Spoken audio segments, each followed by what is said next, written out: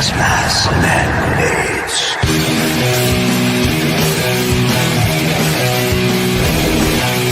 Gas masks and hand grenades.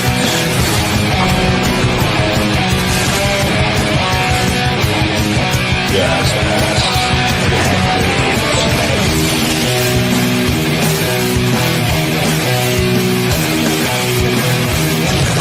Gas masks and hand grenades.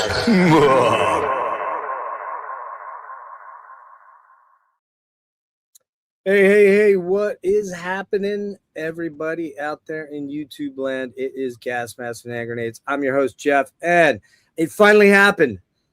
I pulled and tugged and bugged the shit out of this guy, and he's finally back. I gave him the band that he just could not say no to. That's what really happened, right, Steve?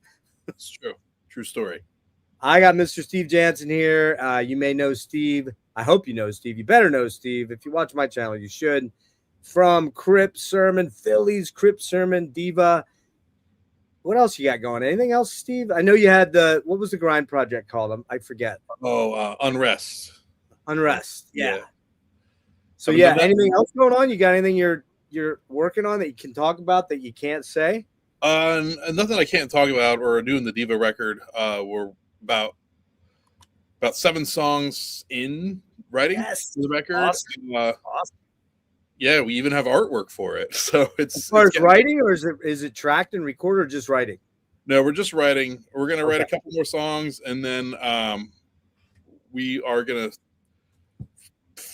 book studio time pretty within the next couple of weeks, I'd imagine. Okay. So we'll probably start recording, I would imagine, around fall-ish. Don't quote me, but it's gonna happen this year. Like we're getting there. Awesome, man. You gonna try to use Arthur again? Or no, did Arthur do that one? Yeah, he did, didn't he? He did. Yep. Arthur's on board to do this one as well. Awesome, man. So cool. Well, I better get an exclusive interview on that, man. I've only been bugging you guys for like 2 years on that shit. or Ed.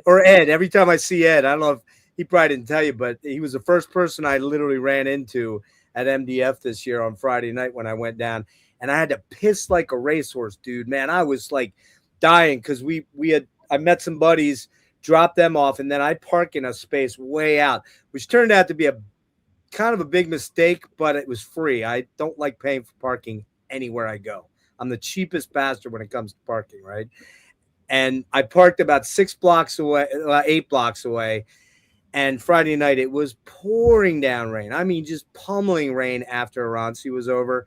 I got literally drenched by the time. But it turns out that may have been a blessing in disguise. It was raining like that because this year I read a lot of reports of roving bands of kids going after metalheads that stayed far out from that were walking singularly or in twosies. I don't know if it's true because I didn't see it. It didn't happen to me, but there was a lot of stuff on the message board, the Facebook page, about kids, like 4, 5, 6 kids kind of coming and harassing like pairs of metalheads. Like if it was just you or your buddy or just 2 people, like they were circling around them on bikes and shit. And I've seen similar shit. That's a little scary, man. Baltimore can be rough if you get too far away from certain areas. So, but I ran into Ed. I'm like, we were yakking, and I think I said something. I think he did mention you guys were finally moving on Daeva. I'm like, dude, I want to talk, but I got to piss so bad. Jetted into the bathroom, and then I never saw him again the rest of the night. So, but that's great news, man. New Daeva, and I would imagine Crypt Sermon somewhere down the road, maybe next year sometime. Yeah, kind of after this little run we're doing in the summer, I think we're gonna and we'll probably try to do something later in the fall, a couple shows. But after the year's out next year, we're gonna start focus on the new album. So, what shows do you have upcoming? Do you want to mention those real quick while we're at it? We are playing Wacken open air. Wow! And then another club gig in Copenhagen, and then 2 club shows in Finland. Dude, that's rad as fuck, man. That is so cool, man. Wacken, which day? We're playing Wednesday. Okay. Oh, so that's the pre-fest Yeah, sort it's of kind day? of like a 3-day. So, but Man, it's that less. It's millions of bands never get to go to Watkins. So I mean, well, consider yourself. That's pretty damn cool. oh, I'm not bitching in the slightest. So You're just doing Crypt, no Daeva. no, yeah, just Crypt. Yeah. Wow, that's awesome. Well, dude, so really, I was joking to an extent because we were gonna try to do Sabotage. I'm still gonna pull you in. You just don't know it, but I'm still gonna pull you in on that. Oh, But we were gonna do Sabotage last year, and then you had some pretty much more important things to deal with, and all that seems to be good, right? Yeah, it's all in the rearview mirror. Thank That's God. great, man. So good. Well, when I mentioned Nevermore to you, or wait a minute, maybe you mentioned it to me. Actually, I think you said to me, "Hey, if you ever want to do something on Nevermore," I'm like, "All right, we're doing this shit." Now, to be transparent, I did do a Sanctuary Nevermore thing on the Heavy Metallurgy channel with Marty and Alan 3 years ago in February. So we're almost working on 3.5 years ago, and I actually did go back and look at my ranking and a little bit has changed. Not a lot has changed. But I did spot listen to some of my commentary. And yeah, one thing's remained the same. I fucking love this band. I love this band so much. It's hard to explain. And I'm going to start off by saying a couple things. In re-listening to all this stuff here tonight, I really realized that Warrell Dane, I think, was because unfortunately Warrell passed in 17 now, so we're almost talking 10 years ago, which is hard to believe. I truly believe that Warrell Dane was the best heavy metal, and by heavy metal we're not talking it's weird because Nevermore kind of gets lumped into power metal, and I don't really think of them as a power metal band because when I think of power metal, I think of European bands like Blind Guardian and Halloween and stuff like that. But if you want to go there and say U.S. power metal, maybe, but they kind of weren't. They're not in the Crimson Glory camp so much. They're not in the traditional. They've got 1 foot in traditional metal, 1 foot in power metal. They're just fucking heavy metal, man. They're just goddamn heavy. And I think Warrell, John Oliva, probably David Wayne, and I know Midnight. Those are probably my Rushmore of metal vocalists. I mean, of course, there's Soundgarden and Cornell and all those guys, but I don't count that in the same thing. Of American heavy metal, I think Warrell Dane was the best there ever was. Yeah, I mean, he was special in a lot of ways, down to his lyrics, that he had things to say. Amazing things that are still on point, even more so today. But also, just imagine, your band handing you some of these demos with these riffs and being like, "Hey, can you sing over this?" Yeah, it's not exactly. They're not. It was very unorthodox what he did. He managed to do over songs that, if for anybody else, if you were to play that and give it to him, be like, "I can't sing over this." Right. Yeah. At least, I think so. Because there's so much going on, which then leads to the next phase of this thing that I wanted to touch on, which was that you already hit it. Dane was probably the best lyricist on social and societal commentary and metal, hands down. Like if you read today's listening session, which pretty much started at 10 a.m. and just stopped. This was my focus was to not only, first of all, you can hear what Warrell's saying. It's not like a death metal band or it's a melodic. He had a great sense of melody, had an incredible range from the super crazy highs of Sanctuary down to these almost gothy lows of like Sisters of Mercy and Nephilim. And we'll talk about all those influences as we get through these albums. But his lyrics, man, dude, they're you just said. They're so fucking on point, even more now than before, which tells me nothing has changed. It's only gotten worse. Oh yeah, 100%. Yeah, I was, I still listen to Nevermore very regularly, probably every week, maybe if not every other week. Wow, no shit. I mean, they're we'll get into like how big of a source of inspiration they've been for me, but yeah, just really actively listening again to get ready for this. There would just be these lines that would jump out at me, and it just Every song like practically. oh wow, that wow, that was on little on the nose. It's And unlike you, I haven't listened for a while, like actively listened for a while. I might have thrown something in here and there, but it's been, and you might be like, well, how big of a fan if you're not listening to them all the time? I listen to so much music. There's so much coming at me. I'm buying so much that, sometimes I forget, and this was a band that was like, God damn, like, why am I not listening to this every fucking week? Because I should be, right? See, I'm always trying to hear new things and trying to hear new music, and I do, but then I always just like going back to those couple things that really your fallbacks. But it's important to listen to new music. It is. I mean, probably for me, Rush is that band. I can just always go back. And I just went to see Triumph 2 nights ago. Not a heavy metal band, more a hard rock band, but one of my absolute favorite bands from the late 70s, early 80s that informed everything that I do on the guitar. And, Rick Emmett, huge fucking influence for me. Alex Lifeson, huge. I think probably Loomis is probably a massive influence for you. There's no doubt, right? We will get into that at length. Okay. All right, yeah, cool. Sure.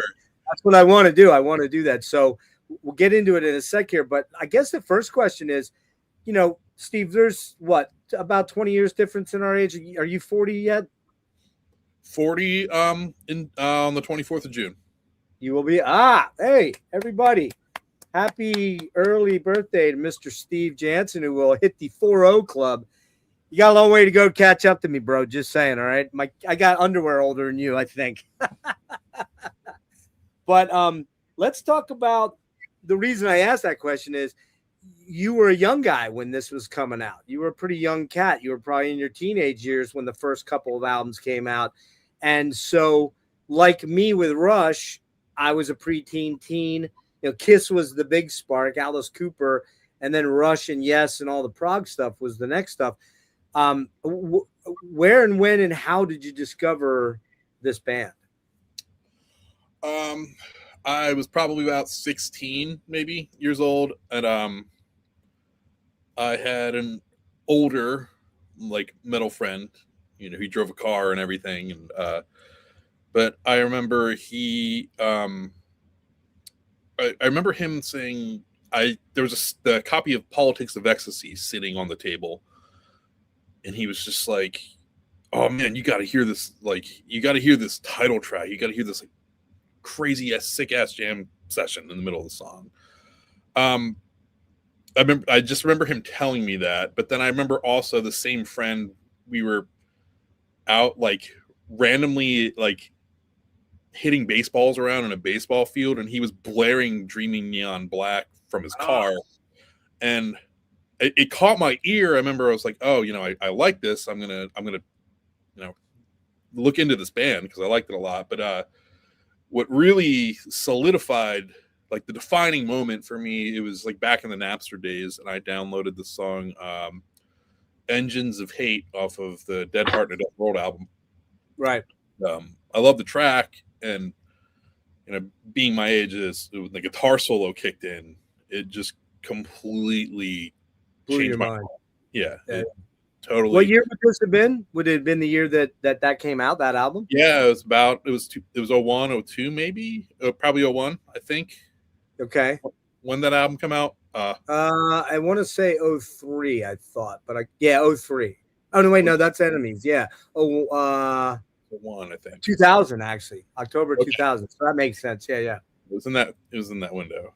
Okay. But yeah, no. After that, I just got everything at the time, and I just obsessed over it. Yeah. What year would this have been? Would it have been the year that came out, that album? Yeah, it was about Yeah, you don't have to be nervous anymore about saying you download it because I mean, Oh yeah, no, I downloaded all that I shit. know you probably own the hard copies of that stuff. But oh, by the way, that reminds me of something. I have to be fully upfront about this. I've always made it a rule on my channel not to feature bands, especially in deep dive form, that I don't own all the physical of, or almost all. Like, say they have 10 albums out, I have 9, right? Sure, yeah. This is gonna be the exception to that rule because I've had a lot going on. I was traveling all last weekend, and then I kind of was in recovery mode from that, and I suddenly realized, shit, I actually don't own all these in physical format because my buddy burned me copies back in the early 2000s, and I really only own I own Dead Heart, which I can't find. I have the original somewhere, and I own Godless, which I do have here. Dreaming, which my buddy Rick, who's in the chat here, you met Rick, the guy I go to all the Philly shows with. Oh, sure, Short, yeah. short dude, long black hair. Well, I'm short too, but he's shorter than me. Rick, you're shorter than me. I'm just saying, bro. I love you, man. And he got me a copy of one of those Brutal Planet, the gold disc ones. I don't know if you've seen them. You're going to see one here. And then I had this Godless. And the cool thing is, we discovered today and texting back and forth, we were at that same show with Opeth back in 2000. I think it was 06, I believe. I think. Sounds right. That sounds about right. And it's actually mine's signed by everybody but Jim Shepard because they were all out in the front of the TLA, which you are familiar with. Other people won't know what that means, but they're all hanging out there. I remember very definitively Warl was hitting on these two hot goth girls that looked quite young. Let's just say not like maybe jailbait young, but they were pretty young. So, and but those guys were all super cool. I met Steve Smythe the first time there. I've met him a couple times since. And we should also mention too that kind of one of the reasons I wanted to do this is that Nevermore ended after the Obsidian conspiracy, I guess in 2011-ish, 2010, 11, somewhere in that range. And I'll read a little quick blurb from Wikipedia on them here in a sec. But they kind of ended kind of on a bummer note because there was a lot of disagreement, a lot of animosity. Sadly, Warl and Jim's drinking were really affecting the band. I believe it was mainly those two guys that had the issues with that. And there was a lot of infighting and a lot of just, it was just not going very well. And then unfortunately, Warl died, in 2017. And he was a kind of a tragic figure in a lot of ways. And some of his songs, there's some real lyrical stuff that kind of points back to, wow, like maybe we should have seen it coming, but we didn't know, that kind of thing. So I got a couple lines I want to point out from that. But I came into them with Dead Heart in a Dead World. It's weird, man. Like, I remember exactly where I bought the CD. I bought it at Circuit City, long gone Circuit City, man. That was that was like the precursor to Best Buy or one of these like, hi-fi refrigerator store sales place. But they had a really killer music selection way back when. And I snagged that album, but I don't really remember why. I can't remember if one of my buddies said, dude, you got to check out Nevermore, or if I read it in a forum, because that was the big thing in the early 2000s when the internet started. There were forums for metal, forums for progressive metal. And I think that's probably where it came from. And to my knowledge, maybe I saw a video for Narcosynthesis or one of the songs that they had a video for on that album. I'm not sure if that was one. It may have been one of the other songs on there. I know there's one for Believe in Nothing. I think it might have been Believe in Nothing. Maybe I saw that on Headbangers Ball, and maybe even saw the band. It was like, hey, that's in my wheelhouse because I was a big Fates Warning guy. Of course, Queensryche, Dream Theater, all that stuff, and all those bands kind of play into their sound, but not exactly. They weren't exactly a prog metal band. They more kind of grew into that after a bit to a degree, but they were never like a Dream Theater. They were always a little bit more savage, I think, in a lot of ways. Yeah, they have an edge. that a lot No of keyboards. No keyboards. The only keyboards you had were studio colorings here and there for the most part. Not like a Jordan Rudess guy, you know. yes. So that's when I came into them. It was somewhere around that time, and I do remember thinking, and it may have been one of the very first times. You know, that was when the 7-string was starting to be a big thing, and I think that's the first album they used 7-string on. And what I remember about that time was, you know, that was the time of, you know, the groove metal, the obviously Pantera, and Korn, and you know, a lot of the detuned 7-string guys, which I never really got into. I'm not gonna lie and say I never listened to Korn. I think I own the greatest hits thing, but I never like delved super deep into 7-string stuff. I kind of graduated into the 8-string Meshuggah thing first before I, you know, really got into that. I couldn't get into the groove stuff. Like the groove metal thing was always kind of I don't know, you know. It was never really my thing either. I think there was a level of proficiency and finesse that Nevermore had that I connected with, which, you know, they utilized it in a different way that other bands just weren't doing at the time. But I know that Loomis specifically said he was very into Meshuggah around that time, which he kind of explored the idea of a 7-string. I remember that. Yeah, I remember that. I mean, but you could kind of go there a little bit, but I don't hear it so much. Meshuggah's kind of very dynamically the same. Every song's kind of the same in a lot of ways. I like them. Don't get me wrong; they're the OGs, but they're not dynamic. Rather, I should say.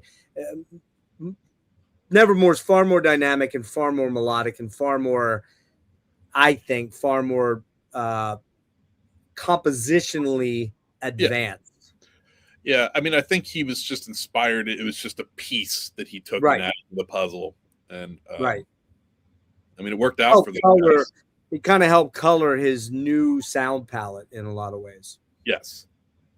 And by the way, everybody, we should note, Rick says, and I should point this out, he's short but long in one important area. Just saying. So there you go. You know, I don't know what he means by that, but you take that for what it's worth.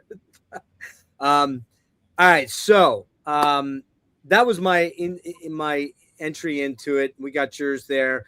Let's do a little history on it. Nevermore is an American heavy metal band from Seattle, Washington, formed in 1992. The band was formed after 3 of its members, vocalist Warrell Dane, bassist Jim Shepard, and guitarist Jeff Loomis, ended their previous band Sanctuary and had several drummers before hiring Van Williams. So we should point out that Jeff Loomis was not an original member of Sanctuary, I don't believe. It was actually Sean Blazel and Lenny Rutledge. And then when I believe Sean left, then Lenny left, that's when Jeff was pulled in to cover those guys. And it kind of just became Nevermore, more or less. Sanctuary is back with I believe just Lenny in the fold. I think that he's the only original, right? I think so, yeah. Yeah. Nevermore experienced numerous lineup changes, and as of 2024, Loomis is the only original member. That's not true, is it? Oh, they had early drummers. Okay, so but Van Williams is pretty much the main guy that's been on most of the records. So, and that was the other thing I wanted to mention that I got sidetracked on with Jeff and Van bringing the band back late last year, or was it early this? Well, it was last year they started doing it. Jeff left his longtime gig with Arch Enemy, which I felt he was kind of wasted in, to be completely honest with you, and re-fired the engines of they did a major process of auditioning singers all over the world, and they picked a guy from Turkey named Berzon. I don't know how to say that last name. Anyways, Berzon, and they've got Samir from Necrofire playing bass on the band, and Jack Katoy from, I'm not sure if he played in other bands. I'm sure he did, but he's pretty goddamn sick. Let's put it that way. They experienced numerous lineup changes. After recording the second album, Politics of Ecstasy, with Pat O'Brien, the band replaced him with Tim Calvert, who only played on Dreaming Neon Black and left a year after its release. Next 2 albums, Dead Heart and Enemies, it was just Jeff, and then they brought in Steve Smythe for second guitarist and performer on their sixth album, The Godless Endeavor. And then the band went back to being a quartet. I saw him with Steve Smythe both times I saw him. And then about a year after the release of their seventh album, The City and Conspiracy, Nevermore went on a hiatus in 2011 due to personal issues between its members, which resulted in the departures of Loomis and Williams.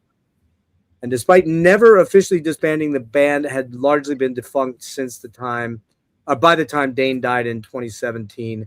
And in December 2024, Loomis and Van Williams announced that the band was reforming. So I kind of felt like this is a perfect time to talk about this band because they're working on material. They're going to be playing Prog Power in the fall. I believe they're Prog Power. I think they're headlining Prog Power, I believe. They, as I understand, I think they're no longer playing Prog Power. Oh, shit. Oh, really? Yeah, there's some visa stuff going on. Oh, okay. Not shockingly, but also they're around the same time. I think they're touring in Europe with Judas Priest. So that's right. They're opening for Priest, and they're working on new music. So, I guess you know what? Now that you mentioned that, you're right. They did bail out of Prog Power. I remember that. That's right. Hope they come here next year. Hope I'm here for it. Would love to see that. And by the way, I found out who that opening band was, Steve, for the tour we saw. Oh, who was it? It was a band called Into Eternity. Into Eternity played that night? Yeah. I don't know who they are. Do you? No, I remember that band. I just don't. I must have gotten there late. I don't remember them playing at all. We might have too. We were on the bus with Opeth before the show, and then we went on after because we knew Peter really well, before Peter left. Mm-hmm. And we knew Mike and Pear too. So, but I don't remember that band at all. If I saw any of it, I can't remember anything about them at all, man. But I do very much remember Nevermore, man. I mean, that was something. So, yeah, I saw Into Eternity in another gig opening for Destruction. Weirdly, I think it was the First Unitarian Church, but yeah, I remember that night, and I think my memory's a little fuzzy, but I remember they only played for like 45 minutes or something like that. It wasn't a long set. Yeah, you're right. It was. I don't know whether, and that was right around the time, if I'm not wrong, Steve Smythe got sick and almost died with either kidney failure or liver failure. There was something, can't remember which one he was sick with, but he was very sick around that time. Jesus. Like, I mean, right after that tour, I think he had to have a major operation that he almost died from whatever was going on. Because I remember meeting him out in the lobby, and he didn't look well. He just looked kind of like yellowish, and I think it was his liver. There was something going on.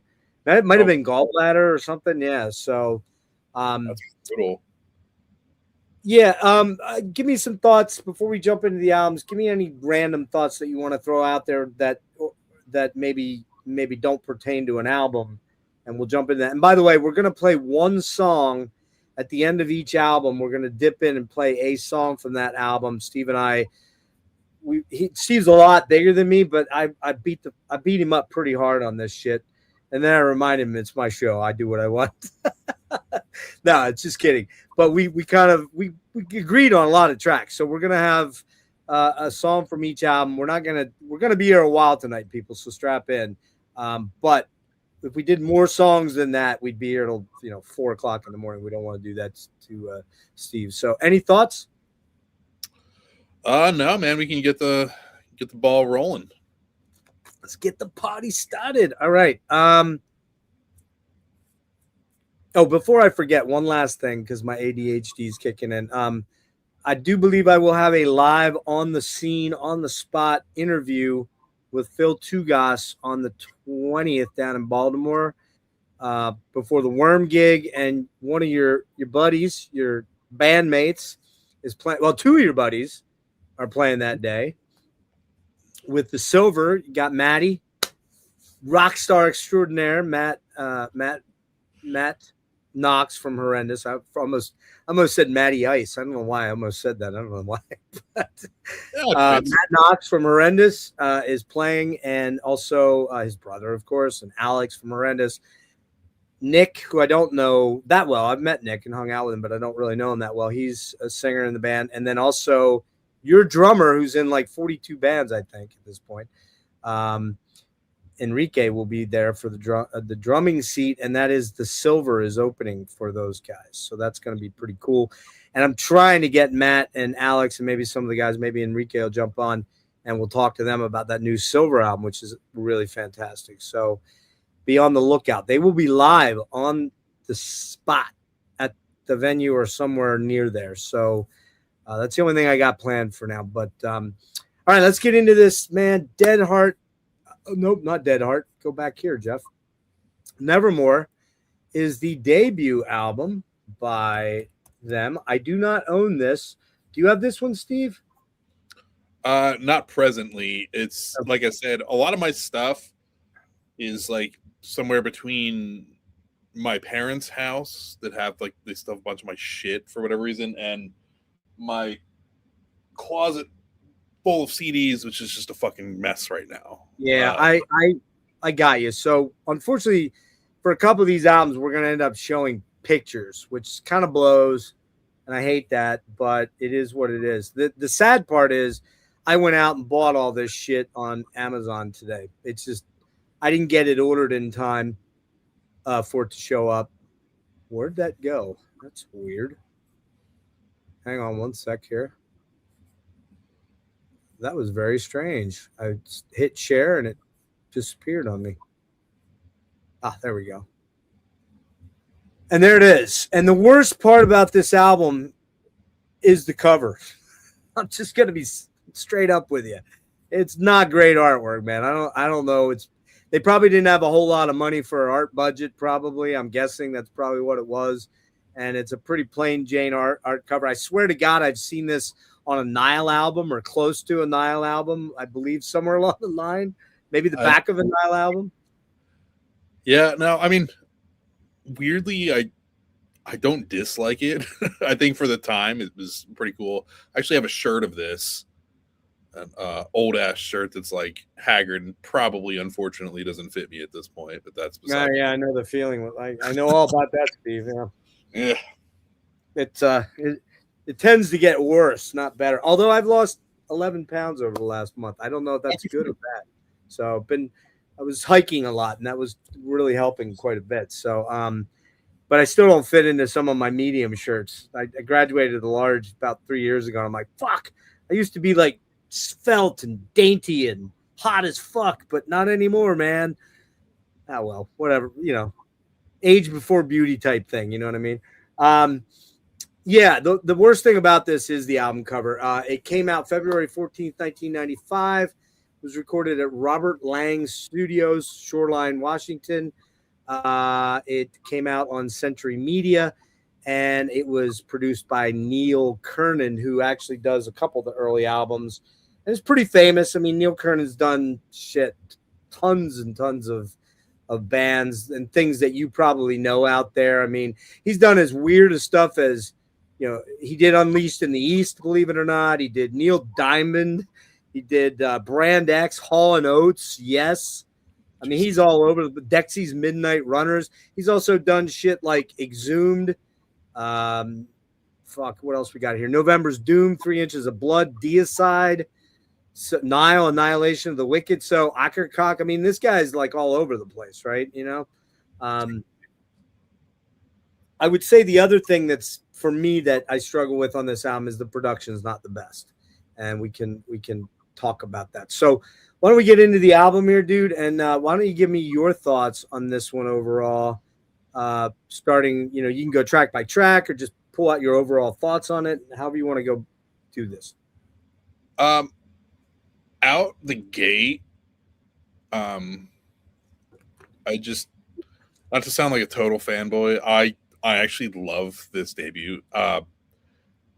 Nobody sounded like this, and I also just love this kind of era where, like, I guess for the sake of brevity, I'll just say like heavy metal bands or bands with like melodic singing were kind of just floating about, like nobody really knew what to do in the 90s, and these guys they're just like, okay, well, we're going to be really heavy but with clean singing, and that's, sounds like an oversimplification maybe, but I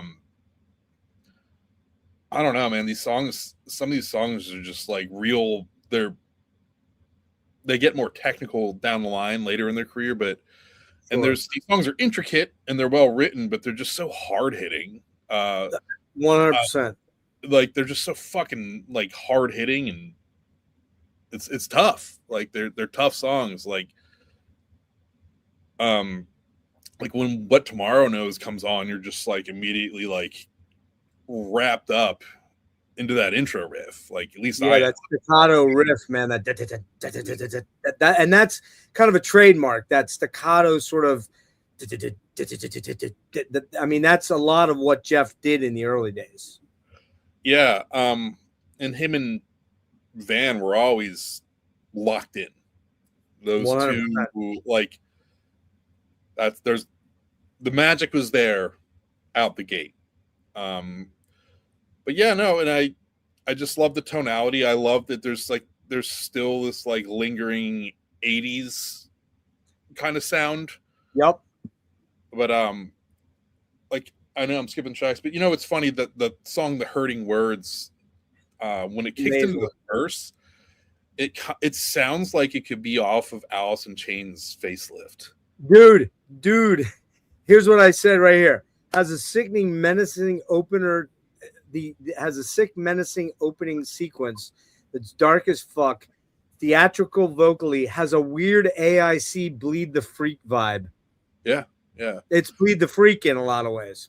Yeah, no, totally. And I know, I remember Loomis was saying at some point, because they're, a Seattle band, I don't know if they were just happened to be in the same studio with those guys or like in the same rehearsal building, but I know that they like kind of weirdly touched hips at some point. Oh yeah, around that era. But yeah, no, there's like this ever so slight like AIC vibe to a lot of this stuff, which I love. So especially this album, it's got more of a I don't want to call it grunge because it's not grunge, but if it's grunge adjacent in the more the metal band way, and in other words, more referencing Soundgarden, only not as weird as Soundgarden and not as punk as Soundgarden. But if you draw any, like, you could very easily delineate and say, yeah, this AIC was the one band that's close to them in the grunge thing, And I always looked at Alice more as a heavy metal band, not as a grunge band. Yeah, same. I mean, they just happened to come out at the same time. They're 5 years. Well, they're 2 years. Their debut, Facelift, comes out 2 years before this album, before this band forms, right? So, and this doesn't come out till 95. So Alice has a bit of a head start on them as far as recording and a contract and putting an album out. But you can't tell me there's no fucking way that Jeff and Warrell and all the guys in Nevermore weren't seeing those guys live somewhere at a club. Oh, 100%. Yeah. Yeah, I love how there's like, it's just the 80s overflowing into what it was happening back then, and the kind, like, it's just a really cool mesh to me. But also they were extremely dark, super like, dark, like which I will bring up a lot, I'm sure. I'm going to say that word 9 million times tonight, Steve. I guarantee you. Which is what really has always pulled me in with this band. They check a lot of boxes, all the boxes, but the tonality and everything, it's so menacing and so dark that no band, like, there's no band like them before or after, but like, I guess any band in the whole like melodic metal sphere never could quite get there. Now, and like, you could almost say, well, maybe Crimson Glory on Transcendence, but because they had some darkness too. There was some killer tracks on there that were very dark and kind of foreboding. The problem with them is that and we going back to lyrics, is that the stuff that Warrell's singing about is very real. A lot of the stuff that Midnight was singing about, where dragons rule, and of course they had the Lonely song, which was kind of, that's a hair metal song. I don't think it is, but it kind of is. You know what I mean? But they had songs like In Dark Places or Burning Bridges or Painted Skies, but they always were a little bit more, I don't want to say Dungeons and Dragony adjacent, kind of, but a little bit. You know what I mean? You know what I'm saying, right? Whereas the darkness in Nevermore is far more savage. It's far more malevolent in a weird way. Like there's a mystical like darkness to it that's not like, fairies and elves and the Mosque of the Red Death and that kind of stuff. You know what I mean? It's more real shit that Warrell's singing about. Yeah, 100%. What other songs on here will always jump out at you? Songs that jump out at me. I'm a huge fan of Gardens of Grey. I love that song. I love the Sanity Assassin. It's huge. It's like their first ballad, and they were already just fucking knocking it out of the park. Dude, it's fucking dark as hell, dude. It's so it's evocative. You listen. The thing about because of Warrell, but more the way that Warrell and Jeff wrote these songs, they're evocative, man. If you close your eyes, you go into these places they're taking you. You know what I mean? Yeah, something like Jeff. We'll get into all the technical aspects of his playing. I'm sure time and time again, but his like chord progressions are just so interesting, and they're so fucking catchy. Mm-hmm. And just him and Worrell, it just worked. It was magic, man. Yeah, this was a band. I think Jim gets talked about the least in the band, but he's a great bass player and he adds a lot of depth to everything too. But when you think of this band, you mentioned the connection between Jeff and Warrell, or Jeff and Van, is unreal. It's unreal. But there's something about the way Warrell and Jeff put these songs together that they're catchy, most of them, yet they're balls fucking heavy, like beyond heavier than pretty much anything that was going on. And they didn't need to be, a lot of people shit all over Pantera. I liked those Pantera. Uh-oh. What happened there? We good? Yeah, we got a big feedback there. I don't know what happened there. It might have been my phone. I'm sorry. Yeah, if you bring the phone near it, it'll pick up the mic. So, okay. Yeah. I was going to say with the Pantera, Pantera is fucking heavy, man. Like anybody that doesn't think Pantera is heavy, fuck off. They're heavy as fuck. But they were way more aggro. I liked Pantera when they would do the more dark Becoming, or that kind of stuff. The more crawling stuff, not the more Cowboys from Hell and Primal Concrete Sledge type songs. You know what I mean? But Nevermore always was in that crawling but still crazy heavy but still melodic sphere. Yes, 100%. While we're talking about this first record, and before I forget about it, it'll come up later because it's, but there is a part in the song CBF, the second track on this record, that I love that song. It's like a bridge or like a pre-chorus that I also lifted. It kind of nodded to it in one of the Crypt Sermon songs off Stygian Rose, which we'll get into that a little bit more because there's a lot of little Nevermore nods. Oh, really? Yeah, on that particular record. Which song again? CBF, the second song on this record. Which song of yours? Down in the Hollow. Oh, yeah, I hear it. And there's another Nevermore Easter egg at the very beginning of that song, which we will discuss when we make it to the Dreaming Neon Black album. Okay, cool. What if you had any other songs on there really jump out at you that you wanna discuss real quick? No, not really. I just think like it's a hell of a, in my opinion. I think it's an underrated record. Agree. It's I guess I don't want to say the word. I'll just say the word cult heavy metal. Like I don't know. It's not a record that a lot of people really talk about, but I actually listen to it fairly regularly. There's a charm to it, and like a it's very specific to a time and place. There's something that's I really love about that record. Yeah, I'm gonna give a quick track by track like I typically do, but I'll give this record an 8.25 out of 10.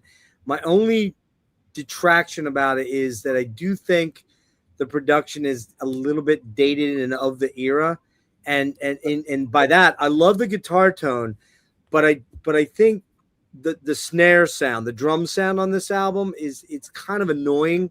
It's got that this it's got that thwap, and it's got that sort of like almost too tinny brick wally sound, even though that wasn't a term back then, and it probably wasn't digital. They probably recorded that on tape back then. They had to have, I'm sure. But it has that thwap, you know what I mean? It's a very trebly record. Treble. I mean, I don't know what I can see what you're saying with the drum sound. I have no idea what Jeff was playing through on the record. I couldn't tell, but like it's funny. It just sounds like the guitar tone is just gained dime the fuck out. Like it's just real. I mean, he's playing just fine. You hear everything great. But it's very. Is he ever a Mesa guy? Because it kind of has a Mesa sound a little bit. It might be. I know he used one on Dreaming Young Black, I think. But I mean, for the time period, that sounds about right. I think a lot of bands were using those. I don't know I don't know if it was a rectifier or a mark or what, but the other thing too, it reminded me a little bit of, interestingly, was, and I don't know if you remember these, but maybe you do, maybe you don't, but that was right around the time that a lot of digital modeling started to happen with the Line 6 pod thing. Was it around? I thought it was. Maybe I'm wrong. Maybe the pod was a little later. But it came a little later. I was in middle school or high school when the pod came, and I remember people. Might have been 99. I have one, dude. I still have an OG of that. Yeah. Oh yeah. No, they're fun. Which is, yeah, I never knew how to use it right. I had a Blues DeVille 41060 back then combo, and a Fender Strat. So I was not gonna get really nice Fender Strat that I wish an American. I wish I had that guitar back, but divorce, it always does bad things to your guitar collection. Eric Johnson blue and white, the white pickguard blue, that cool cerulean blue. Lace sensor pickups, Schaller locking tuners, was a beast of a guitar. I love that thing, but I never really got crushing tone. I'd crank. I just didn't know how to do it. I also didn't run it through the effects unit because I was too green back then to know what that meant. But I was going to say the pod rack job, which a lot of guys were using back in that early 2000s here, like Ty Tabor used that and got some ferocious tone out of that thing. But I'm going to look that up when we're playing the song, see if I can figure out what he may have actually used on that thing. It actually says the aggressive bite came from mid-scooped EQ, which makes sense. Yeah, totally. And probably could have been a Mesa back then. Man, Jeff, if you ever see this, just hit a guy up, let's talk, because I'm going to bring this guy on so he can nerd the fuck out, Yeah, let me go through some tracks real quick here. Again, that's an 8. The only thing I don't like about the trebly sound of it is it does get a little ear fatiguing by the end of it. But it's a short album. So. It's harsh. It's harsh for sure. All right, that opening track, man, the staccato riff is so wicked, dark, heavy. Again, you're going to hear the word dark 8 million times today. Worrell sounds pretty pretty controlled versus in his higher register versus how he was in Sanctuary. Because if you know anything about, Sanctuary, he was past tense to future tense. I mean, just like crazy high shit, especially on Refuge Deny. He's singing in the stratosphere at times. He does tame that down, but he does have a lot of screams and shrieks on here that are, upon first listen to this album many years ago, I was like, whoa, that's pretty okay. It sounded at times like he was unharnessed, but in going back to it 3 years ago and then again today, I was like, no, I think my perception of it was a little off because he's way more under control than I thought. But he does have that kind of a few of those moments, Steve, where he does that. And I can't do it because I can't get up that high. But when he does do the high, where the voice kind of oscillates, and I mean, only he could really do that. And there's very few guys that could ever get like that. But at times, it when I first heard this album, I was like, whoa, that's a little much. But now going back to it, I was like, nah, I think my perception of it was off because it sounded fine to me this time. So, and the chorus is sick as hell on this song, man. Just, God, so good. Chrome Black Future. Wow, man, what a sick fucking song. Dane's vocal histrionics are so wicked. Also the double tracking where he's got the high register and the low register. And that was something that kind of carried through a lot of their work into the future, where he would double track his vocals. He'd do the kind of melodic, whatever he is. Was he an alto or no? He was a baritone. No, he wasn't a baritone. He was probably a tenor, I think. Right? I couldn't tell you. I think he was a tenor. I believe. I could be wrong. Could be wrong about that. It's baritone, tenor, alto, soprano. I think. Right. So he was probably more. His natural voice was in that tenor section.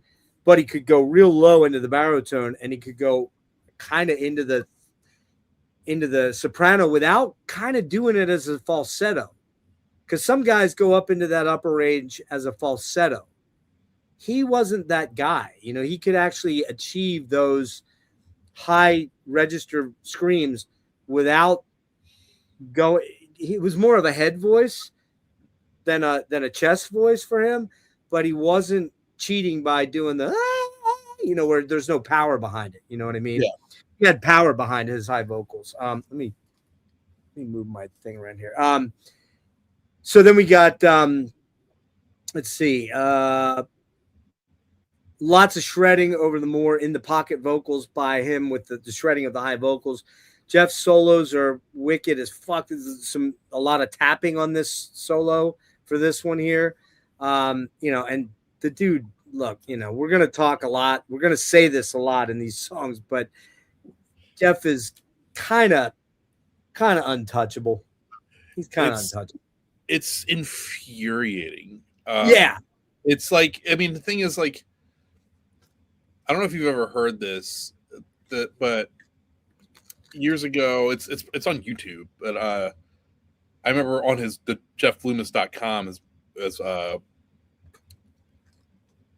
they uploaded this like guitar solo he did when he was like 16 to enter a guitar contest. Oh yeah. Ridiculous. He sounds like him. When he's like a teenager, and it's like, have you ever been fucking shitty at guitar like ever in your life? Shitty. Oh, you're talking about him. I was gonna say I'm still shitty. What do you mean? Yeah, no, like it's just frustrating. But on top of that, like the songwriting knack he also had at an early age is pretty impressive. It's like a total package thing. But yeah, no, it's infuriating. This is their first album, and these guys already are like, they're coming in swinging so hard. They all are locked in. They're great. Yeah, I mean, so we got a couple. I'm gonna read some lyrics because they're just so incredible. Killing yourself, will to be. I can't remember exactly now. I got too many songs in my head. But you don't give a damn. Just numb the pain. Swallow the fire. Breathe in the black. Just one more hit could kill. Fulfill the death wish in you. Swallow the fire. Breathe. Swallow the fire. Breathe in the black. Da da da da da. And it's like Another life is wasted, another death is tasted, another life is wasted away, swallow the fire. And if you choose to live this way, it's ironic that Warrell's writing those lyrics in 1992, 3, 4, when he's a pretty young guy. And in a way, it was kind of prophetic in a lot of ways. Yeah. I mean, because unfortunately it was no big secret, and I don't think he even made a secret of it, that he had a pretty bad alcoholism problem throughout his career. And it eventually, with other health problems and diabetic problems, the worst thing you can do when you're a diabetic is drink alcohol, or one of the worst things. You might as well just mainline ice cream. You know what I mean? It's like, it's a bad deal. And he kind of ended up dying about what he was writing a song about in that particular song of Chrome Black Future. And there again, another thing about this band that I don't think either of us has mentioned, song titles. Some of the best song titles you're ever going to find out there in metal are in this band, because they're evocative and they reflect in the lyrics. Again, a strength of Warrell Dane. He's just one of the best lyricists ever in metal, for sure. And, this one, Chrome Black Future. It's so, yeah. I can see that. I can taste that. I can touch that, Then we get to The Sanity of the Assassin. Man, like you said, it's pretty much a heavy metal ballad, but it's not about chicks and partying, and definitely not about love, man. This is not about love at all. Interestingly, The Sanity Assassin is also the name of a song by Bauhaus. And Warrell was a huge fan of goth music, which we'll talk about on the next recording that we're going to talk about in a minute. Yeah, man. This is down tempo compared to the first two tracks, which are savagely heavy and, really thrashy in a lot of ways. But not thrash. They're thrashy, but they're not thrash, I don't think. They get thrashier coming up, in my opinion. But dude, man, this song, we're going to play this one. We got to play this one. It's just too good. You know what I mean? Oh, yeah, 100%. And again, and the sanity assassin is coming down to steal your mind. It's just so fucking killer, man. It's so catchy too. Like, it's an earworm. I will get that song stuck in my head for days. I couldn't not play this song because I couldn't stop thinking about how killer the chorus is in it. Even the verses are killer. The whole song is just epic. Yeah, and I love too that the lyrics in this, and the sanity assassin is coming down to steal your mind. So he takes an innocent's vision, the blind lead the blind. They say, meet the sanity assassin, a trick of mind or the devil's whim. On the way to tomorrow's dream, he's fading away. Second chorus changes up a little bit, or no. Yeah, in the second chord he says, I love this part. And the sanity assassin is coming down in a stream of black. That fucking right there, that in a stream of black, you're just like, oh, that's like the perfect line right there. So he takes what he cannot live. The black leads the blind astray. Meet the sanity assassin, a trick of mind or the devil's whim. On the way to tomorrow's dream, he's fading away. It's just, dude, like, come on. It's very visual. They're very visual lyrics. Like, he paints a picture. Always. And that doesn't stop here. That continues throughout his career as a lyricist and frontman with his band. Every song is some of the best lyrics you're ever gonna read, because they're not rhyming stupid word. Oh, I got to find something to rhyme here. I got to find a word that rhymes with. Sometimes he doesn't even rhyme a word just because it doesn't fit. You know what I mean? Yes. I mean, I didn't know them. I didn't know the guy. I can speculate, but just, from all accounts, from what I've heard, he was a pretty dark dude. He was a pretty unique individual. So it's really. You've watched interviews with him, right? I'm sure, oh, right? Yeah. Oh yeah. He came across as a really beautiful guy, though. Like, almost in a gentle sort of like, first of all, super intellectual. You don't write lyrics like this if you're not a thinking person, okay? And I know when I met him the one time, he came, even though he was pretty loaded, and I was sober. I was not drinking then at that point in time. He wasn't sloppy drunk or anything like that, but he just had an air of like, there was a presence, man. It was like, whoa, this dude is kind of otherworldly in a unique way. Very intellectual. Yeah, I mean, there's a lot going on up there, and you know, I won't get too deep into that, you know, but I think with a lot of people, when there's a lot going on upstairs, you have a lot to think about, you have a lot to say, and you see the world, you know, through that lens as like a, you know, a very intelligent person. You know, life ain't easy, man. It's hard. It's not. You know that, and I know that based on what I'm going through.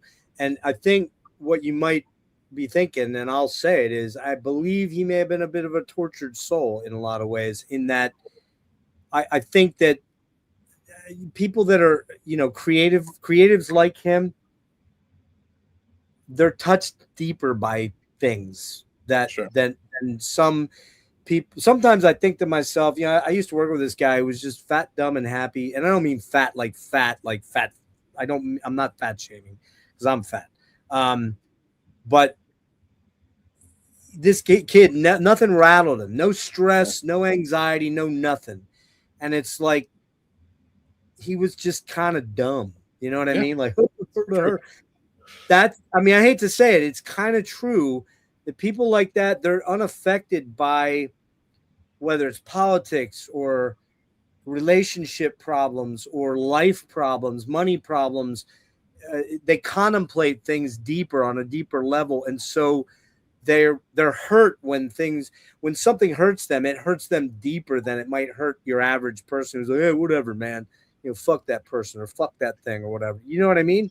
Oh, 100%. And, you know, I won't spill the beans too much or anything, but I'll keep it vague. But someone very close to me, a family member, is just kind of has a similar aura. Just, I don't know, just too smart for this world sometimes, man. I don't know. I hear you. I think actually, I believe that Warren was kind of an empath in a lot of ways. And people that are empaths take on other people's sorrow and pain and troubles and difficulties and kind of try to solve them and make them their own in the process. And I really do believe, not knowing the guy, but just watching his interviews, I feel that in him, as I'm kind of a bit like that, only I'm more of a broken empath, because when I get to a certain level, I'm like, fuck off and die. That's where I go. You know that, Steve. You know all about that, watching my Instagram, of course. But yeah, I just we're going to talk about In Memory for sure. That's next up. So Garden of Grey, groovy, catchy. It mentions politics of ecstasy in that the lyrical line in there. Dark. And this one's kind of like probably the most grooving track on the album, as far as like when you think of groove, it's got that sort of bounce to it in a way. I love that track as well. Sea of Possibilities, a staccato riffy, which, you know, you're going to hear that a bunch. Blistering solo to open the track, and the chorus has that weird Rush Alex Lifeson chord. You know the one I'm talking about, right, Steve? You know the Alex Lifeson chord, right? Yeah. That F sharp minor suspended 11th or whatever the fuck it's even. I don't know, whatever it's called. Alex Lifeson doesn't know what it's called. If Alex Lifeson knows what that's called, I think Rick Beato told him what it was. Rick told him. You saw the interview. Yeah. That was awesome. Alex is my number one guy forever. You know, I love that. That was awesome. And then we get again the palm muted riffs on the verse are super sick. The solos in the harmony and the solos are wicked. And then it's got that you know, and Jeff does this a lot, but he does it trickily in a lot of songs. He does this descending chromatic thing during the chorus that's really, it's kind of because as I recall, the chorus is ascending, but the riff is kind of descending chromatically, and it's like you're like, whoa, because they offset each other, and it just really stands out. You mentioned Hurting Words is kind of Alice in Chainsy, and then we got Timothy Leary. What a banger of a track! I love this song, man. It's so cool. It's talking about going to Africa and getting acid, I think, or it's like an acid trip run or something. And it's super deep awesome. and lyrically, it's so weird, man. This is a headbanger. It's got that you just can, listen to it. You just want to just fucking bang your head against the wall. This one's probably the most power medley of the songs on here, I think, kind of. Yeah, I would agree with that. But the chorus is kind of anti-power metal then if we go there. So and the subject matter is very serious. I love Timothy Leary. I think that song is killer. And then probably the one song I probably like the least on the album, in returning to it a couple times. I love the lyrics, but I think the lyrics, this might be one of the songs that's relies a little bit too much on repetition of a certain lyric, and that's God Money. But there's crazy spidery arpeggios on the intro to this. Slams like crazy. Probably the most thrashy song on here to me. But you also get some prog and power metal inferences as well. And I'm sorry. Well, yeah, there we go. Oh, wait. I goofed up. Did I? No, I didn't. No, I got it. But the lyrics are pretty cool. Send your money to Jesus Christ. Mail order your eternal life. Bend your mind, make you turn around. Don't believe it when they tell you that even God needs money. God needs money from you. Like total rip on all the televangelists of that era, because that was a big thing in the 90s and the 80s, man. Yeah, you don't see it as much today. It's a little less in your face. But back in the 90s, before internet and before 24/7, or maybe the very early beginnings of cable networks, you had all these guys, like fucking, I don't even remember, Jim Baker and Tammy Faye Baker, and what's the other dude? What was the Falwell, Jerry Falwell, and all these fake ass fucking guys who sold God to generally, and look, I'm not stepping on anybody's toes here. I'm a pure atheist of the highest order. The older I get, the less I believe there's any real chance of anything of that. That doesn't mean you need to believe that, or anyone watching needs to believe that. That's what I believe. I'm totally fine with it. But man, religion is the number one abused and used thing in our culture since time began. It's also the number one cause of murder, rape, death. Joel Osteen, yeah, thanks, Wade. I mean, it is the number one reason for fucking wars around the globe since time began, is religion and God. And your God's not my God, and your God's the wrong God. And depending on where you grew up and what ethnicity you are and how deep your faith is. I love these lyrics because they're like Worrell's saying, fuck you, man. Fuck you. I gotta believe Worrell was probably an atheist, I'm guessing. So any last thoughts on Nevermore, the debut? No, man. Once again, I think it's a killer start and a very specific, cool sounding record and unique for that particular time period. I agree, because there really wasn't anything sounding like that. There wasn't a whole lot of bands sounding that savage and that dark and that intense. And because we were coming out of the 80s hair metal thing, which I love a lot of 80s hair metal, and I think you do too. Sure, but then we got into this sort of Saigon Kick, Alice in Chains, alternative metal thing. And then you got Pantera, but then you got a few choice bands like this band that just were like, yeah, we're not doing any of that shit, man. We're not going to do any of that, pansy ass, bro metal, you know what I mean? And I say that having, honestly, I do like some Pantera. I'm not going to lie. I love Pantera. Yeah, I can't diss Pantera.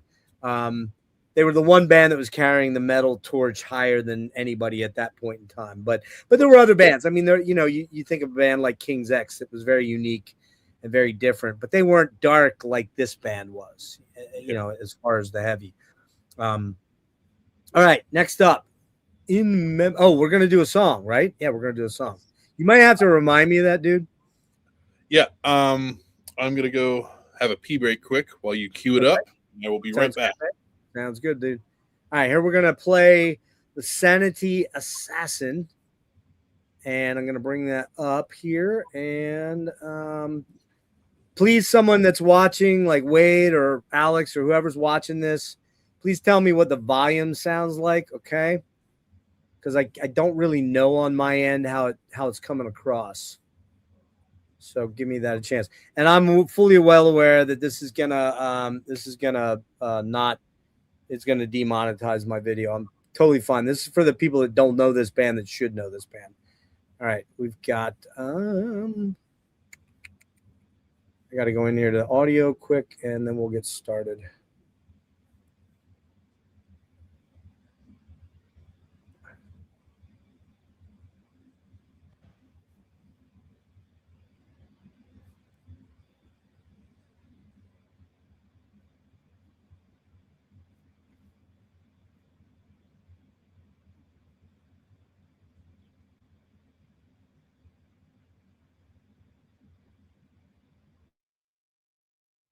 Here we go.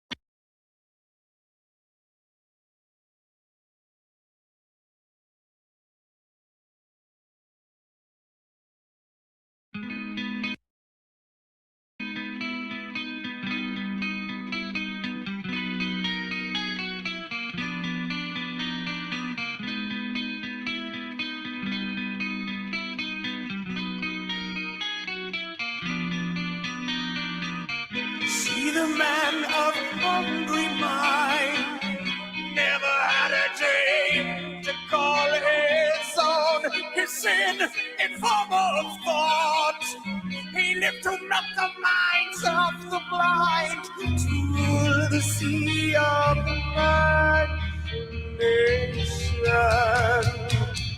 And the sanity assassin is coming down to steal your mind. So he takes an innocent's vision. The blind lead the blind, they say.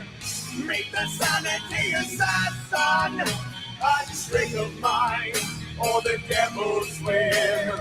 On the way to tomorrow's dream is fading away.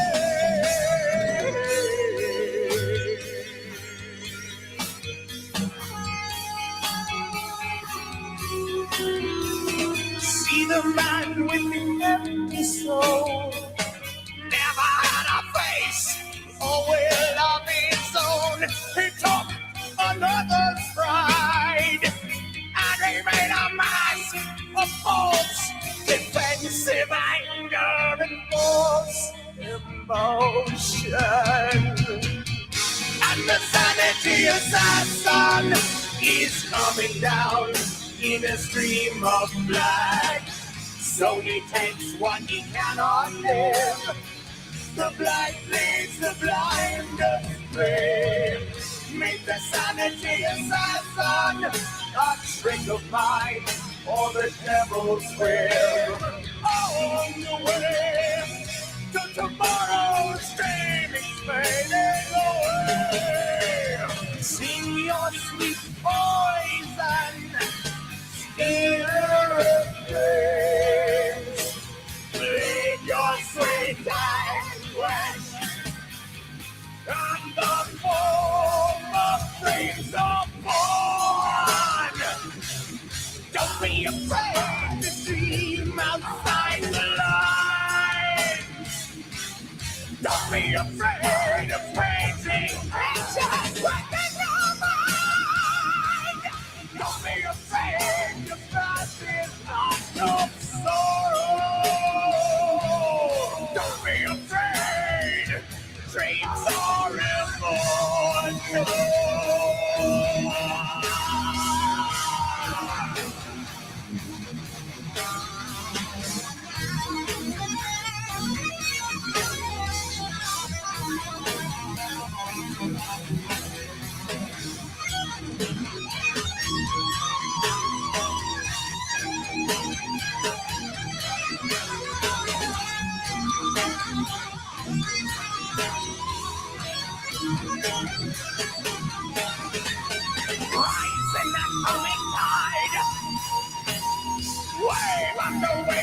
keep crashing down the hopes of knowing and not knowing. Awash in the undertow, falling away.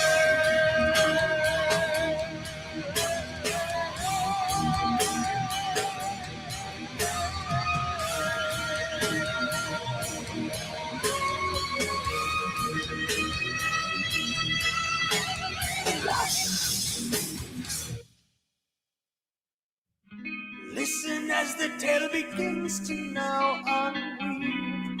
Will of strong mind till never did save. I speak the words to lay me down. I am ever strong against the all-knowing thief of imagination.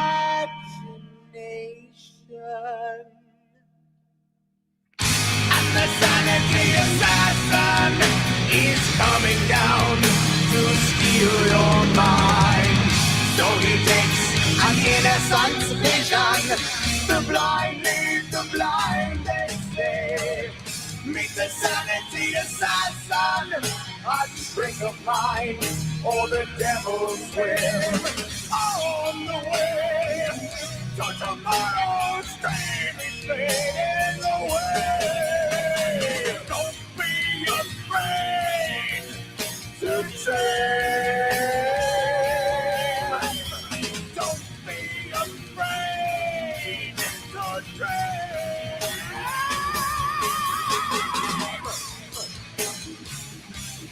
Don't be afraid to dream outside the light. Don't be afraid of facing patience with the light. Don't be afraid, your past is not your sorrow. Don't be afraid. God is for God. Please, God is for God. Dreams are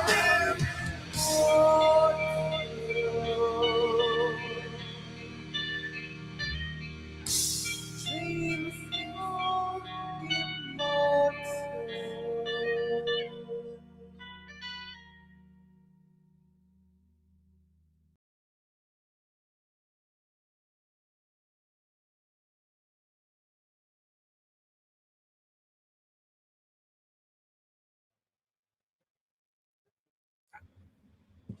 Just realized something. There's a line in the lyrics where he said, "Oops," where he says, "A trick of the light." And the way he says that lyric, it just triggered something in my head, man. Have you ever heard of the band The Chameleons from the 80s? Hmm? They did that song "Don't Fall." Well, there's a song called "Monkey Land" on their first album, and there's a line in there that goes, "It's just a trick of the light." Dude, the way he sang that line, it's like it had to be that he knew that, Oh. like he interjected that in there, because I know for a fact he probably was a big Chameleons guy. Yeah, no, that wouldn't surprise me at all. So it's a little Easter egg in there. I mean, we can't know. Maybe Jeff would know, and if I ever interview Jeff, I'm going to ask him that. But it was like just the way he sang the line, it sounded like he kind of lifted it right out of the Chameleon song "Monkey Land." It was like, whoa, check that shit out, man. Which I just saw them at UA the other night, last month, with Matt and Jamie and a couple of guys and their roommate. What's his name? Garrett, yeah.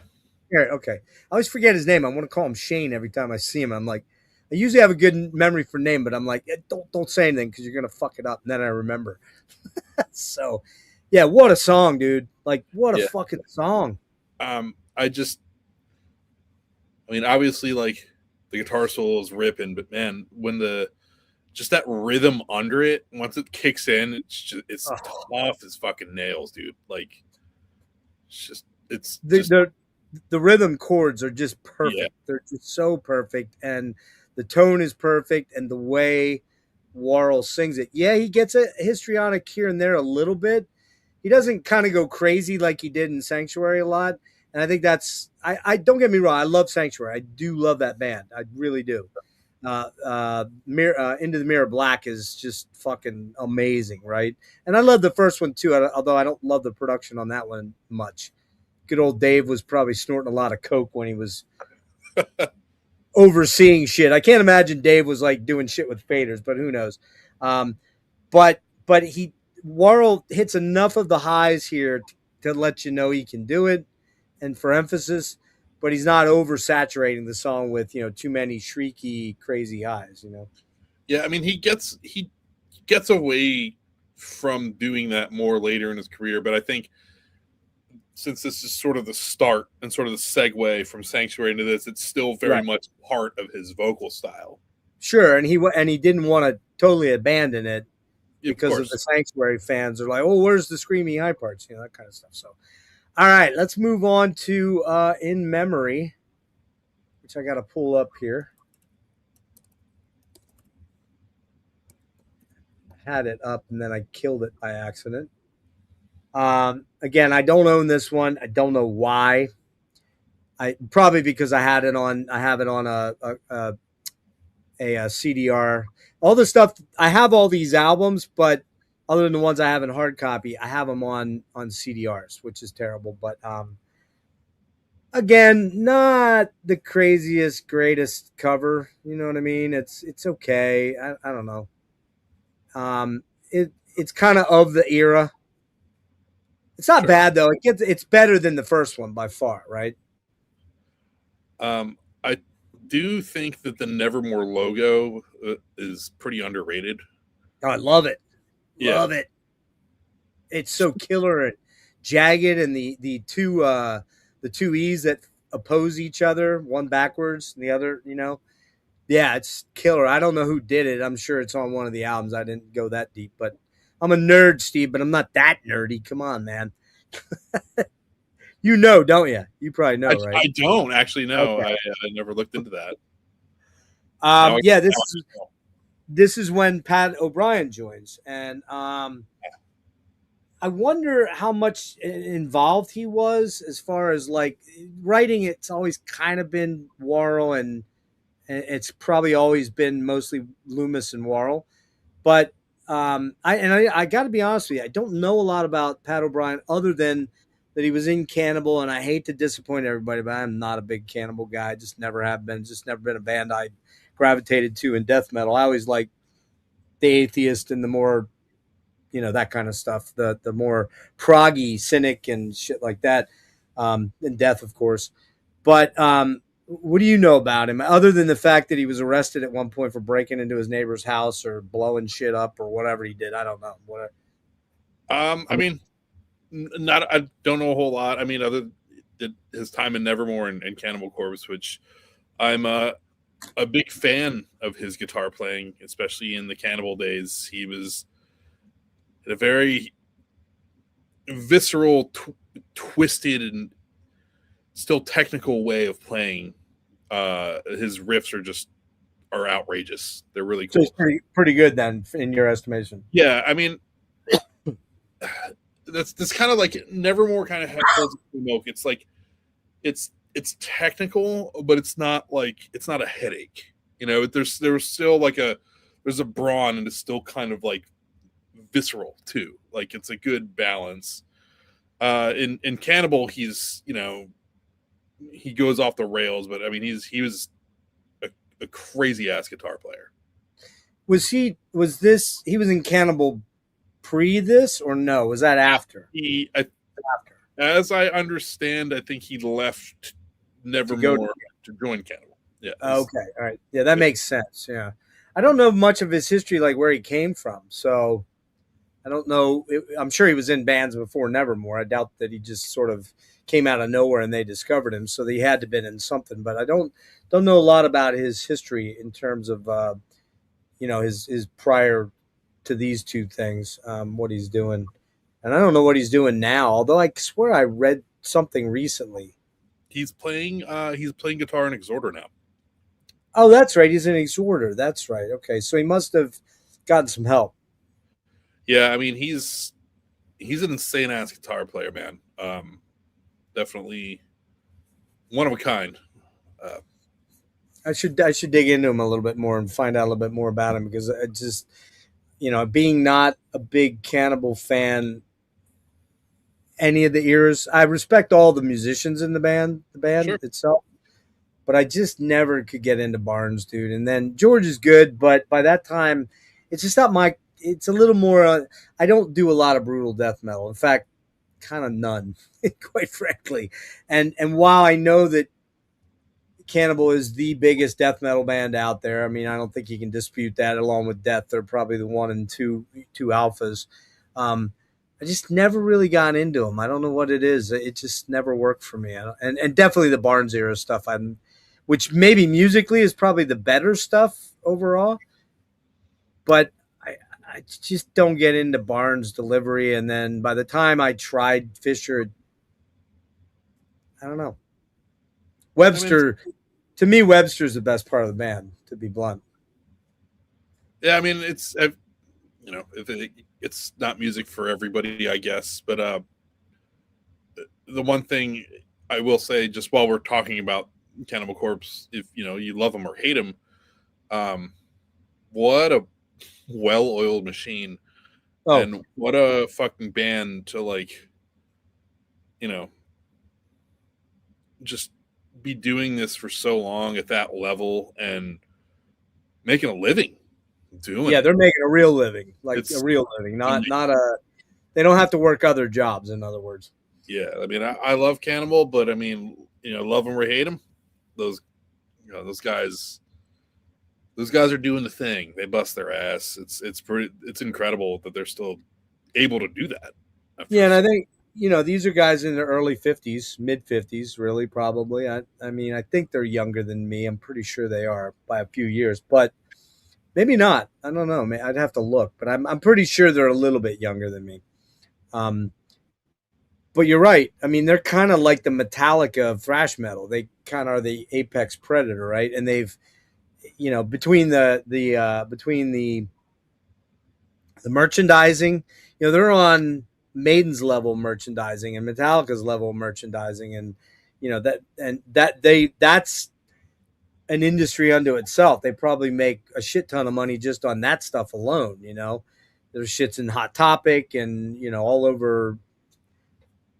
Not getting into the bootleg side of things, but yeah, and then they live on the road a lot, man. I mean, they're on the road a lot for the guys their age, and that's not, and they don't quite have they wouldn't have kind of the money that Metallica has to fly to fly to Italy. They gotta, what I mean? Like they don't have the machinery that Metallica has. Obviously, Metallica is the biggest band. I don't think there will ever be a metal band like Metallica ever again. Probably not.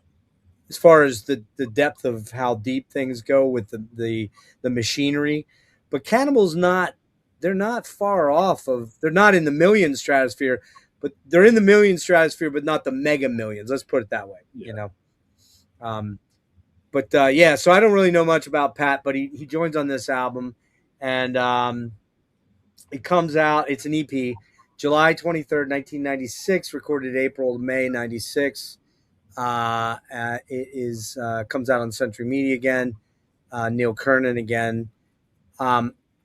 This is a kind of a varied mix of songs. It's quite a bit different from the first album, I think, in a lot of ways. Yeah. Because they're moving into more progressive and more thrashy territory. And they also do to my knowledge, their first cover version as a song on something that they're putting out. And it's a banger, man. It's a killer cover version. And we should just say that the one thing that I really, really respect this band for is when they would do cover versions, they virtually never were like just by the book cover versions. They never were exactly like the cover versions or like an OG. You had to think, wait, who is this? What is this song? That kind of thing. They go off the rails on the one that they do on Dead Heart in a Dead World, but this one is pretty good too. So what do you got on this one, Steve? No, it's killer. it's definitely a sign of things to come. It's a big jump. It's a little less groovy than the debut, a little less heavy metal, or I guess I'll say power metal-y at times, for the, lack of a better term. But no, it's cool. I also really love the Bauhaus cover. Mhm. Very, they did a killer job. It's just really fits the tonality of the band. It's just super dark. But yeah, I mean, even like the level of like proficiency, and it's a little more technical, a little more ripping happening here. For sure, they're all kind of leveling up a bit on the instrumental fold, for sure. Yeah, the solos get a lot more extravagant by Jeff, particularly on In Memory and Matricide and the first song. Yeah. Yeah. And even like the rhythm playing is starting to, it's kicking up a notch. They're starting to fire on all cylinders here. You can see the lights flickering. I'm wondering if the reason they did an EP here was because of the fact that and I can actually look here. I don't know why I'm throwing this out there.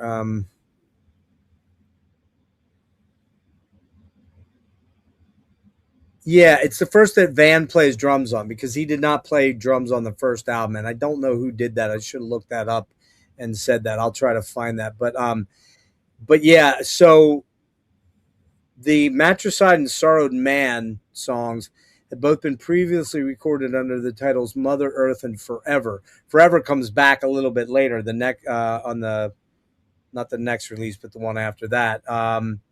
On the Nevermore demo entitled Utopia. Oh shit, I didn't know there was a demo. Man, I failed this test big time. Holy hell. I never listened.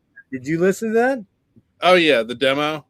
I didn't listen to that, dude. On yeah, it's like it's like a two-parter on the first record. I mean, we can cycle back to it at some point, but yeah, the drums here only mention Mark Arrington. That's not, I wonder if that's Kirk Arrington's brother or something.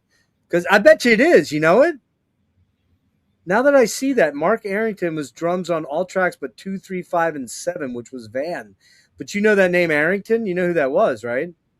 His brother, Kirk, was the original drummer of Metal Church on the first two or three Metal Church albums. It has to be the same, has to be a brother, has to be. Like they're Seattle guys. How would they have gotten another Arrington on their album? It's also like the same school of metal, too. Exactly. Exactly. Yeah, we didn't bring that band up until just now. But of all the bands that came out of Seattle, the one that maybe Nevermore owes a great debt of gratitude to might be Metal Church. Metal Church. Yeah, Metal Church is like the only other band that ever comes to mind when I think of Nevermore, in that they're a heavy metal band or a band in this sphere of music that has that sort of teeth. Yeah. That not a lot of other bands have. And dark subject matter, dark vocals, and then a crazy histrionic killer singer in David Wayne. Those first two, anyways. Obviously, Nevermore took it further, but Metal Church was like the only other band that I can think of off the top of my head that was that heavy and kind of dark in this. Hard to believe it took us that long to get to them. I didn't even think of it till just as soon as I said the name. I'm like, "Fuck, dude!" Like right there. Yeah, no, it's they. I didn't bring them up just because like they're not totally the same, but it's like the closest kind of thing I can think of in style, and that they're both just darker and heavier melodic. For sure. Metal, I guess. For sure. And we should say at least that Metal Church was there quite a bit before. I mean, they were 80s. I think debut was 84. Was it 84? That's what I was going to say, 83 or 84, because I remember listening to it in the summer of 84, and that first 1-2 punch of Metal Church and Beyond the Black, dude, it don't get better than that. It does not get better than that shit, right? Yeah, I mean that first metal church too is like particularly for that time. It's just like I just love it. It's so It's sick, dude. It's sick, man. I think the only thing they screwed up that I would have wished they wouldn't have done was put another song on versus the Highway Star cover. I never. It's great. Don't get me wrong. They do it, but they do it basically by numbers, and it's like, you could have put an original. Maybe something was going to go on in the dark, or I'm sure Kurt had probably shit tons of songs, but it probably the record company maybe was that was Metal Blade or Shrapnel. Metal Blade. Metal Blade. Yeah. I don't know. I don't know. Maybe it wasn't Metal Blade. I couldn't tell you with any certainty. I don't remember. I think it was Metal Blade. They probably were like, "Hey, do this cover, and then maybe it'll get a little bit of press and all that kind of hype," you know. Yeah, man. What songs on here jump out at you as like other than Matricide, which is the one we're gonna play? What else jumps out at you? The Bauhaus cover is very cool. Oh, right, you said that. Yeah. The Matricide is the one that and when I think of this EP, that's the first song I think of. Dude, this one gets really, to me, quite technical, I think. Yeah.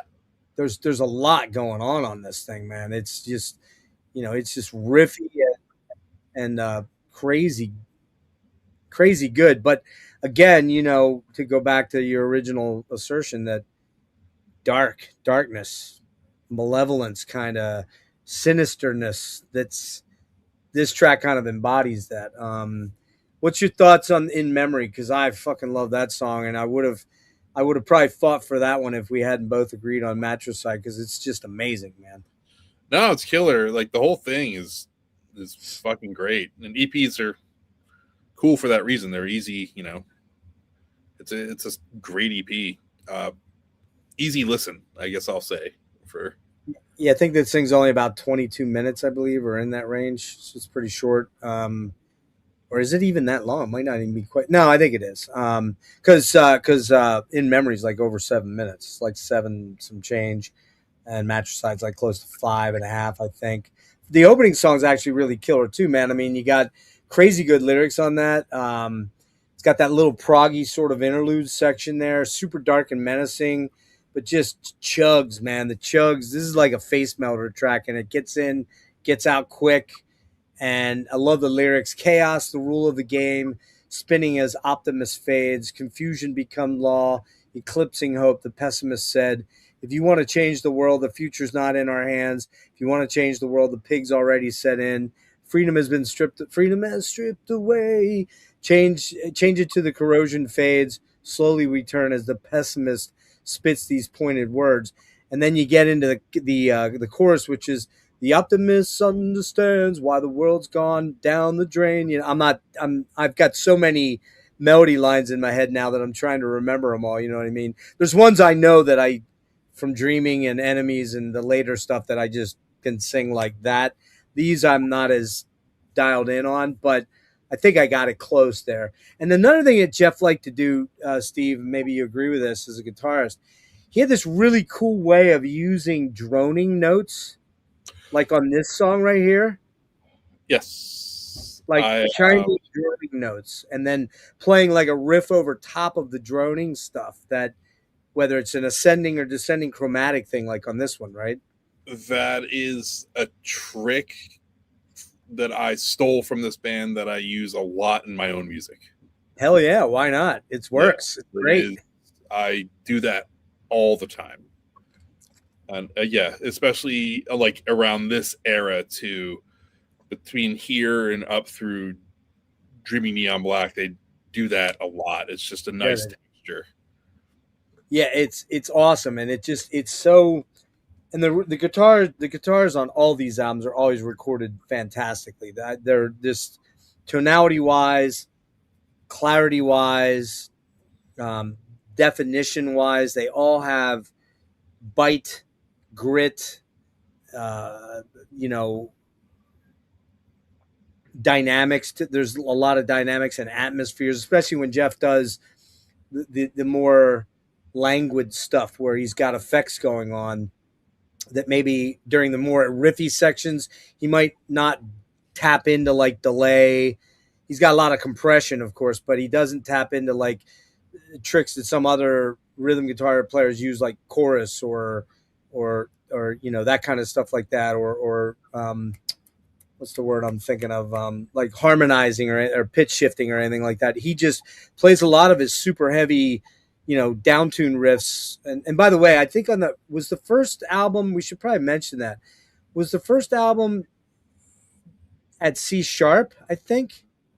Oh, I'm not sure what the tunings were. I think that they were all like, I want to say everything was tuned a half step down from standard. Oh, was it E flat on the early stuff then? Really?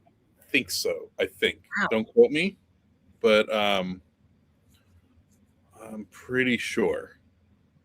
I'll look that up because I know he was 6 until Dead Heart, but stuff on like Dreaming Neon sounds like it's down in C sharp or D at minimum. And I've never tried to play this stuff, so I don't know. I figured don't touch that Loomis stuff. You're way not good enough for that. So don't even try, right?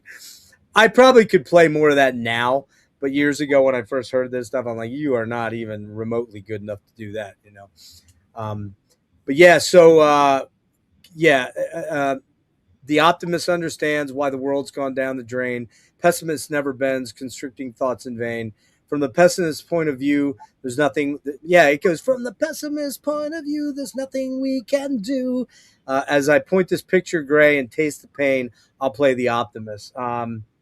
Which is interesting because just singing that line there, it's got a little bit of a rip on As I Am by Dream Theater. You notice that?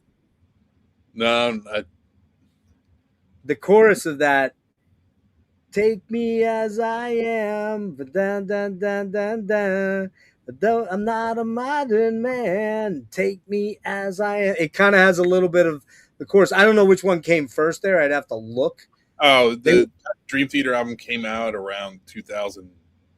That was a little later than this, yeah. 2004 maybe? I remember that album.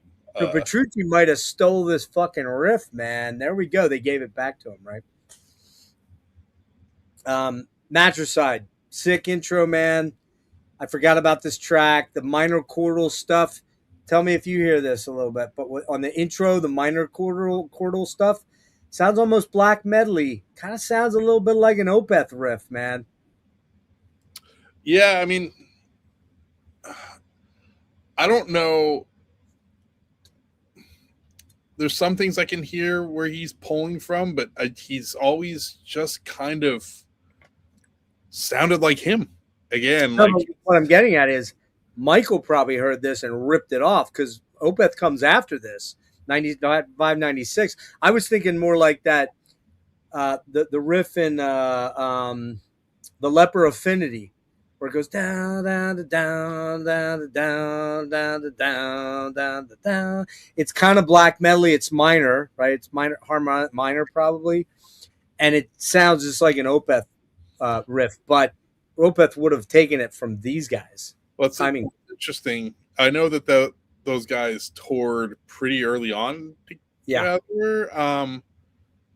But like later in Nevermore's career, I can hear Opethisms in their music. So they were probably always just kind of stealing riffs, pulling from each other, even if it was subconsciously. Of course. And that happens all the time. It happens as players.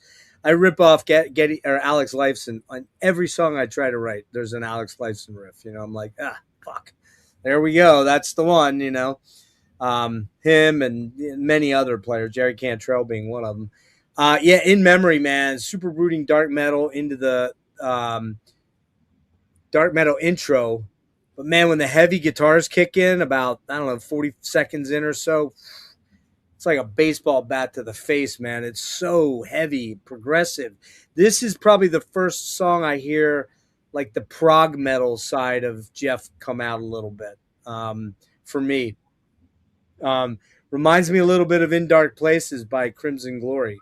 Not in the way that it's not in anything direct like it's ripped it off, but it's got that building presence sort of thing that kind of builds throughout. Let's see, menacing and dark. Also, kind of heavy metal Rush at times in that song. I kind of hear it a little bit. Yeah, no doubt about it. And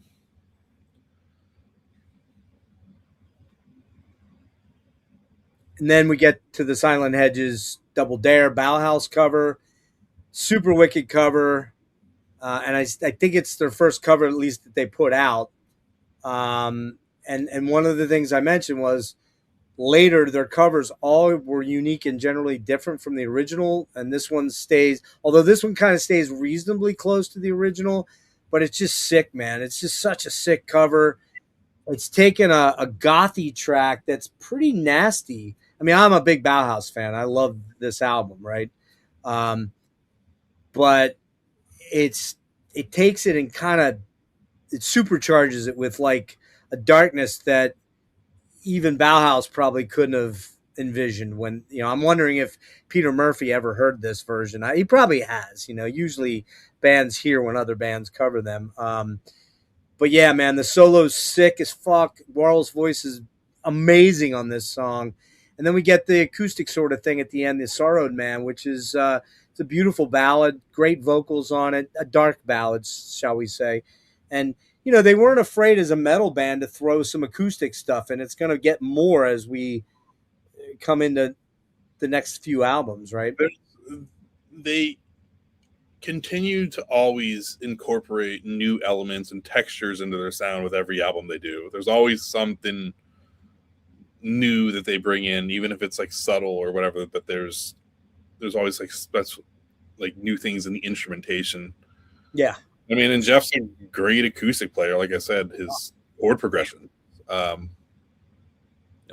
He's like you said, there was probably never a time. Jeff probably came out of the womb a fucking insane guitar player. You know what I mean? Like, it's just he's one of those guys that you're like, ugh, really, man? Like, some of us have to work at it.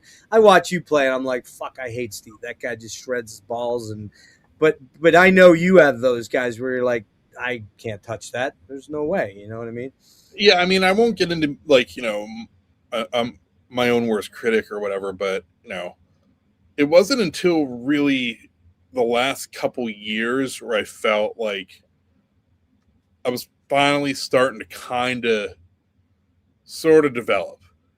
Like, really, when I listen to my old stuff, like especially like I'm just like, it's a mess. But like, you mean the first early Crypt Sermon, or you mean prior to all that? Yes, some of the playing in that first Crypt Sermon record particularly is a little rough. Really? Yeah, it's a little rough. It's pitchy. There's some rotten note choices there, but I won't sit here and rag on myself for the world to see for the next 20 minutes or anything like that. But I've been lucky enough to watch you play live many times, and you're fucking insanely good. So Well, thank you. It's just it's always fascinating to me when I see and you hear guys in bands and musicians who are, they continue to develop more, but are seemingly like so developed from such an early age. Yeah.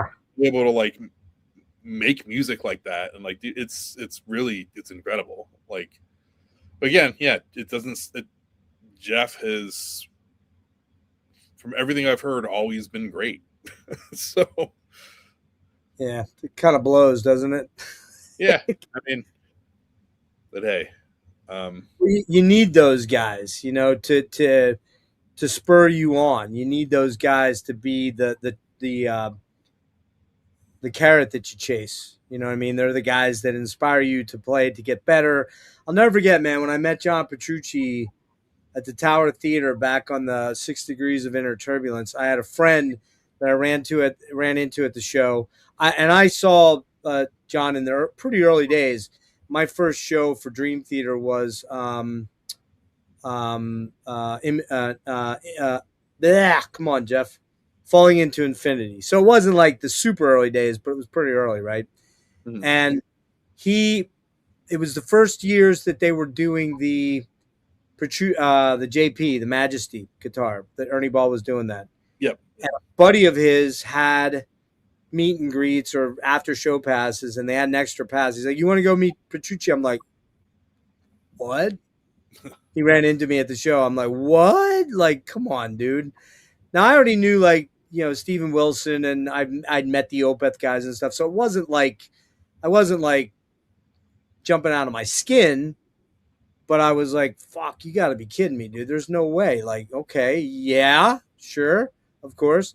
And I get back there and I say to Petrucci, I'm like, I finally get to talk to him, and I say, "Hey man, like when I get home, I'm just gonna lock my guitars away and never pick them up again." He's like, "Why would you do that?"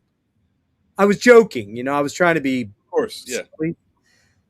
But he's like, no, man, that's not what this is about. I want to be inspiring to other players. I want you to be better than I am. And I'm like, yeah, that's never happening. Trust me, that's never happening. Never in a million years. And I think I'm a decent player, but I ain't no John Petrucci, right? But I just was really, that was a super cool moment with that guy to be like, oh man, like he's not, no ego, not really. And he has every right in the world to be as egotistical as he could possibly be. He does those guitar camps and has kids in there and, has great players. And, the really good players are like that. Loomis reminds me of that guy. I think he'd be that guy. And when I met him, I don't remember talking to him specifically, but I don't remember him at all being egotistical or uncool, or I remember him being really cool from what I recall. So, yeah, I've never met him in person. We've had, a couple brief exchanges on social media or whatever. I'm not going to pretend like we're like buds or like super good friends or anything like that. Right, but, right. But yeah, no, he's always been super pleasant. He just, seems to be a guy that is just, very passionate and cares about guitar and guitar playing. Yeah, he's a supportive of other musicians too and all that kind of stuff. So, yeah, amazing stuff. So, all right, so let's jam this track. And while we do that, I'm going to take a pee break too. I'm going to do the same and get some water. What's that? I'm going to do the same, and I'm going to get some water. Cool. All right. I'll throw this in. You can go ahead and dip out for a minute, and we'll get rolling on this song. And hopefully I can do this a little bit faster this time. I'm gonna mute you on my end and unmute you on my end. Then when the song's over, okay? Killer, man. I'll see you in a bit. Mm-hmm.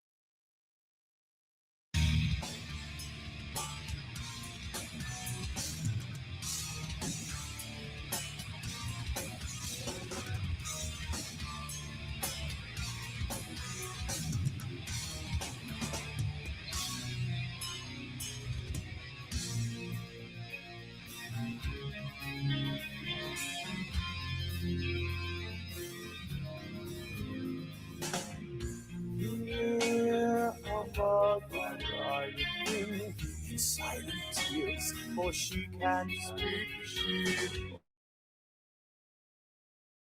she cries to me.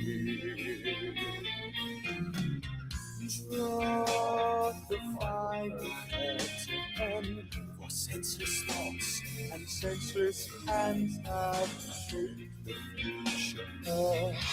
Is it not what you thought would come? Or maybe people no longer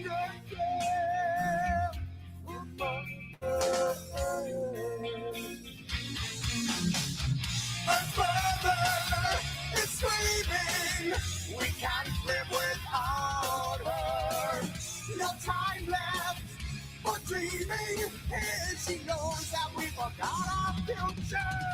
Earth mother, life giver, we can't live without her. So foolish men who say that they don't care, they'll be gone anyway. They'll be gone anyway.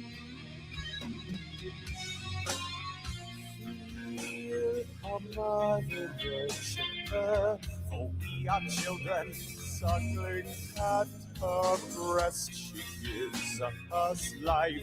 She gives us all we need. What do we give in return for life we take from her? Oh, forgive us, Mother. Forgive us, for we know what we do. We blister and burn you.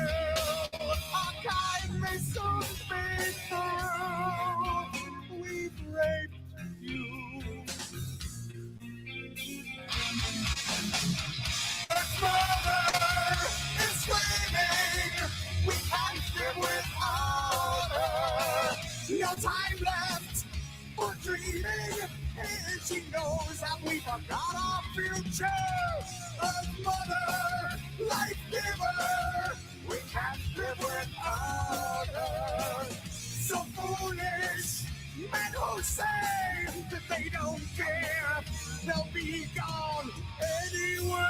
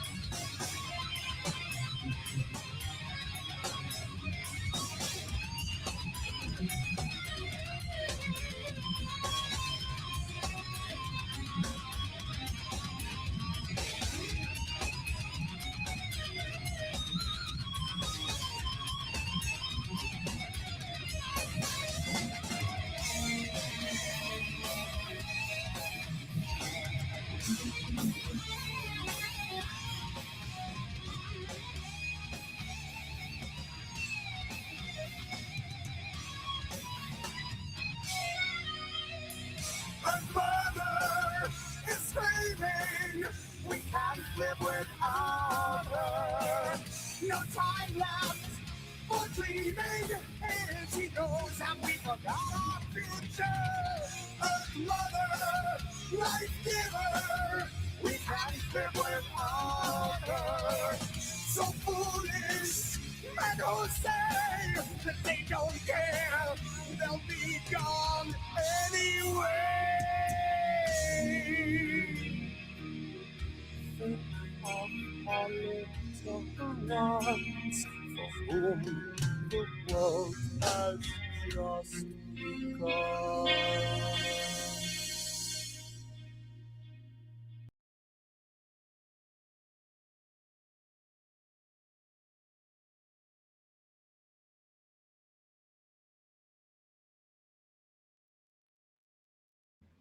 All right, man. I love the sound of the clean guitars on this EP too. That's sick. I love my clean guitars dripping in chorus. Yes, so do I. So do I. With just a little bit of delay in there where you're getting a little bit of a ghost note from the prior note, and you heard it right there at the very end of that. It's just so sick, man. I'm very well recorded. Big sucker for that shit. So am I, dude. I think most guitar players are. I got that from Lifeson, man. The whole, the chorus CE3. When I got my first electric guitar, which, oh God, dude, like I want to cry every time I think of this. My very first guitar in 1984 was an 83 Candy Apple Red with a white pick guard, Gibson Explorer with DiMarzio humbuckers, and the very, very, very first year that they put Kaler's trem arms on any guitars. Well, yeah, I know what you're talking about. And you could fucking stick a medium pick up on the, like at the 12th fret, and the string would hold it there. That's how low the action was. And you could just fucking beat the piss out of that thing, and it never went out of tune. And of course, I moved in with a bunch of dudes my freshman year of college, got way behind on bills, and sold that thing for next to nothing. And God knows where it's at. But I cry every time I think about all the guitars I've owned that I got rid of, PRSs, Strats. I've unfortunately gone through a bunch. Now I'm going to have to die before anybody gets any of my guitars now. Just, come take them when I'm dead. I won't need them then, but I would kill to have that fucking Explorer back. Like, I would probably. Yeah, that's insane.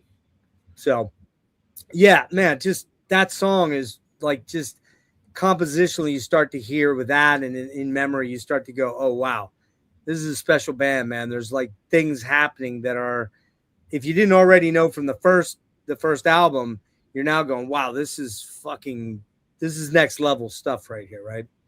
And yeah, I give that EP a 9.25 out of 10. I love it that much. And again, someone can prove me wrong and show me some things, because this is still like a little before I got into metal, so I wasn't like there for it. Like it was a couple years later, around 99, when I started getting into everything. Sure, right. Yeah. But goddamn, is there anything that sounds remotely close to this? Like nothing. Not really, because like, okay, you could maybe go Fates Warning, except for Fates Warning we're a little bit more in the new wave of British heavy metal vein. A little softer. Like I'm not saying.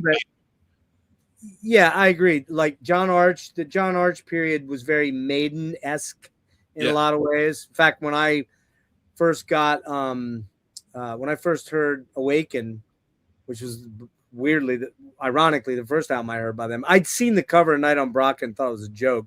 The witch one, which is just silly.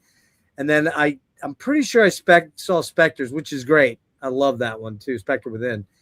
But when I popped in, the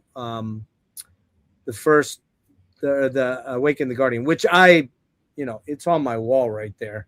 Sure. So it's a fucking top 5 album for me of all time. I still was like, oh, this kind of has a Maiden vibe. It has a new wave of British heavy metal. You don't have that with these guys. It's not there at all. I mean, I don't want to get too much into Fates Warning, but No Exit's a hard-ass record. It's a good one. It's their heaviest record. Their thrashiest. Yeah, I love that record a lot. For that reason, it's tough. But yeah, no, like there's nobody remotely close. No, I agree. I mean, fucking band. You could kind of say that maybe I was going to say like Dream Theater was heavy, but they also had the keyboard element, which was, made them more of a prog band, and they were more like a Rush. You know what I mean? And it's like kind of frilly and like brainy, and there's this visceral heaviness that Nevermore has. Yes, you nailed it exactly. Yeah, there really wasn't any band like this, and I mean they took from new wave British heavy metal and power metal and traditional metal and kind of melded it into this new animal is really what it was. You know what I mean? All right, so let's move on from that. I should have told you, but well, you'll do it at the end because you're going to end up ranking them. So I know you're struggling with that, but don't worry. Here's the thing, Steve. It's all in good fun. I was just going to say, nobody's going to grade you on this. Okay. Number one. Number two, you might lose some fans. I don't know, but I'm just kidding. I mean, nobody's going to be like, Steve put fucking Nevermore's first album as his number one. I'm never going to check out Crypt Sermon's new album again. Fuck that guy. So, one guy might think I'm totally awesome for doing something like that. He might gain some fans. That's right. So, all right. Politics of Ecstasy. Again, I got to pull a picture up. The next album I've got. So just, we're almost there. And I apologize for the slowness of this because for some reason my laptop was dragging and I noticed that my Wi-Fi, I actually killed my Wi-Fi for a second in that song and reloaded it because my Wi-Fi was like at half, like 2 bars out of 4. Now it's at 4, so it's moving faster, but everything seemed to be like drag-assing for some strange reason. So loading stuff is taking me a little longer than it normally does, and I'm not really sure why. Might need to clear my cache. It's probably all that porn in there, you know what I'm saying? Just kidding. Well, kind of. Here we go. I'll try to move a little quicker for your sake. All right, here we go. We've got, there it is. Not a great album cover again. No. I don't know what they were going for here again with this thing. It's just weird. I don't get it, man. Again, they probably didn't have giant budgets, I wouldn't think that they would. But it's just a strange album. So this comes out November 5th, 1996, recorded in 1996. This was recorded at Village Productions in Tornillo, Texas. Tornillo, Texas. It was also produced by Neil Kernan and again, Century Media. And it's a long one because now we're entering that era where bands start to think that they've got to put, almost 70 minutes of material on an album because the CD has come in. The CD's now become the method of getting music out. I mean, it was the LP until the late 80s. Now we're moving into full-on CD sphere. And a lot of bands are like, hey, there's 70 minutes I can put on there, man. I gotta fill that thing up. And not always is that a great idea. Just saying. It worked in this instance. This album's good. I agree. There's other bands that did it that it was kind of a, I don't feel quite as strongly that it was a good idea. Yeah, and I'm trying to find, I don't see anywhere anything about the artwork, so we'd almost have to have an actual title. One interesting note on this is the name of the album is actually named after Timothy Leary's book of the same name. The first chapter of that book is titled The Seven Tongues of God, which is the title of the first song. There's also a spoken word sample in the track we're going to listen to next in line from the Adrian Lyne movie, Jacob's Ladder. I love that movie, man. That's a killer movie. Who was the actor? Tim Robbins? Yes. Yeah. Yeah. That's a fucking fantastic movie. It's a sick movie, man. I mean, it's creepy as fuck, to be honest with you. Great movie. I always get that one and the one with Kiefer Sutherland mixed up with it. The one where they go into people's dreams. What's that called? They drug themselves and go into a dream state, and then they're able to actually go out in the world and do crazy shit. Dreamline? No, Dream. Somebody will hit me here. Wade will probably nail it. Yeah. So, all right. So Wade disagrees with us about the album cover. He likes it. Hey, man, it's cool. I think it's not great. Flatliners. That was it. Yep. I think as far as the album artwork, I understand like what it's conveying. It just execution isn't my favorite, but I'm not gonna. Yeah, I don't know if that's Travis Smith. It just doesn't look like that's Travis Smith. He was a little more elevated than that, but it could have been. I don't know. Wade, if you have that album, tell me who did the artwork for that. I'm curious. The movie's Flatliners, Steve. Did you ever see Flatliners? Kiefer Sutherland? If I did, gotta see it. Gotta see it. Julia Roberts is one of her first big things. Kiefer Sutherland. Man, I swear, Emilio Estevez, maybe, the Brat Packy sort of thing. But this is a great one, man. Great album, or great movie. So let's jump into this one, Steve. What you got for this one, man? Give me some good stuff. I have very, very fond memory of this record, and it reminds me My good buddy, my good friend from high school, we were in a band together. We ended up going to the same college, and we ended up being roommates.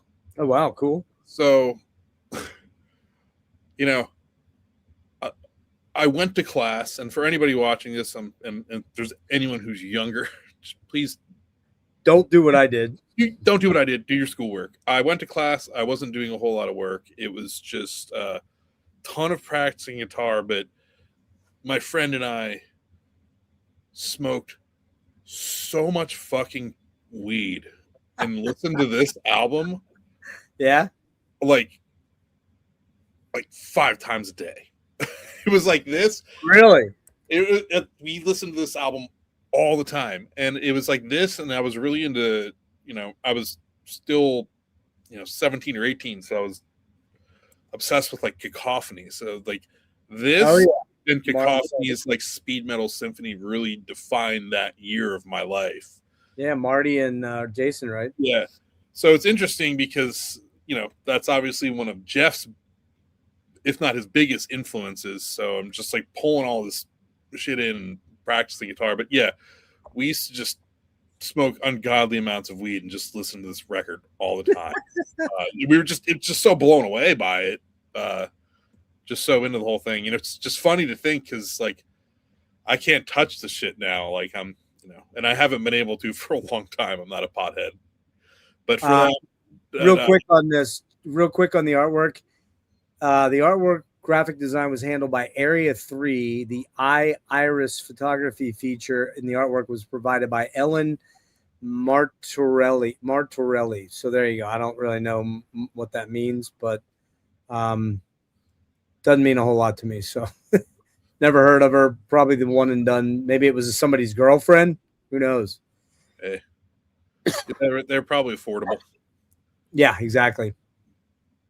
But yeah, man, this just like everything you talk about, like Timothy Leary and Jacob's Ladder, and like this, I love the sort of like LSD vibe of this record. It's there's just so many little like it's again it's dark and it's like it's a more technical record. There's a lot going on this, but like songs like The Next in Line, when it starts off, it's that like when it like gets closer to you and the song finally starts. Right. There's just all these subtle little production things that really add to the atmosphere. Like in Seven Tongues of God, when he says focus, and it like flanges all so over. Killer. Yeah. It's just really, really cool choices that really fit the theme of the record. To like, it's a total package.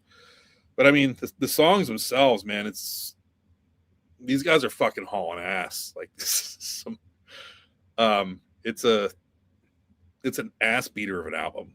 It's incredible. I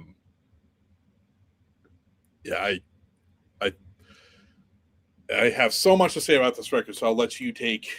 Well, not because I feel like I'm taking over and saying all the things. So I want to hear just talk about the tracks. I mean, just give me what you got, and I'll shut up because I have a very bad habit of getting super excited when you know that you've been around me, you know how excitable I can be, and I tend to take off and like take over. So I mean, I'll pepper in some stuff and then I'll wrap it. Yeah, I mean, it's where do I start? I'll start with an oddball track. It's like kind of a deep cut. You mentioned it earlier, but Passenger is like love it. It's like a doom metal. It's a doom metal song. Yeah. Which is really cool. I really love. I mean, I'm a huge fan of The Learning. Yes, crazy good. Might be my favorite track on the record. I'm not entirely sure, but there's another deep cut on this record I really love. The I don't know, the song with all the numbers. 42147. Yeah. It's got like 50 freight train, dude. It's a freight train. It's just chugging like yeah. And there's like 50 guitar solos in that song. I mean, Yeah. the title track. I mean, every track is just kind of fucking insane. Like I love them all. I mean, yeah, Seven Tongues of God is like what a way to kick off a record. Yeah, dude. I mean, you're talking about a dark, malevolent sounding track that and mystical. It's just got this weavingness with the clean guitar part in it, and you're like, and again, to reiterate, Jeff's clean guitars and the production by Kernan, it's just so sick, man. And lyrically, again, we're getting into stuff like, to further complicate, I will now state that your conviction lacks definition. And when they speak to me in the seven tongues align, programmed to desecrate the pretensions in your mind. To further complicate, I will now state that your convictions lack definition, and formed to see the light is the purest form of reward. You're like, what? Like, okay, man, I'm dumb. Like, I got to pick that apart. You know what I mean? Little bit by little bit. But it's kind of a sophisticated lyric that has almost like a philosophical thing. It's a philosophical way of looking at life's complex situations. Yeah. And, again, like you're talking about the seven tongues of God, you're basically talking about, maybe, or aligning yourself with, from Dane's perspective, I'm just guessing here, but like where I come from is that the world religions mean only what the people that are using them to gain some type of control over you mean. And we all know that religion is very much a controlling factor in politics. I mean, we're seeing that play out every fucking minute of the day right now. If you look at and I'm not suggesting that you do, by the way, if you look at my my storyline in my Instagram, you're gonna see some shit, because I don't fucking hold back, and I don't really care. If you don't want to be on there, don't be on there. But I'm very hypercritical of what's going on with Israel and how they're affecting our political system, and how they affect the religious right in this country that has a giant hold over, where am I going with this? The evangelical right, and the amount of money that they spend to control people's minds is sickening. And that's what this lyric kind of tells me a little bit is, he's talking about state your convictions. They lack definition. You know what I mean? Yeah. It's like, let's talk about Jesus Christ. Did anybody of you ever meet him? Is there a picture of him? Does anybody talk to him? No. To me, the Bible's just this incredible story of life moving on, people adding, subtracting. And if you really read the Bible literally, what's the word I'm looking for? Literally, thank you. There's a lot of shit in there that is pretty fucking evil, actually. You know what I mean? Kill your wife if she covets another man. That sounds pretty non-Christian like. I don't know, if don't eat meat, or whatever, all these crazy things. And I'm not going to sit here and pretend I know the Bible backwards and forwards, but very, Warhol was not afraid to put these topics out there and be hypercritical of them. And, this is definitely one of those songs right here. Well, it was done in a more thoughtful and eloquent way. Sure. I love Bathory and Slayer as much as the next guy, but it's not quite the. They're not as intellectually challenging as with their lyrics as this. Although those Slayer can be pretty cool. But Warhol was doing this on a whole different level, like 3D chess. You know what I mean? Yeah. I mean, that might not have been the best parallel, but it's just stating that he was very thoughtful. A lot went into a lot of thought and a lot of emotion went into what he was Huge. writing about. Huge. But that's why I said when I led this off, Worrell might be my favorite singer in metal, period, because he had great range and dynamics and versatility, but man, it was the emotional impact that he can drag out on me that is like, whoa, like not many guys can do that, like to that level. I mean, great singer, but he wanted to be, there's like this urgency. It's like he wanted to be heard. He wanted you to hear what he was saying.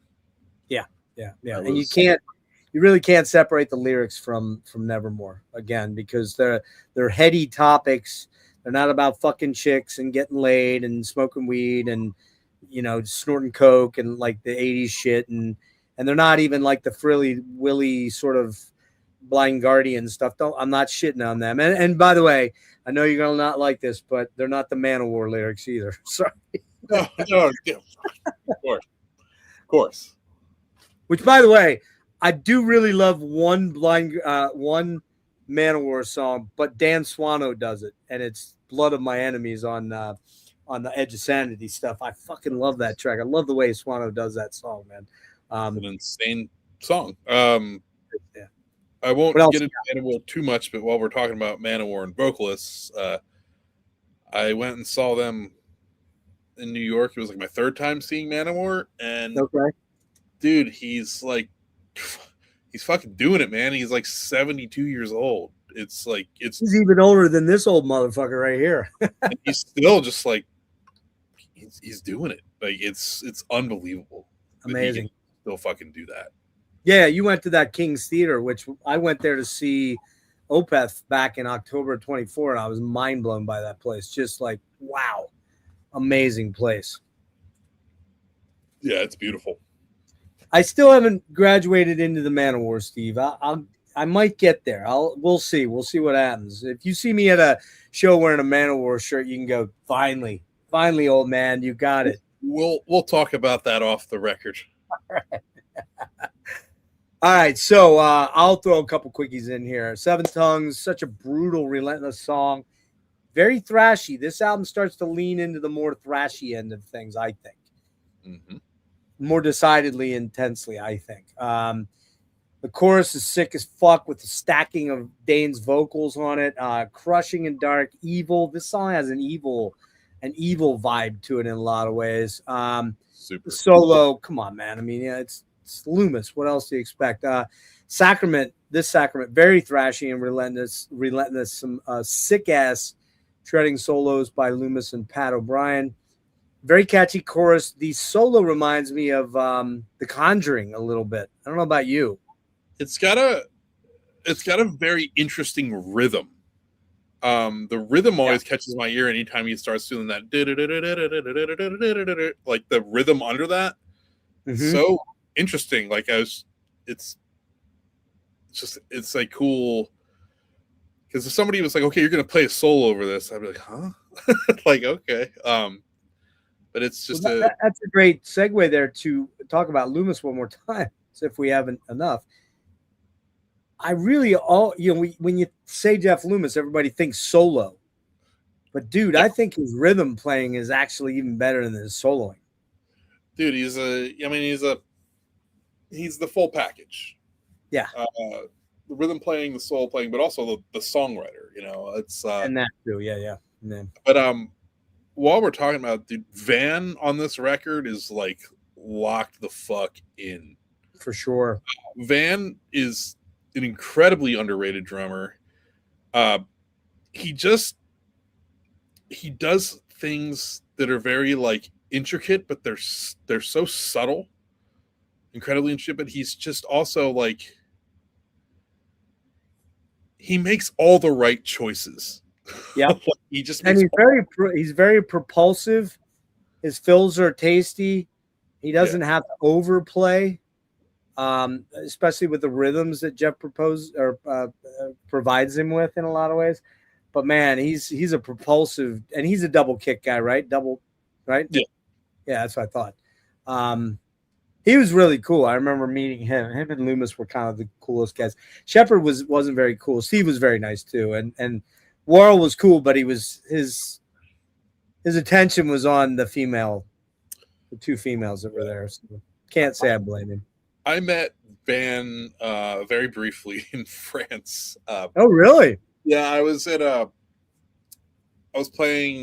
gigging with Eternal Champion at the time, and we were playing a festival with Liege Lord, and Van was playing drums. Oh yeah, Liege Lord. Shit, I didn't know that.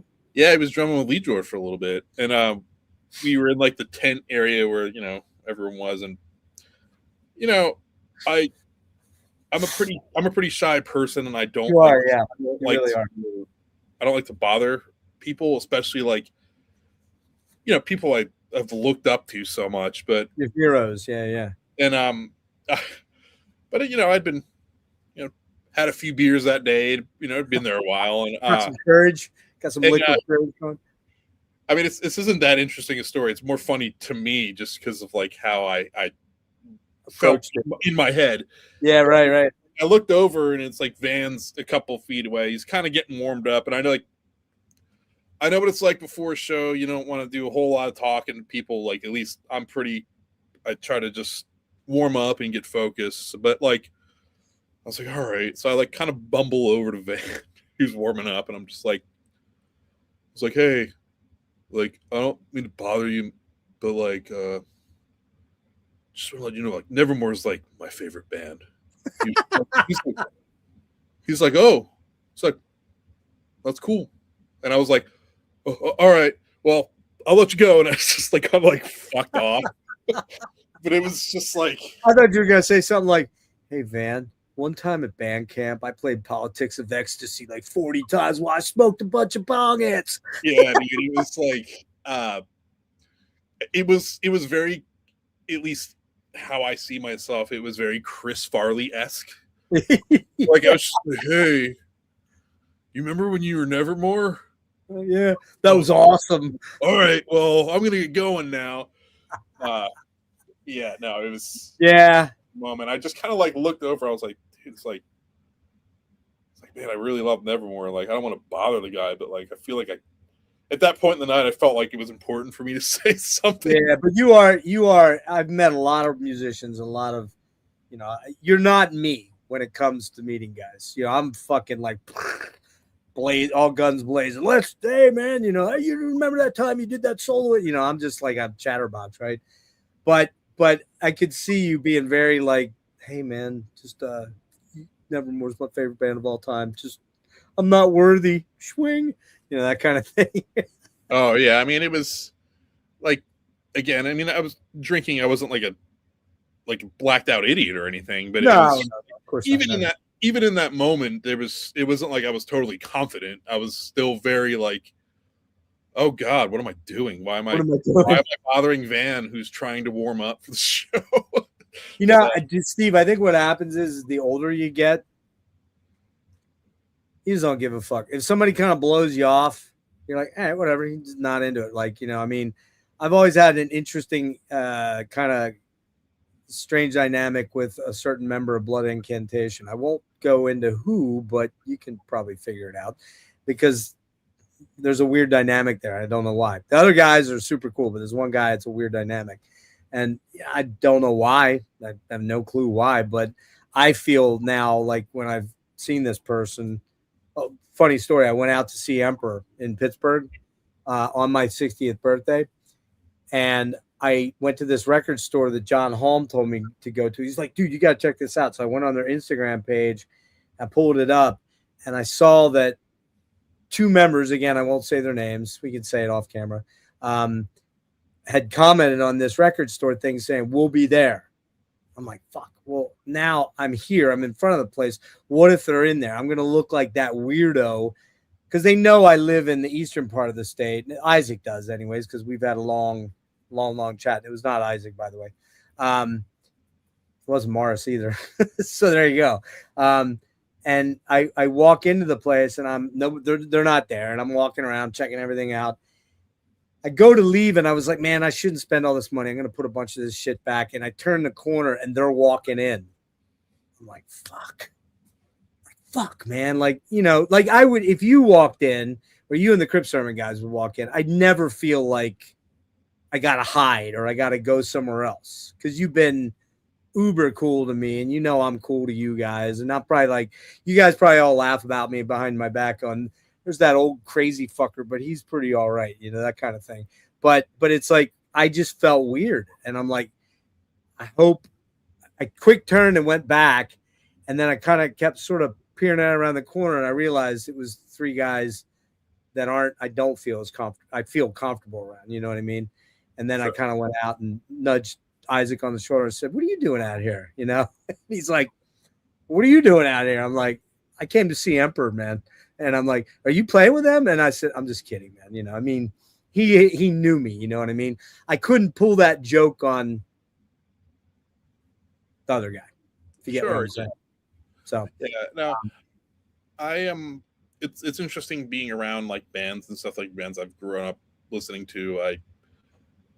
We're all kind of there, usually in like a festival setting or whatever, to do the same thing. So sure, I never really end up talking to anybody. I just don't know what to say. Like, even when we were, my friend and I went down to watch Alex Skolnick, who's like an extremely approachable person. Oh, very approachable. Yeah, he's great. But like, we watched him do like demo some like orange amp stuff at this music store, and there was like only like 10 people there. And he's talking about like scoring movies and playing with like Stu Hamm and like playing with guys that, you know, toured with John Coltrane and Miles Davis. Like, you know, this guy's the real deal. Like, he's done it all. And like I've met him briefly before, but and after we were done, like, I could have walked up to him and talked to him. Like, my friend was hosting the event. He was like, "Hey, do you want to come to talk to Alex?" I was like, "Yeah, no, like, I'm just token metal guy. What the fuck am I going to say to him that's not super boring?" But you know what I mean? But you really are a shy guy, Steve. Like, it took me a while to get you to trust me and be like, "All right, this guy's not some fucking total weirdo." I am a weirdo, of course, but you know, you trust me. You know, I'm not this fucking weirdo fanboy that's gonna, you know, do anything super weird. And I get it, because you got to kind of be careful, because sometimes the bigger the band you are, of course, the more you get these, "Oh my god, yeah, you don't understand." But I get it. Some guys just aren't really into the whole adulation thing. It's kind of like, you know, remember Neil Peart, man. I can't pretend a stranger is a long-awaited friend. You know, it is what it is. So, and you're not that kind of guy. I get it. I am that kind of guy. In fact, when Alex came to Anvil, PA, to do his Alex Skolnick trio, at the end, he lined up and signed everybody's thing. And then there was some guitars around the front in the bookstore, and Alex walked with the owner over there, and I just followed him. And I just walked over and watched Alex play. And then I started commenting on certain things, and I picked up a guitar, and we actually even played a little bit of stuff together. It was kind of weird. I was like, fuck, man, this is so weird, you know? But I'm bold like that. I don't. Yeah. I just randomly remembered while you were telling me that the first time we played MDF. So this was like, I don't know, it was a long time ago at this point. And it was kind of our first like big festival experience, you know. So we're green, whatever. And I remember I saw Alex kind of walking around by his trailer, and, you know, I was, you know, at this point I was like a little bit of a punisher, I guess. I was a little young punk. It was Matt Knox and I. Oh no. We walked up. Matt Knox is the exact opposite of you. Oh no, he's the yin to my yang. Yes. But we walked up to him. Alex was total gentleman. But I'm like kind of giving him the spiel. I'm like, "Oh, yeah, dude, like, you know, part of the reason I like do any of this because you," and just, you know, being annoying. And it was really funny because like Alex kind of chuckles and he goes, "So this is my fault, huh?"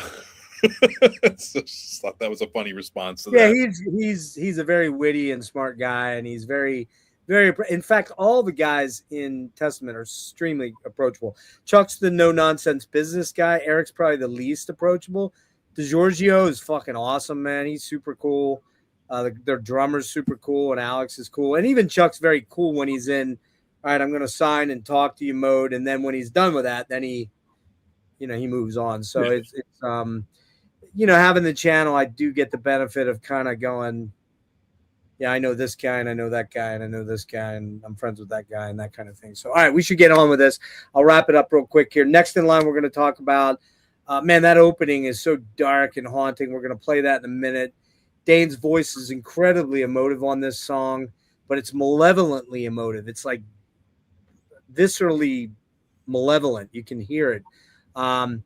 Dissonant freight train pummeling, the spidery propulsive riffs. The main riff is super catchy on this, and then it abruptly ends. Well, actually, I thought it abruptly ended, but it doesn't actually, because somebody spliced it into politics and cut Passenger out of the link I was listening to, and that's why it ended that way. Passenger, man, I love this track. It was kind of the other one I wanted to play. Droning, there is some synthy stuff in there, some background coloring from synths in there. You got that spoken word kind of part that comes in. A lot of very prog metal-y opening guitar riff to that. And this might be the most Dream Theater-y like song to me. It's doomy, but it's kind of Dream Theater-y in a lot of ways. Mid-tempo, slower tempo, actually. I love this song. Super melodic and very evocative, as we've said. We get to Politics, which I believe is no, it's not the longest song. Longest song is the last song. Droney, doomy. Dana's super savage vocally on this. Then it gets into kind of the thrashy part about 40 seconds in. You got dissonant, staccato, crazy cool riffs in there. Prominent bass work by Jim on this one that's very, stands out. And the way it transitions into the solo with all that feedback, that part where the feedback kind of swells and then it goes into the solo section after that. It's a fucking ripper, man. It's another. I mean, we could play every track. Yeah. We could be here for like 3 days playing every track and commenting on it, right? I could do a podcast on this album alone. What's that? You do a podcast on this record alone. We could actually. That's what we should have done. Do a podcast on each album. I'd have had to chase you down for like 3 years to do it, but it would take a while. Would take a while. Lost is super killer, hypnotic. The pre-chorus is really cool on Lost. I love that. The vocals on the verse are really killer, and this one has a really chuggy riff to it. Tiananmen Man, very politically charged vocal on this one, and lyric, of course. Very political lyrics that are very prescient for today, because you're talking about Tiananmen Man was the guy that stood in front of the tanks in the Red Square in China in whatever year that was, 80, 82, 80, somewhere in the 80s. It was during Reagan. So what? That would have been 80 to 84. Very thrashy at times and very proggy at times. It's got a catchy chorus to it that to control, to manipulate the media, his power slave. He knew the world was watching, knew he had a plan to confront the powerful tyranny in the square of Tiananmen. And how he put that together was pretty good. Ecstatic youth played with fire, freedom washed over them, democracy their desire, the Tiananmen Man had a plan. And then it's that cool pre-chorus that does manipulate the media. That's just such a great line. And so what's going on these days? The manipulation that the media has on all of us through social media. And this is way pre-social media that Warhol is writing these songs, basically, right? These lyrics. We didn't have Facebook and Instagram and TikTok and all that shit to pollute our brains, right? Any comment? Just trying to imagine his commentary on all that.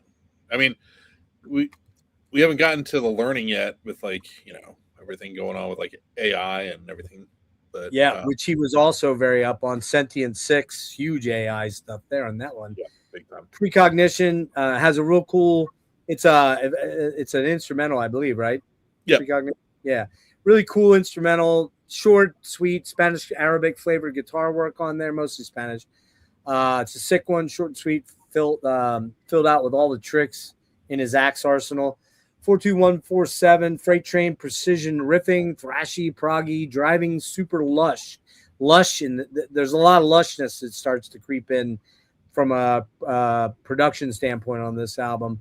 And then, like you said, this one's just loaded with solos. Here's what I say. Lots of shred savagery. The solos on this song are ridiculous. The breakdown section where it goes from clean chorus guitar into a heavy chordal riff for solo number 2 chugs relentlessly. And then we get the Lifesing chord at the 350 mark. We get a bunch of Lifesing chords in there. That F sharp, whatever chord it's called that Rick Beato knows. By the way, I hate Rick Beato because he got to interview my favorite guys. I got to meet those guys, but he got to interview them. And Rick, if you're watching, you're not. Fuck off, man. I hate you. Not really, but you get what I'm saying. That should have been my interviews of Getty and Alex and fucking Terry Brown too yesterday. Yeah, man. Next to the leadoff track and the one that we picked that we both wanted to do, next in line, probably my second or third favorite track on the album. And learning a lot of clean, chorusy, chiming guitar, forbidding, amazing vocals by Dane. Probably his most emotive vocal on this album. Love the section where he does the circle never ends, the purpose never changes face. Learning now begins, my form assuming grace. Wow. Like, think of that. Yeah, man. That is sick. This song, I can, like, again, I mentioned listening to this record a lot my freshman year of college, but I distinctly remember listening to this one a lot. Also the after the first guitar solo, that riff that they go into right before they go back into the second half of the guitar solo. Yeah. It's a short passage. It's only a few bars, but it's sick. So, like, I remember, yeah, my friend and I, we'd be fucking rocked out of our minds high. And anytime that riff came on, we were like, oh, shit. You know, we were just like lose our minds over it. Rewind it, man. Rewind it. I got to hear it again. There would be a lot of that, like, oh, dude, that riff is so sick. You gotta go back and on again.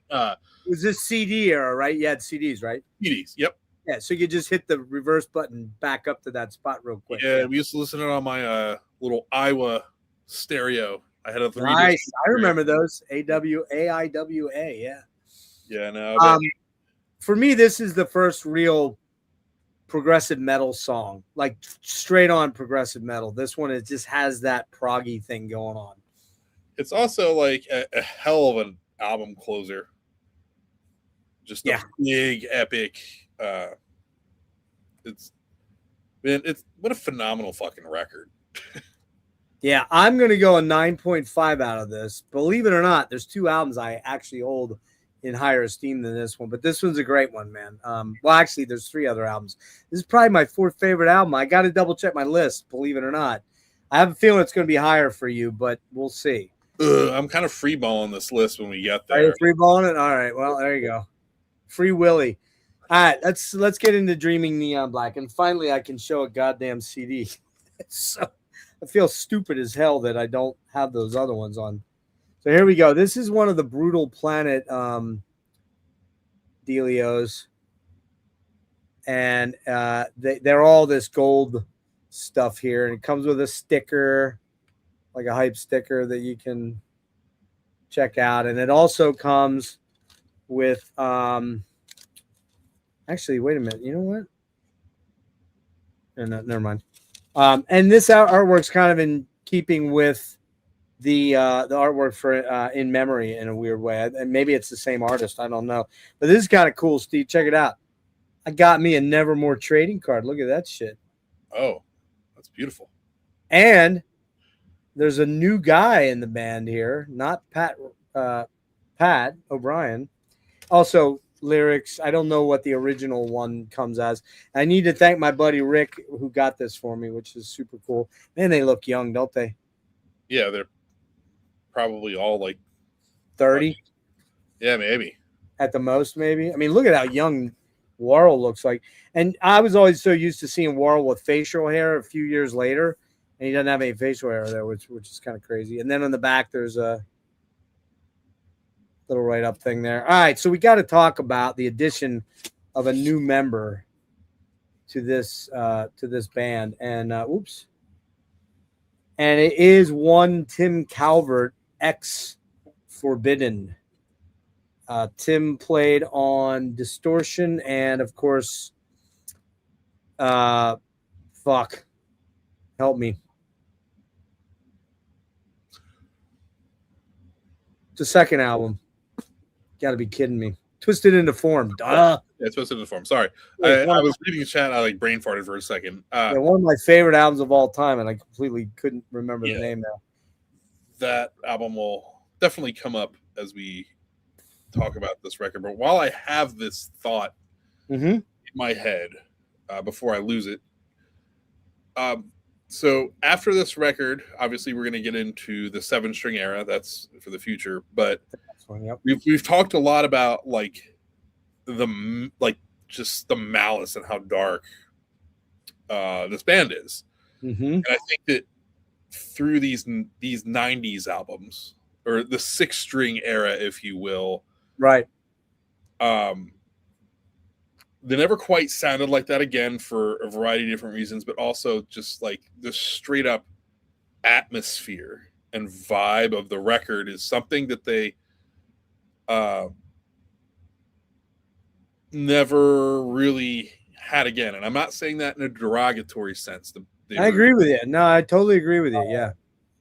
But this here is just the full, like, I know we have a lot to say about this particular record. This is the fully realized, like, version of that era of the band.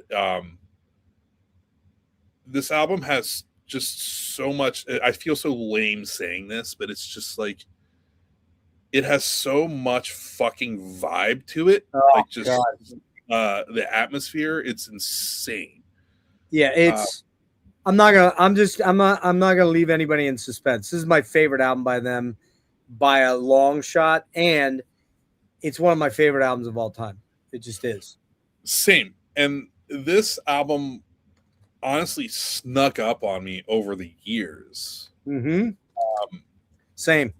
When I was writing a lot of the stuff for Stygian Rose, I'm not saying it sounds anything like it, or I'm not comparing the two. This album, I just like was just on repeat. I can hear the thread. I can hear the thread. And honestly, like when we were talking, just I don't want to backpedal too much, but when we were talking about politics, vaccine, like everything we talk about, like I'll just hear, like I won't mention all of them because we'll be here all day, but like there's like little moments from all these albums and songs where we'll be talking about it and I'll just be like, oh yeah, I kind of stole or got an idea from this part from this song and put it in this song. Like I can like have like mental notes of everything I stole. Like I should be in jail at this point. Yeah. Lifted. But man, this is a fucking special record. That's the best way to put it, special, because there's something about it that is, I don't think they ever quite achieved again. Overall, they came close with a couple of the coming records here, and I mean, maybe some people would even think politics. This is a less thrashy. This is kind of the progressive metal opus, I think, in a lot of ways. But there's a lot of very thrashy, heavy riffs on here, and it's a very singular sounding album in that it's. We mentioned that Tim Calvert has joined. The best Forbidden for me is the Tim Calvert era stuff. Now I know that Craig is the primary writer, has always been the primary writer, but Tim was a pretty big writer on those two albums he was on, and there's a mystical. I hate to go there again. Yeah, I mean, I don't know. Again, I think it's, Loomis and Worrell seem to did have done a lot of the writing. He did. But this is the variable here that's different than everything else. Right. And who knows how much effect playing along with Calvert rubbed off on Jeff to create some of these very mystical, dark, almost transcendental passages of guitar. There's a lot more acoustic on this album than most of their other stuff too. There's like little subtle things too. Like I feel like he had to have contributed to some of the writing, riffing. But like when you listen to it twisted into form, there's a lot of Calvert-isms that pop up on it. He had a very recognizable guitar style. Yes. Like again, they were like a match made in heaven, because like Tim Calvert also had that very like dark tonality and like sensibilities to his guitar playing. That's it. And there's like little subtle things. I don't remember the name of the song.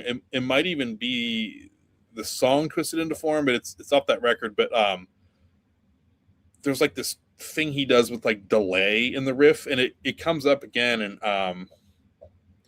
The Death of Passion or something. Mm-hmm. Where there's just like this doot doot doot doot. There's little subtleties to the atmosphere, and I feel like, and his lead playing too, like the guy plays like 5 notes, and you're like, oh, that's Tim Calvert. He also played a lot of non-atypical scales. Yeah, he played a lot of that harmonic minor, I believe. I don't know a lot of scale stuff. I'm one of those dumb, guys that's stupid when it comes to what's that chord? I don't know, man. It just sounds good. I can kind of get the root note, and if I really look at the fretboard and go, oh well, it's got a G and a C and a F sharp or whatever.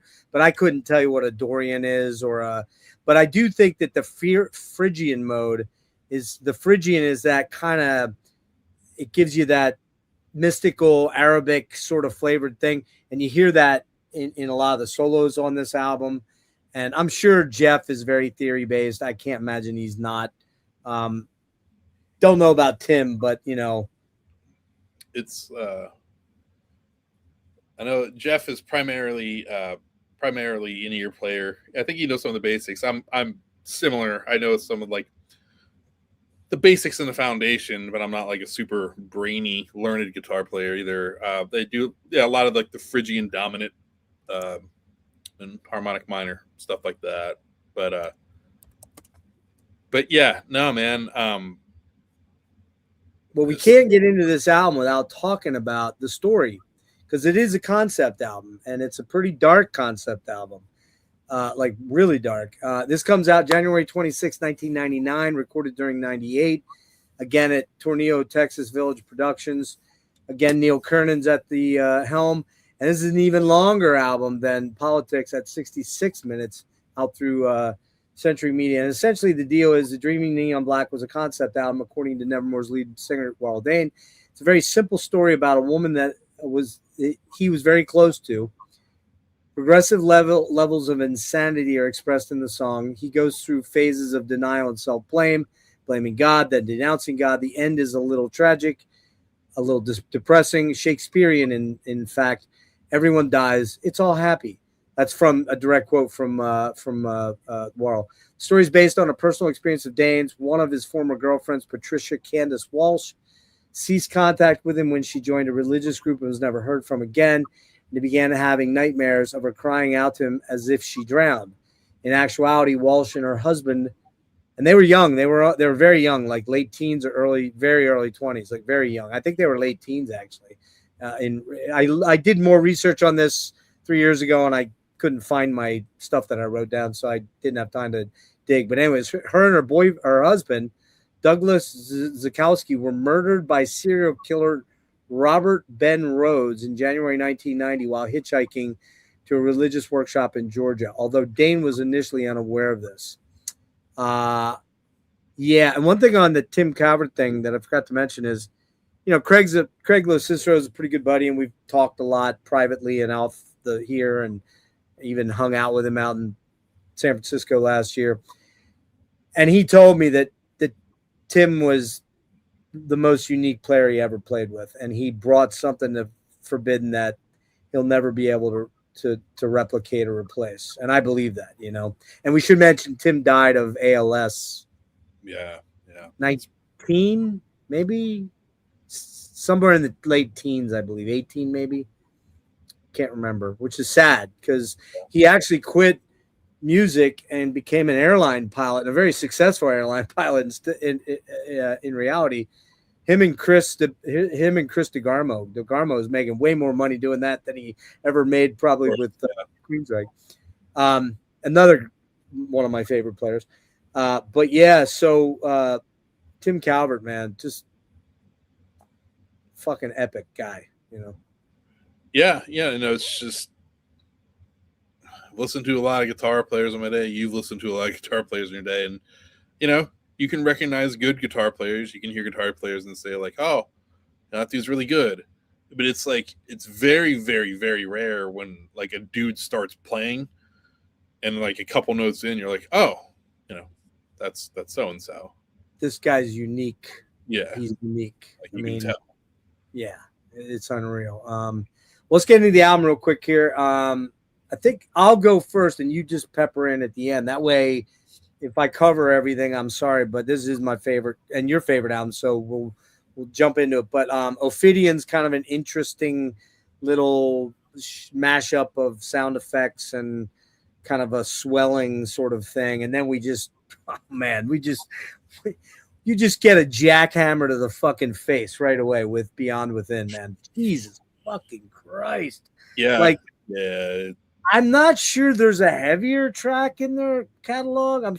I'd have to think hard about it, but geez, man. Before I came down to do this podcast, I was watching their live show that they just did in Sao Paulo, and they've been opening with it, and it's just I get goosebumps. It's so fucking insane because it's just pummeling that like downbeat.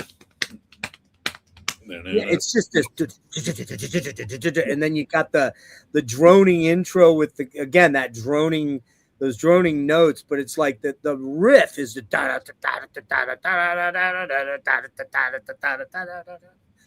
you know, and then you get Warl coming in. All right, I'm gonna give it a shot here. Ready?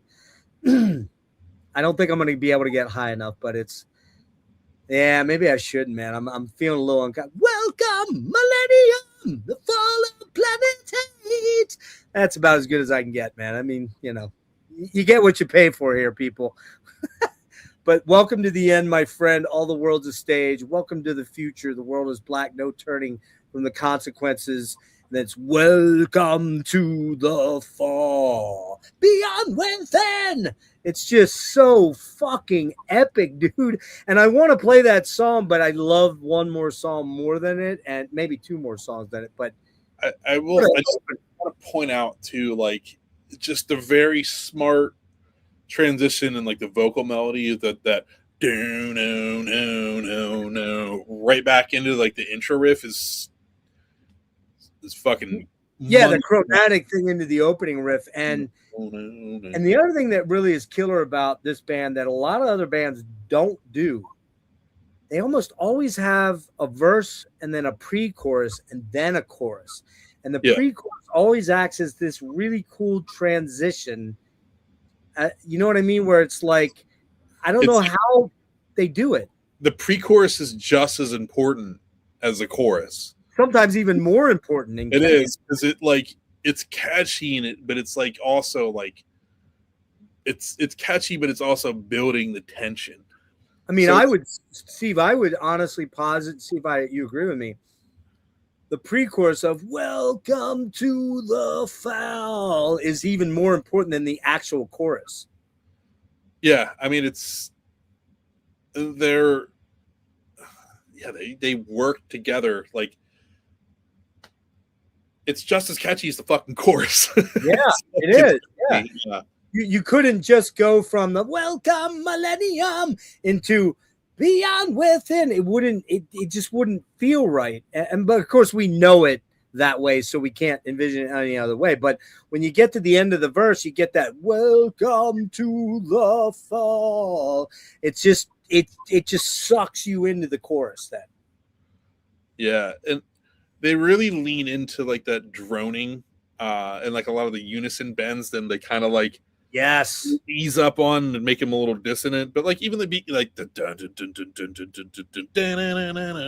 Yeah, there it is. Yep. But that's all over this record. It's all It over is. this record. It is. It is. Then I mean that song as an opener, because I don't really count Ophidian as an opener. It's just an intro. My notes say such a goddamn classic metal tune that wastes almost every other metal song, period. So fucking heavy, mega banger. That's it right there. You don't need to say anything more. Yeah, dude. I don't mean to get all like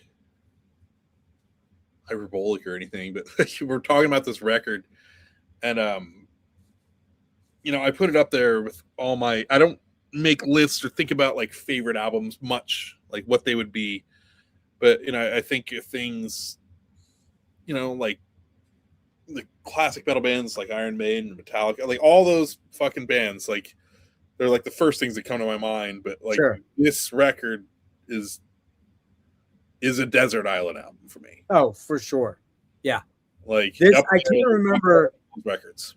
I did a traditional metal, heavy metal island. I think I asked you to be on it, but you had stuff going on 2 years ago or so. I think this was either my third or second favorite. It was only beaten out by Savage's Hall of the Mountain King. Okay. Yeah. Which, you know, John Oliva, Chris Oliva. Do I have to say anything more? You know, that's the other band I would put in. That's the other band that I would put in this band's era, although they were pre this. Okay, they were before this, but their best albums, you know, I'm talking Power of the Night, Hall of the Mountain King, Gutter Ballet, Sirens. That's in this realm of specialness, right? Yeah, 100%. We're gonna do that Sabotage deep dive one of these days. will. Anyway, and Matt wants to be in that one. I think Nick wants to be in that one. So we might have to do that in 2 parts because it might go for like 16 hours. All right, man. Death of Passion. I feel so hollow. Down. Oh, God, man. I love that. You know, that like stuttery kind of, but then the verse riff is almost, it's like hypnotic. It's and then, you know, the drums are just,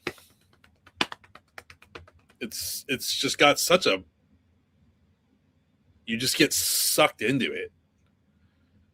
well, we talked about Jeff and Van, but there's one word we didn't really mention is syncopation. This is a very highly syncopated band. Yes. When you get to the rhythms and the rhythm guitars and the drum and bass, it's a very fine-tuned machine. Yeah, they got it early, and then they just got better at it. It's pretty. Yeah. And it honestly gets quite a bit more chaotic, but under control as we're getting there. I'm trying to move as quick as I can. So yeah, Death of Passion, relentless drumming by Van, and super sick solo by Loomis on the breakdown section with Jim's bass and then Dane whispering malevolently in the background. This is an alternate picking frenzy that you could do. I'd have to work like a motherfucker on this to even get close to playing it right. But another monster track. And then we got I Am the Dog. Sanity slips away. It's like, yeah, man, it's just it's so good, man. Heavy riffs. This one's probably the most groove metal song on the album to me. I hear a bit of groove in this one, in the riffs or in the rhythm riffs, but it's also got a good bit of thrash in it as well, like straight up thrash. You know what I mean? Yeah. Another favorite of mine, Dane's vocals are just, you know, I mean, I shouldn't even say that because he's the best. I mean, I think he's the best metal vocalist of this era ever. I love that, the dark wave comes, sanity slips away.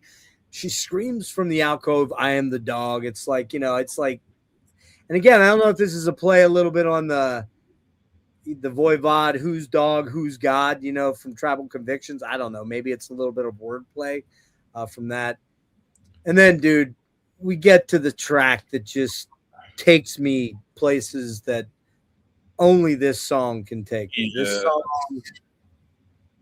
This song is just so fucking unreal. Opens with this beautiful acoustics thing that's going on. Haunted, pained. His vocal performance might be the best of his career. I don't know. I think it might be. To me, it is. Very proggy, very dark, very forbidding. I'm gonna hurt your ears now. Are you ready?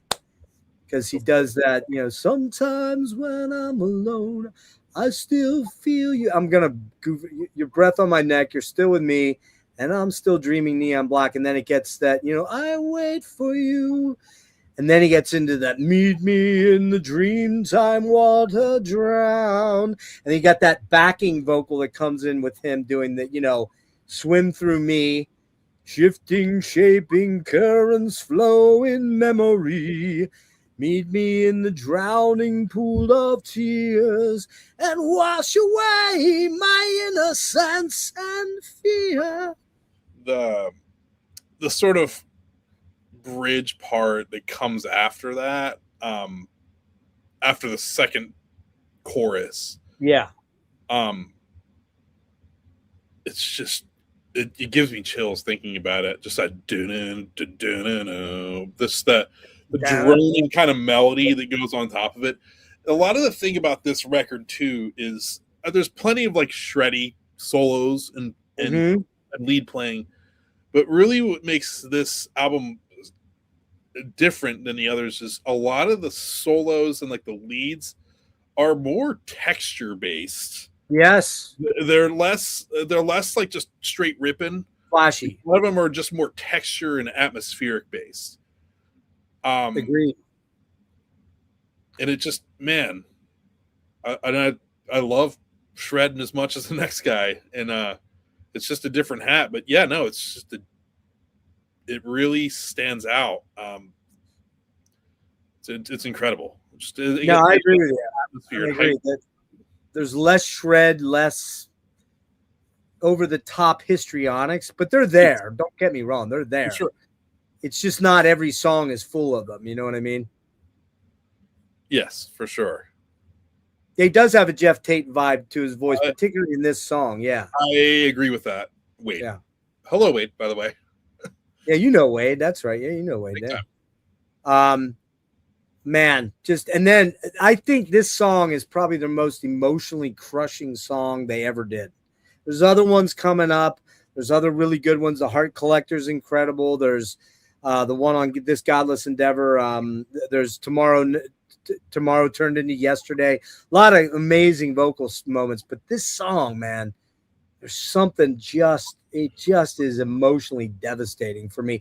And I don't know if you hear this, but the album in essence, but this particular song in particular, it's got some Typo Negative vibes to it. Yes, 1,000%. No doubt about it. And just the way Pete would write a melody, it's got that something in there, I also, one of the things you mentioned, like the emotion and stuff, and I know that Worrell has gone on record multiple times, which I always respected about him too, because when bands like release albums or like, what's your favorite one? Or like, well, this one, obviously, but he always it was for him. He always said, "Dreaming Neon Black is my favorite Nevermore record," and he said that'll never change because it's such a personal record. And I guess I didn't understand the extent of the concept, which is really fucked, man. Yeah, it is, isn't it? Really crazy. I didn't know all that, so I learned something here. That's intense. It's intense. Nisse, thank you. I don't know if Steve enjoys my vocals as much as you do, but I used to sing. I did used to sing in a covers band. I was more a Lane Staley type singer for the most part. I tried to, but I could way back. We're talking maybe before I got sick 10 years ago. We used to do a version of "I Will Remember" by Queensryche, and I was pretty fucking on it, man. I couldn't do Queen of the Reich. That was a little above my pay grade as far as getting all the way up there and staying there. But I could pull off. I could actually even pull off Hunger Strike, believe it or not. Like I couldn't sing it. You know, that was usually towards or in the early on, so I didn't have to stress my pipes much after that. But here he goes. Tim's gonna fuck with me now. Jeff would sing Dokken covers better than Don Dokken. Dude, that ain't saying anything. Come on, man. I mean, maybe Dokken in his prime, but come on, man, you know. Yeah. So anyway, back to the album here. I'm patting myself on the back too much.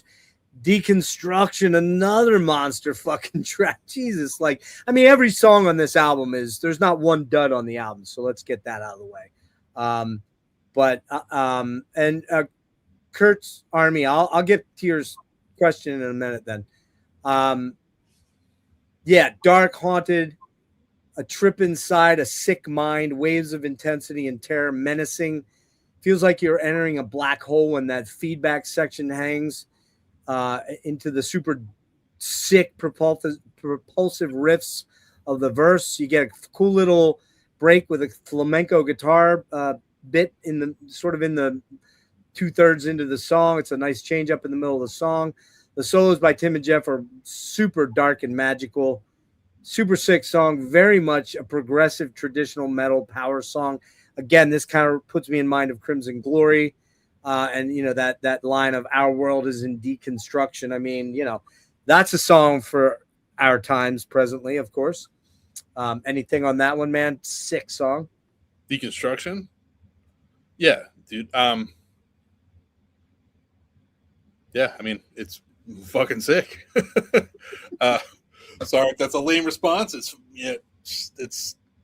a lot going on in my head right now about this record, so I'm just like picking it all apart. I feel bad, Steve, because I'm such a mouthy motherfucker, and I'm like, and I know you're a little bit more reserved, so it's like I gotta sometimes drag some stuff out of you, but I don't want to do that to you, you know. But man, the Lotus Eaters. Oh my God, this song is so killer, man. Yeah. Am I picking the right track? Maybe. Can we just play this whole album, guys? Yeah, we could play the whole record. Right. Do the whole record. I'm thinking about Fall to the Flesh and All Play Dead right now. And Fall to the Flesh, I think, is a underrated Nevermore song. It's so menacing. But also, yeah, I jumped the Fall of Flesh, yeah, because the line in there that's so pivotal and killer is, "I am but flesh, and flesh is weak."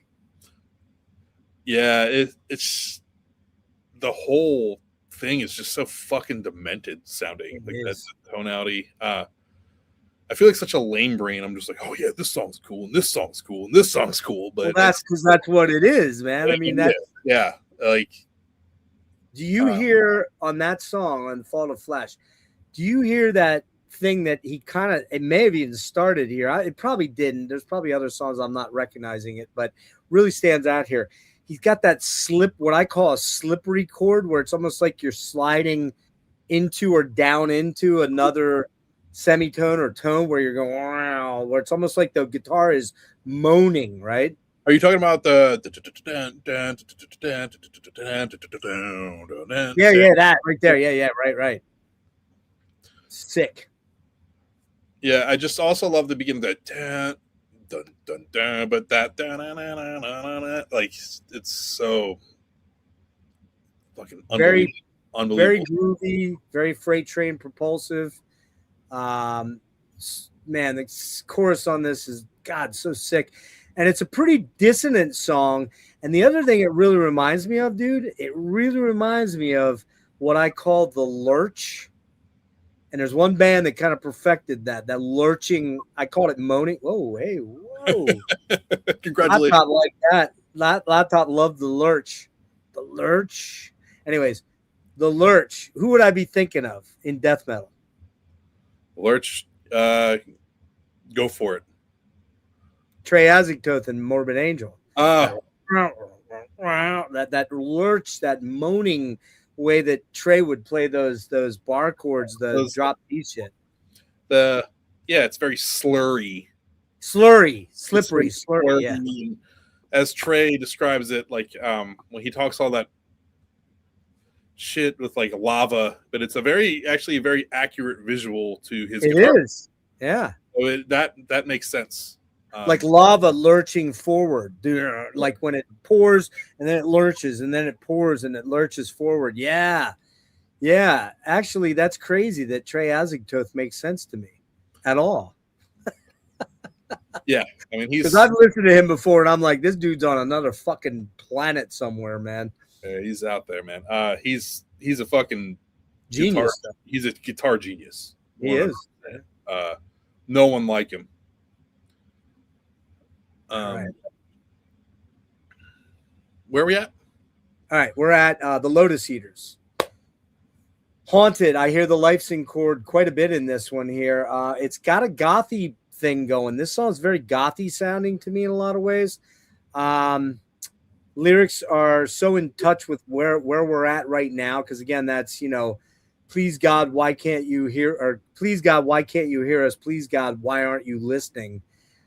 Another one of those tracks. I wish I could play all these ones, but again, I note in here, this was the mid 90s and it's only gotten worse. This was pre-internet and social media, and how the media's sick grip, because it's talking about the media's grip on mind control and influence. And if you go through all the lyrics, it's very much in tune with that. And it's like, this was 5 years before the internet starts to be a thing. I mean, it was around, but nobody had it until 99, 2000, 2001, 2003.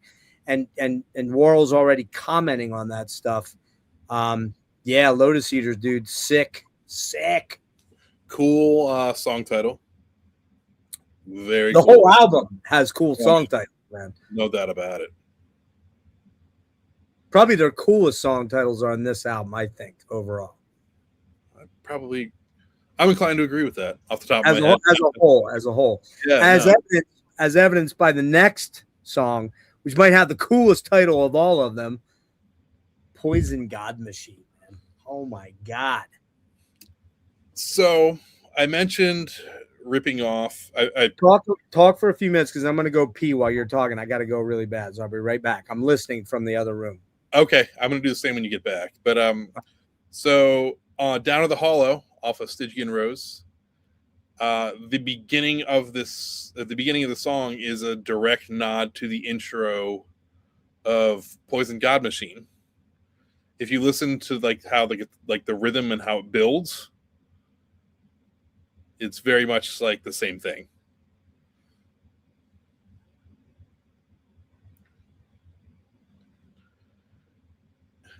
And for those who are watching, I'm also going to take a pee break, so I will be right back.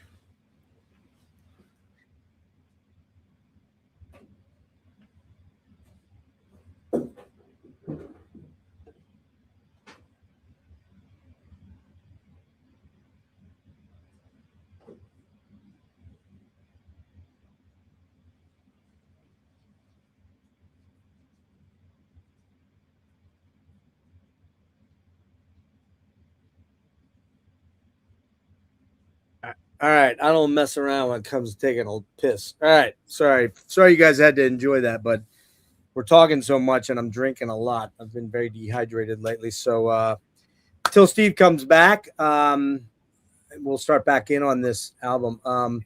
Wanted to mention that on the 20th, I'm going down to see Worm in Baltimore at Metro Gallery, and I'm tentatively I'm going to have Phil Tugas from Worm as my guest. We're going to talk about all his projects: Zocritus, Exul, First Fragment, Funebrarum, which just put an album out yesterday.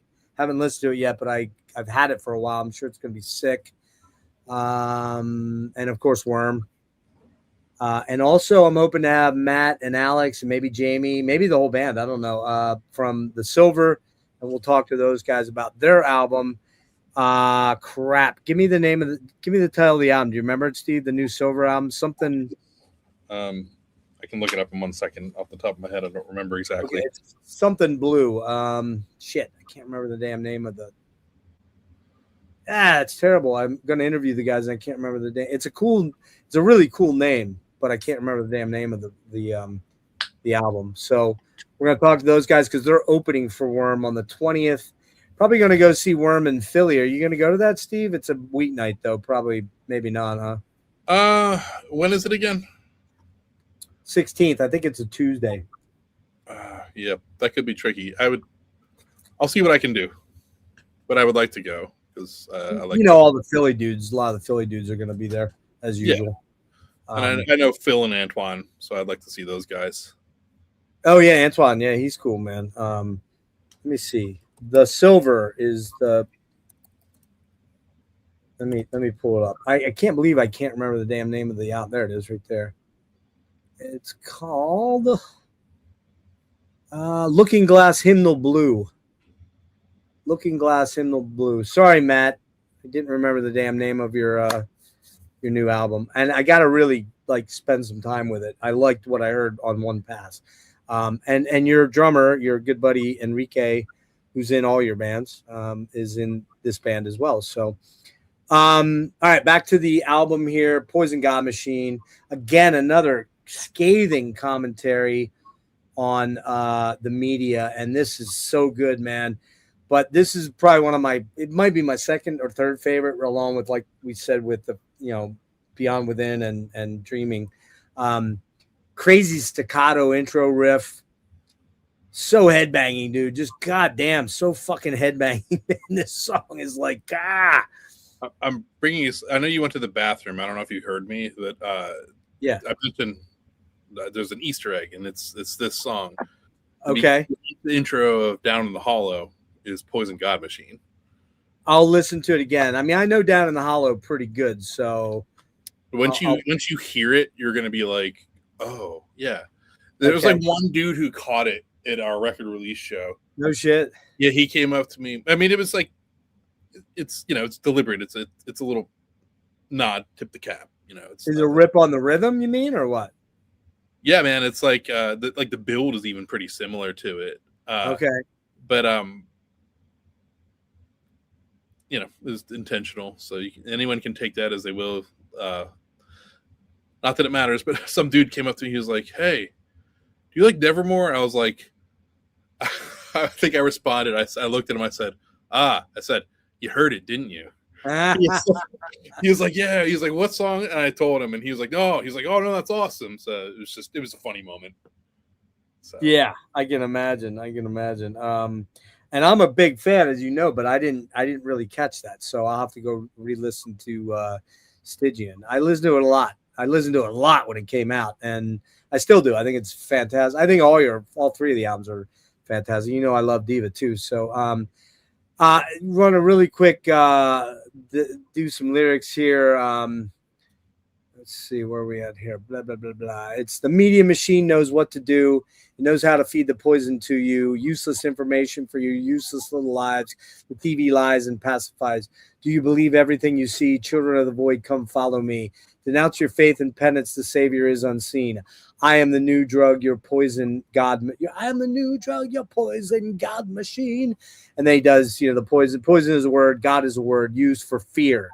Boom. Boom, man. Like so on it. Warl was so fucking on it, man. In subtlety we obey through ink and broadcast wave, the doubt and fear that shadow media decay. Deprogram this affliction and the cathode ray unclean. I am the last now, the empty soulless screen, soulless poison God machine, and we eat the poison. We created the poison God machine. Top 5 Nevermore song for me, probably, man. It's so good. It's unbelievable song. Like like you said, the lyrics are super fucking on point, but also like the arrangement of this song is unreal. It's untouchable, man. It's untouchable. So it is so slick. Yep. Like the song arrangement. I also love the second time where he's like, and then it goes into Yeah. God, yeah, it's super fucking heavy, and also like the transition into the bridge right before the chorus with all those like super dissonant arpeggios, chords, such a unbelievable fucking song. It is. It's just unreal. Wade wants you to come back to Indiana. Wade, did you go see him? Did he come see you at the show you just did? I did not see Wade, but I would love to go back to Indiana specifically to play that fest again because it was a fucking awesome time. Yeah, what was the name of that one? I forget. Dark Lord Day. It was. And who else was on that? Incantation? It was Three Floyds Brewing, so it was like us, Napalm Death, Municipal Wastes, like Dead Guy, and like Midnight were the bands. Oh, Midnight. That's right. Okay, yeah. Wow. You guys are the sore thumb there. You're the doom band. They're all the crazy shit. Yeah, no, it was awesome, man. They took really good care of us. Everyone was really cool. The crowd was great. Was that Indianapolis? It was in Munster, Indiana. Munster, okay. I'll sidebar a little funny story about that. It was like Dad's night out at a beer fest. And when you're playing those things, they just like you just have you can get as much as you want for nothing. So like it's dangerous. It was fine, but like the show was great for like older people. Like, I'm 40, I'm old. I don't want to be out all night. The show, you're a kid, bro. You're a kid. Sorry. Well, the show ended at 9, which was great, but I got back to the hotel, and I just remember like waking up in my room in a panic at like 3 a.m. because bus call was like 7:30 in the morning. I just like I woke up and I was like, oh fuck, like what? Did you think you slept in too late or something? Yeah. It was it was a night. Okay, I got you. Yeah. I had that this past Saturday when we went to see Aranci. I was like, man, I'm not drinking because I drank Thursday night, not significantly because I had to drive home from Philly, and I drank at MDF, but again, not significantly because I had to drive home. But my buddy drove to New York City, and I knew he was going to stay mostly sober. Sure, yeah. I still feel hungover. A week later, I still feel kind of hungover, man. I don't. I mean, I don't. I rarely have nights like that. It's like it wasn't like catastrophic or anything like that. But no, I wasn't either. I went to bed with my contacts in, and I woke up and I was like, oh shit! I was like, what time is it? And then I looked and I was like, all right, it's 3 a.m. I was like, take your contacts out, you idiot, go back to bed, put your That's exactly what I did. All right, let's get into All Play Dead, another killer track, dark and mysterious, super catchy and very proggy throughout.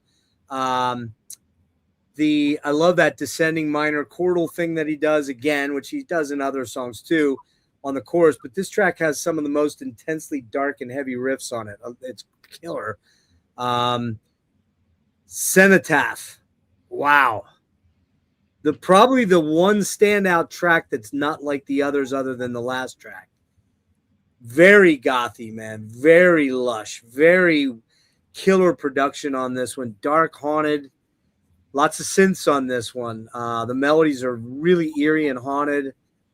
Love this track. Again, man, I wish I could play every song on this album. Just listen, take it from Steve and I. Don't fucking hesitate. Don't even think about it. Don't even listen to it on Spotify. Just go buy this album if you love metal, man, because you're going to thank us later. You're going to come back here and say thanks a lot for it. What about those two tracks, Steve? Good shit. I was while you were talking about that, I randomly remembered, so I didn't forget about it. The B-side to this record that actually never made on it, but we'll get there in a minute. Mm-hmm. I just didn't want to lose it. Okay, I'll bring it up. Are you talking about the cover? No, All the Cowards Hide. Oh, I thought that was on. I thought All Cowards Hide was on Enemies, or Enemies. Yeah. It is. It was No, not on Enemies, on Dead Art. Yeah, it was a beast. It was like it was from this session. Apparently, It was okay. I Yeah. didn't realize that because I thought I read it was from the Dead Heart sessions, but okay, my bad. Yeah, no, sorry. That kind of I sidebarred there. I just didn't want to forget about it because I had never heard that song until like today. Yeah, see, I got it on here that it says, oh, you're right. It was originally meant for Dreaming Neon Black. My bad. But I listened to it in a Dead Heart thing. Yeah, dude, fuck, that song is so good. Like, why was the only reason I think they left it off is they had too much material. They had a lot of material for this record. Too long. Yeah, it was already 66 minutes. That song is fucking epic, dude. Yeah, it's good shit. Funny. While I'm thinking about it, just a funny story. We both saw Nevermore at TLA. Mm-hmm. And For the Godless. But I remember I was like one row back, my girlfriend at the time and myself, and we were like one row back behind the guardrail. There was like this guy in front of us, and he was just an ass beater, man. He just kept screaming, "Play Dreaming Neon Black. Please play Dreaming Neon Black." He was just like hounding him, the shit, like just yelling it all. And then Worrell fucking had enough of the guy at some point, and he was just like, "Yeah, how about no?" Like he was just fucking... You bring that up, and I can't say I distinctly remember that, but I do remember Worrell talking to the crowd a good bit. And I don't remember that distinct moment, but that makes sense. It probably happened, yeah, for sure. That I just didn't pick up on it. I sensed a little bit of irritation because that guy was fucking relentless. Was it? Yeah, he was a bit annoying. Yeah, I'm trying to remember. If I recall correctly, I think my buddy John and I went to see it. I think we were up, in the TLA has that raised portion of the bar. The back on the side there. I think we were up on that area because I wanted to see the stage really good. And, I'm not that tall. So, and John's like your size, 6'3" or whatever. He's a big dude. And he's like, yeah, we can go up there. And I think he was standing back by the wall that goes into the back there where the curtain is. You know what I mean? Where you can actually access the backstage through that area right there up on that bar. And funny story real quick on that. When Marillion were playing there in 2005, the band Marillion, I don't know if you know who that is, but the neo-progressive band, I was sitting there and it was packed because Marillion only hadn't played the States in 10 years or something. And I'm sitting there and it was the only place I could find to watch the stage. And all of a sudden, coming at me, I see coming around the corner of the bar, none other than Mike Portnoy and some guy. And he comes up to me, dude, and I'm standing by that drapery thing, like a velvet drapery, and he pulls his wallet out and hands me his license. And he goes, I'm on the guest list. And I'm like, bro, I know exactly who you are. Come on, man. And he goes, oh, you're not security. I'm like, me? Little me? You got to be kidding. He's like, oh, no, it's cool. I just thought you were the security guy. I've met Mike many times over the years. He wouldn't know me personally, but he's met me many times. That was just funny TLA story there. So, dude, Cenotaph, fucking so good. No More Will, again, a pretty progressive and sort of wistful, built more around Dane's vocals. The guitar riffs are more washy and epic traditional metal sounding, kind of new wave of British heavy metal on this track, kind of. I could I can hear more Priest and Saxon and Maiden on this particular song. Love this song. Love it. Again, you got shifting bass. What I really love is this is the one with that droning chords on the pre-chorus with that shifting bass pedal tone thing that, where he just changes around the bass notes on it. Super cool. And then we get to Forever, which is a really pensive vocal masterpiece by Dane. It's melancholic and sadly pensive and beautifully dark and menacing as well. And then we end with it's got one of those hidden tracks where it goes for several minutes and then it gives you that was all the rage back then, where they had all the space and silence and then you get some weird little thing at the end or a little snippet of something, and they do the Ophidian thing, but they reverse it so that it's kind of doing the, you know, that kind of shit like that. And my copy, weirdly, that I have here that I showed has Love Bites on it, but Wade said that that's actually on Politics. I remember it being on Politics as well. There you go. Wow, dude, that fucking version of Love Bites is better than the original version. I swear to God, it's so sick. You know, you don't even know at first that it's Love Bites until you get quite a ways into it, and then you're like, oh wow. You know, I knew from the song title, I knew it had to be a cut, or maybe even says cover. Well, it says bonus track. See. Yeah. You know, I need to A/B those two because it's not my favorite Priest song. I don't think it's anyone's favorite Priest song. No. I like that is from my favorite album by them though. Oh well, Stained Class and Defenders kind of 1 and 1A, and the reason I generally go to Stained Class is because the production on Defenders, the drum production is terrible. It's got that 80s drum production, but you know, that's a killer album. All, you know, just for the Sentinel. I mean, come on. Everything else, fuck it. The Sentinel's the track, right? Yeah. No, 100%. This is a 10 out of 10 for me, dude. I'm gonna guess probably. Yeah. No notes. Any other final parting shots on that one, quick, before we fire up that song? Nah, man. Unbelievable record. I'm sure everybody that's watching this has already heard it, but if you haven't, like Jeff said, just buy the record. Yeah, don't even think about it. Like, don't even give it 2 seconds thought. Just buy the fucking album because it is epic beyond epic. All right, I'm gonna mute us quick for this one. So if you want to dip and grab something, I'm gonna try to move these last 3 as quick as I can, dude. We'll try to because we just got so nerdy into this thing that we probably got about an hour sidetracked into stuff. You know what I mean? That's how it goes, though. It's okay. Yeah. All right, hang on 1 sec. Here we go, guys.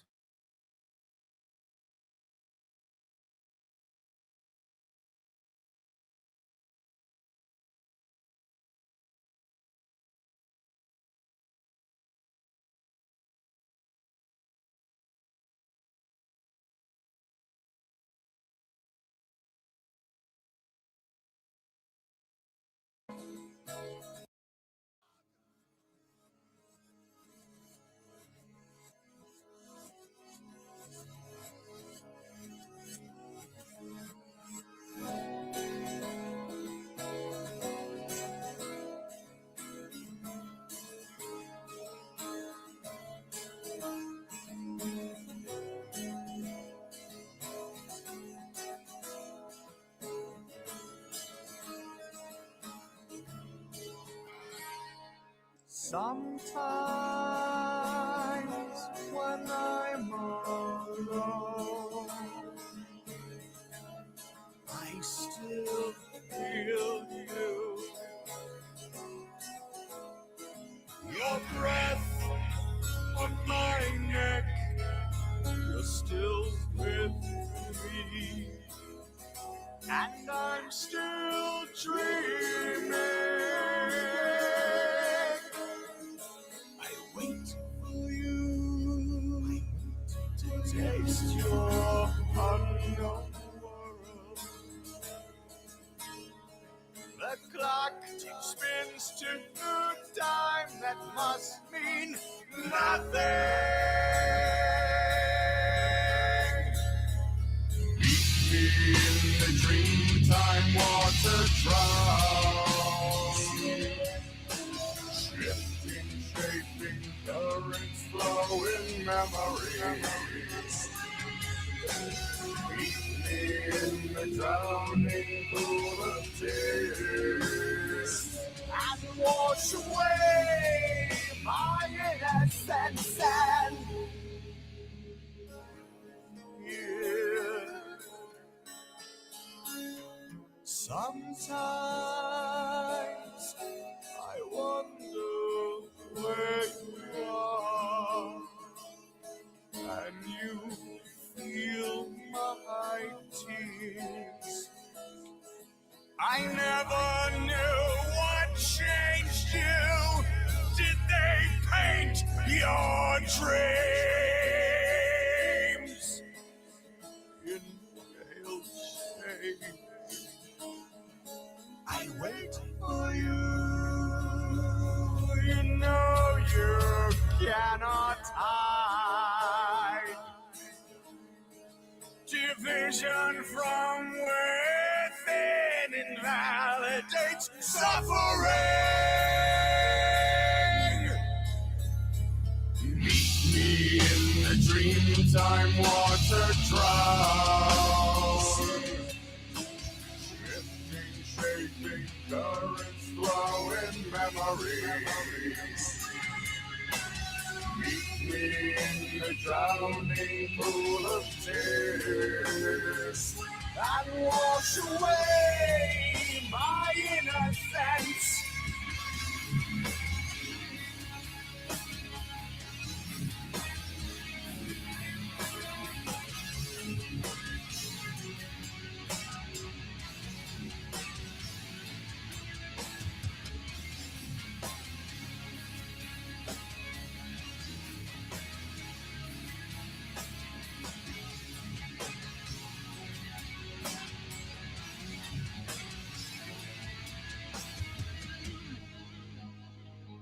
I am a child of light, living in your mind.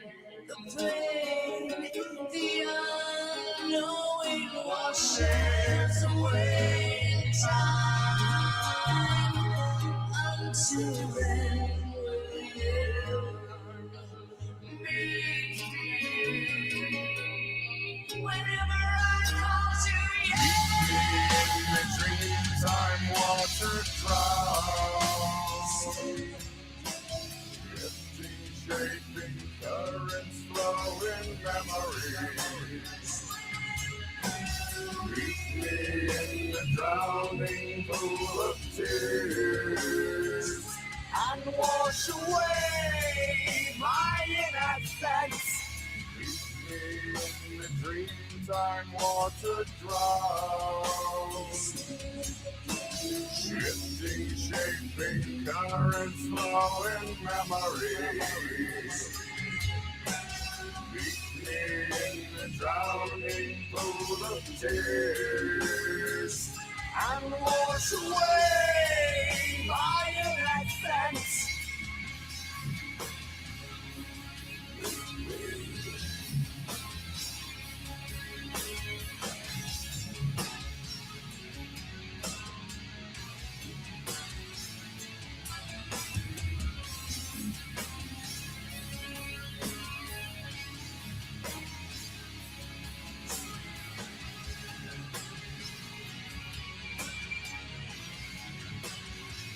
My old picture,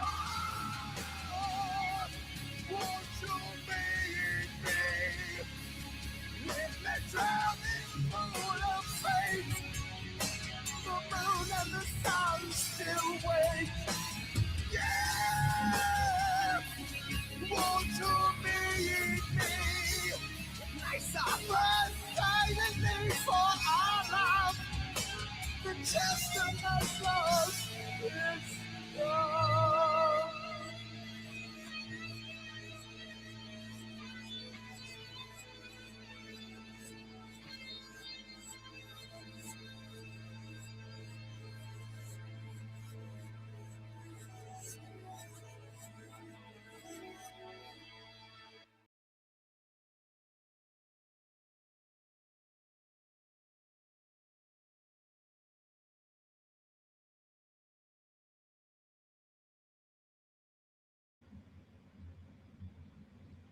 Man, dude, that section you were mentioning, that dun, dun, dun, dun, dun, Yeah. dun, Huge, man. the chords after that are the typo negative chords. That down, down, down, down, down, down, down, down, dun, dun, dun, dun, dun, down. That's the part that washy, chorusy sort of thing that Kenny Hickey has on a lot of the typo. That's where I'm like, oh, that sounds like a typo negative thing, you know. And Yeah. we should mention Christine Rhodes is the girl that does the female vocals fantastically. Wade brought up Pamela Moore. It's not her, although it could have been. She sounds like her. I feel like Pamela Moore did something with Jeff Loomis at some point down the line, though. Okay, she's probably a Seattle person, I would gather. You know, I think so, yes, but I'm not. and I just realized we missed playing Next in Line. I'll catch that at the end, so we'll do that next. I want to try to get you out of here before fucking 2:00. So let's move on here. A Dead Heart in a Dead World comes out October 17th. That's the one I can't find. I have it. I have an original. October 17th, 2000. Recorded July of 2000. Village Productions, Tornillo, Texas. They like that place quite a bit. And Robert Lang Studios again. This one's a little bit shorter, 10 minutes shorter. It's now we got Andy Sneap coming in. First time Andy Sneap sighting. You can tell. I think you can tell. I can, seemingly. Big time. And I'm not a massive Andy Sneap fan. I'll put that out there right now. But he did rescue the album after this, so that we'll give him that. But I always feel like his stuff is a little too, trebly for me as well. It's very digital sounding versus. Yeah, it's not as organic. Yeah. But anyway, so this is the first album that they jump in with the 7-string. Tim Calvert leaves. They go back to a 4-piece on this album. And besides that, let's just jump in, dude. Why don't you give me some thoughts on Dead Heart in a Dead World, which you said was your first or no? Yeah, I think it was ultimately the first one I owned. This, I feel like, is the beginning of what really ended up. I think it's the definitive piece of what eventually defined Nevermore as a whole and what they have become. It is kind of I want to say it's like a new era, but I guess it kind of is. It's seven. This is when they started using 7 strings, or Jeff used 7 strings. The sound changed. Yep. A good bit.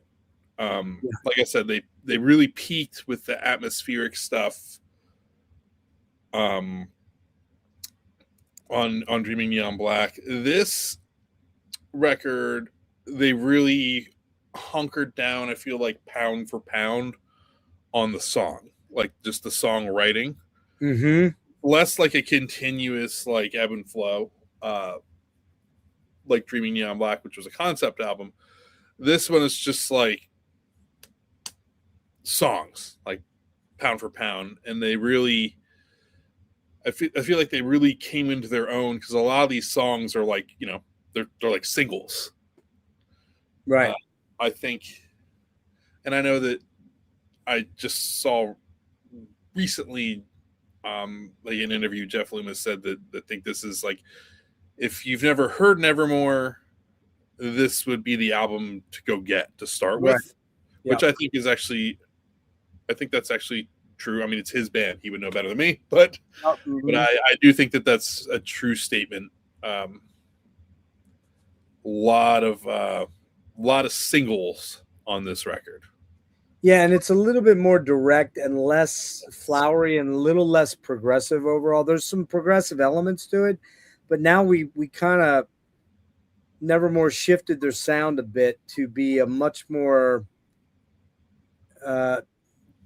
rhythm-driven band. Well, they always were, but I mean, and there's crazy leads all over the place, but there's something about the down tune. Now we're playing now a 7-string, and he's drop tuning that, I believe, a half step, right? So he's dropping down a half step from a standard tuning, but you got that low B that you're now dropping down to an A sharp, right? Mm-hmm. And actually was kind of surprised when I read that. I'm like, and I asked you, I confirmed it with you, because I'm like, well, Steve would probably know. But I was like, man, I really thought it was like lower. I thought maybe it was almost as low as like G, but it's not. It's not that low. Yeah, what you were saying though, like the songwriting, like the riffing is it's a lot more scaled back. They really cut the fat off of a lot of the stuff and just really focused on, like, I think verses and choruses and hooks. I don't want to say it's a pop record. there's still plenty of like slick arrangements, but it's a lot less. I don't want to say, I don't know the right word, but it's a lot more stripped down, I guess. But there's still a lot to chew on. So that I'm not saying that in a derogatory sense. Yeah, it's a little more streamlined. And while there really wasn't like a radio station that was going to probably play any of their hits, so to speak, even the metal channels, but there was in that early 2000s, there were metal channels out there, but they were dominated by Godsmack and Disturbed and all those Stained and all those radio pay for play bands. This was, I mean, did they get some play here and there? I'm sure they did. But did they get mass appeal? Not when Metallica is getting played every fourth song and Symphony and Metallica is getting played every third song and Sad But True's getting played every. They were never going to get that kind of radio play. You know what I mean? But they may have tried to sort of streamline their writing process to get a little bit more focused on not being as flowery or as long-winded, maybe, perhaps. Yeah, I mean, and I think that's like a natural progression, though. It's just like Sure. after Politics, which is a very technical album. Mm-hmm. Neon Black, which was very dense. It's just like, all right, where do we go from here? Well, let's like Wade said in chat here. It says it's more concise and less complex. Yeah. I agree. Kurt's Army, dude. I don't know what you're talking about. Jeff was Warrell's boyfriend, dude. I was in a room with Warrell when he was hitting on two chicks. That's not. I mean, I guess he could have swung both ways, but I kind of doubt it. But Jeff was his boyfriend. Like, where are you coming up with this weird shit, man? I don't even know what you're talking about. So whatever. Yeah, I don't know. I don't know what to. And Warrell pondered a drag band with Lane. Yeah, Lane used to do drag. They had a band called Alice. What was it called? Alice in Chains, but it was, or no, wait. I forget what that was called. Now I'm forgetting what Lane's original band was. I think it was Alice in Chains because Jerry had Hollywood Rose or something like that or whatever it was called, and they decided to kind of mesh their names and they pulled Lane in. So he wasn't by, dude. Come on, man. Dude, I don't even know what you're talking about, man. Like you're bringing that weird shit into here. I don't even know what that's all about, but whatever. Anyway, getting back to the album here. So, yeah, a very savage, heavy album, but also very earwormy.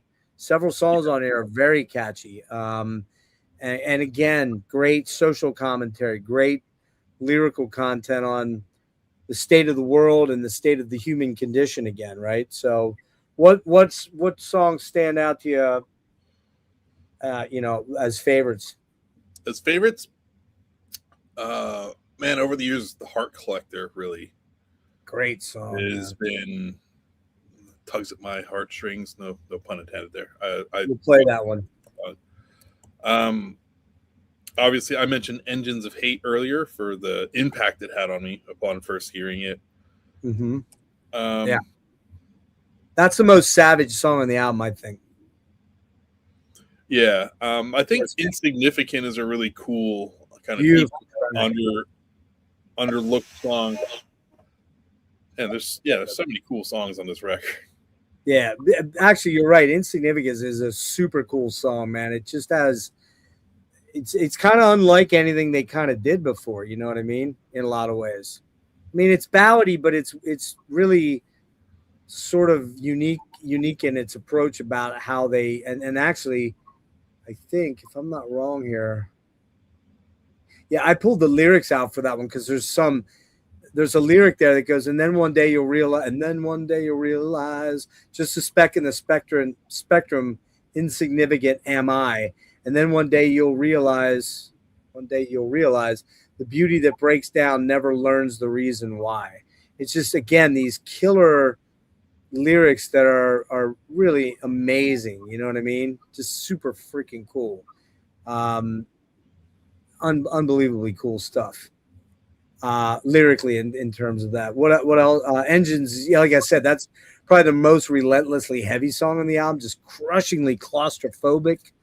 The riffing is savage and he's chugging a lot on that A sharp. I think, man, he's just getting a lot of grind on that. It sounds grindy, but not grindy in a death metal grind way, more in a grinding, like just that constant tremolo bass thing, you know. I also love how Van accents the guitar riff on the ride cymbal. Like it's just so fucking it's so catchy and driving. Yeah. Hang on one sec here. Kurt's Army, you can't post links in here, man. Only I can post links. Sorry about that. Yeah, dude. I mean, Narcosynthesis just starts it off with a fucking sledgehammer to the skull, man. It's just like literally getting beaten to death with a sledgehammer. I think, man. That you know that pedaling on that fucking whatever it is, whether he's on the A sharp or the whatever note, I don't know because I've never tried to do it. But and what's it about? It's about America being a drug state.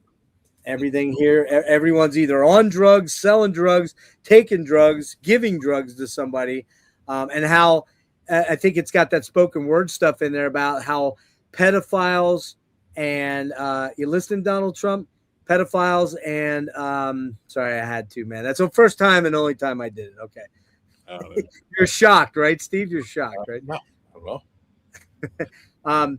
But there's a radio snippet in there, or a spoken word snippet about how drug dealers do far more time than pedophiles and rapists. Yeah, that's true back then. That was true. Yeah, no, you're talking about inside four walls. Yeah, it's on the nose, man, for sure. Oh, is it that one? I thought was Narcosynthesis. Yeah, it's inside four walls. The one okay, all right. Sorry about that. No, it's quite all right. But it's definitely on the nose. Did you I hear in the Narcosynthesis solo, I hear how did it come to this narcosynthesis? He's I also noticed on this album, whereas he was a much more emotive on Dreaming Black, this is a lot more kind of like, there's some songs that are emotive, but he really goes hard on the visceral, like, it's a little more enunciated, a little more attack. He's got a lot more attack on his voice on this album. But I noticed on the solo for Narcosynthesis, very Petrucci like on that one. Just has that lyrical flow of a Petrucci solo. It's fucking beautiful, man. That popped up on my feed. It was just like a video of Jeff playing that solo live at one of the most recent shows, and I just got the biggest shit-eating grin on my face watching him play that live. Like, see, the fact that they're all doing this shit, playing the shit again live is just so cool. But that's what do you think of Burzheim so far? Well, I think, dude, that guy's unbelievable. Pretty sick. I mean, he sounds exactly like him. It sounds like Warrell, but like, there's a lot of similarities there. I mean, but I've also seen that guy. I'll be curious to see what they cook up, obviously. But but I've seen him do other covers too. Like the other day, he posted something. It was like him singing "Horoscope" by Overkill. No shit, really? He's just like nailing it. Sounded exactly like him. Nailing Blitz? Yeah, dude. Nobody sounds like Blitz, man. I mean, it took me a long time to get into Blitz, but when I saw him back in March, I'm like, why did I not really like this guy? I mean, like, I remember, I can't even go elimination. I can't get up high like him, but man, it's all attitude. I love that. Oh, he's and dude, that guy is fucking funny as cool shit. And by the way, he was at the Triumph show in Jersey Thursday night. That's awesome. Yeah, him and who was it? Maybe Didi? I think it might have been him and Didi, I think. Yeah, how about that shit? They know good shit. All right, so we get to We Disintegrate.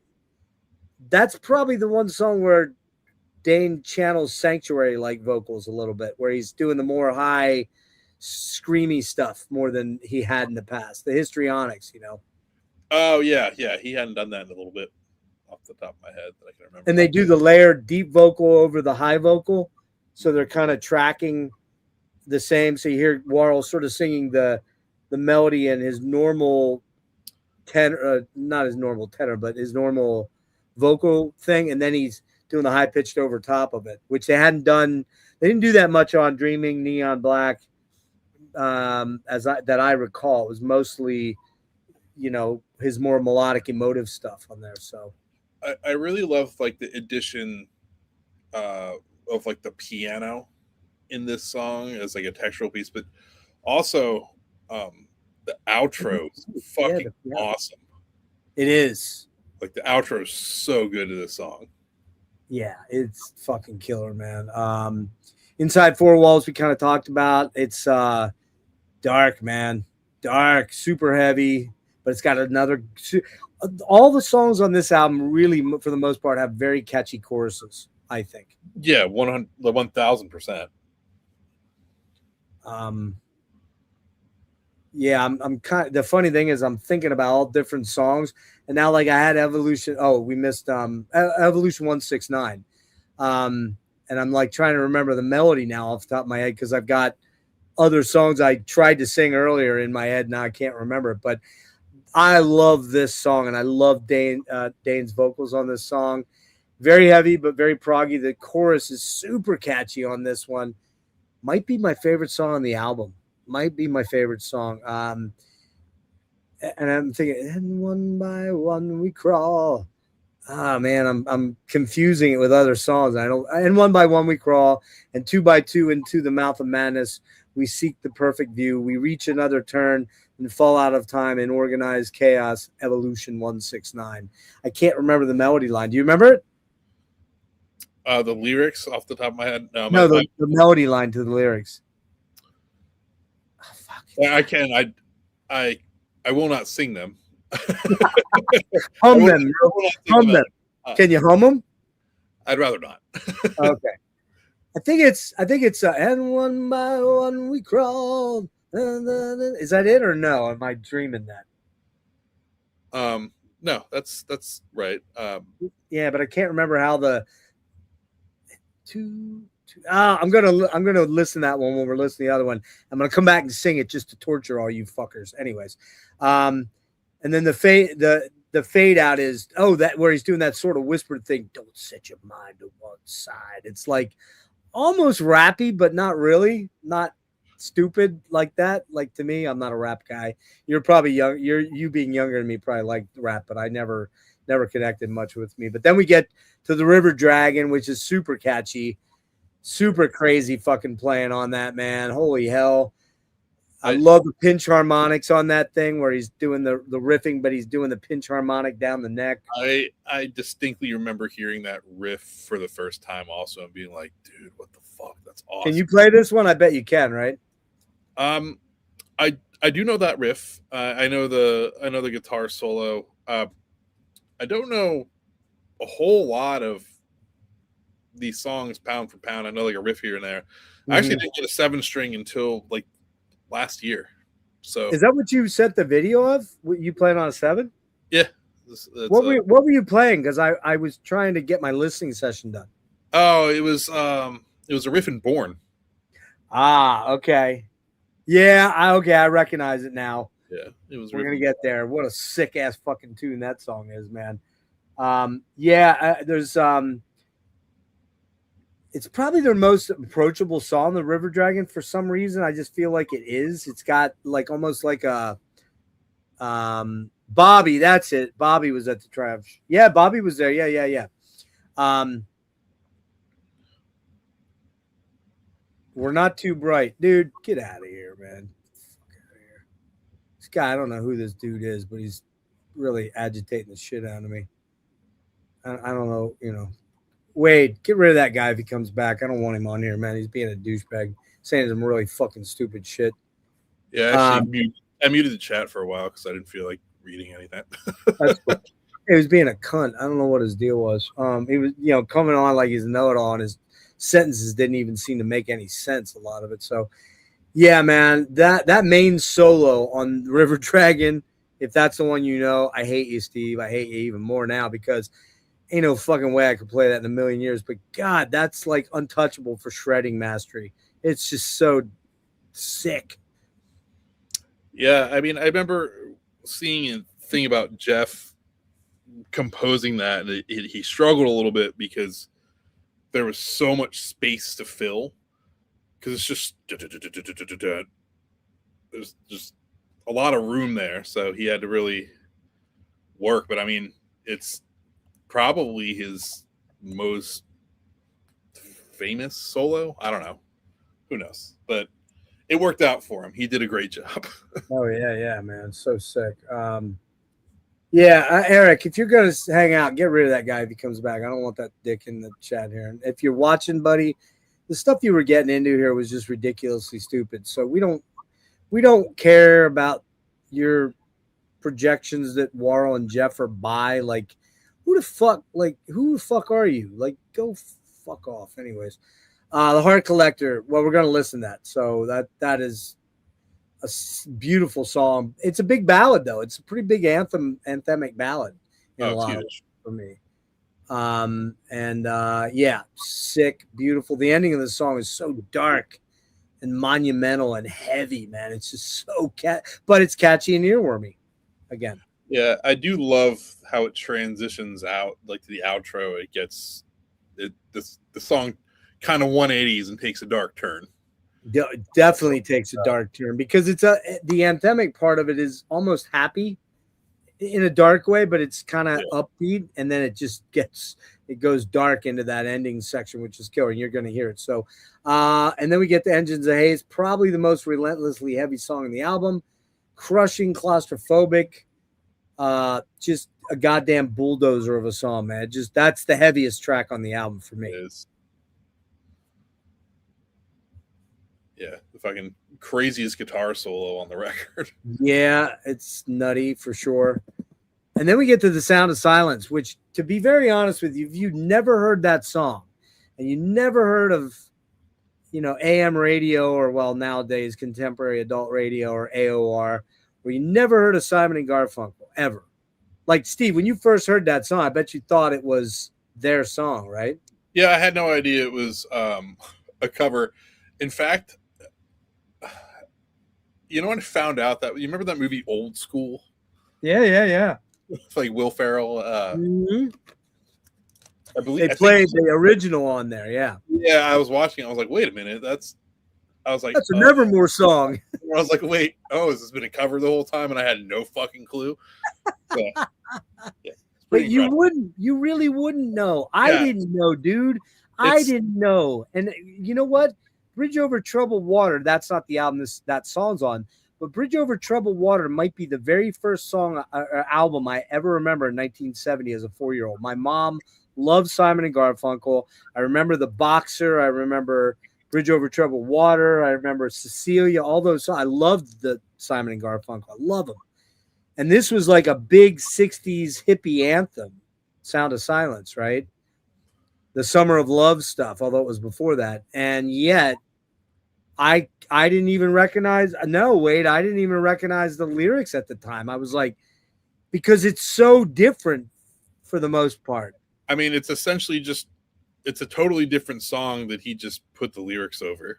Like he managed to figure out the lyrics. There's some chordal similarities only, but it's in a different key, obviously, because it's way tuned down. And you're like, what? How did they even think to fuck that song up so cool? If you get what I mean.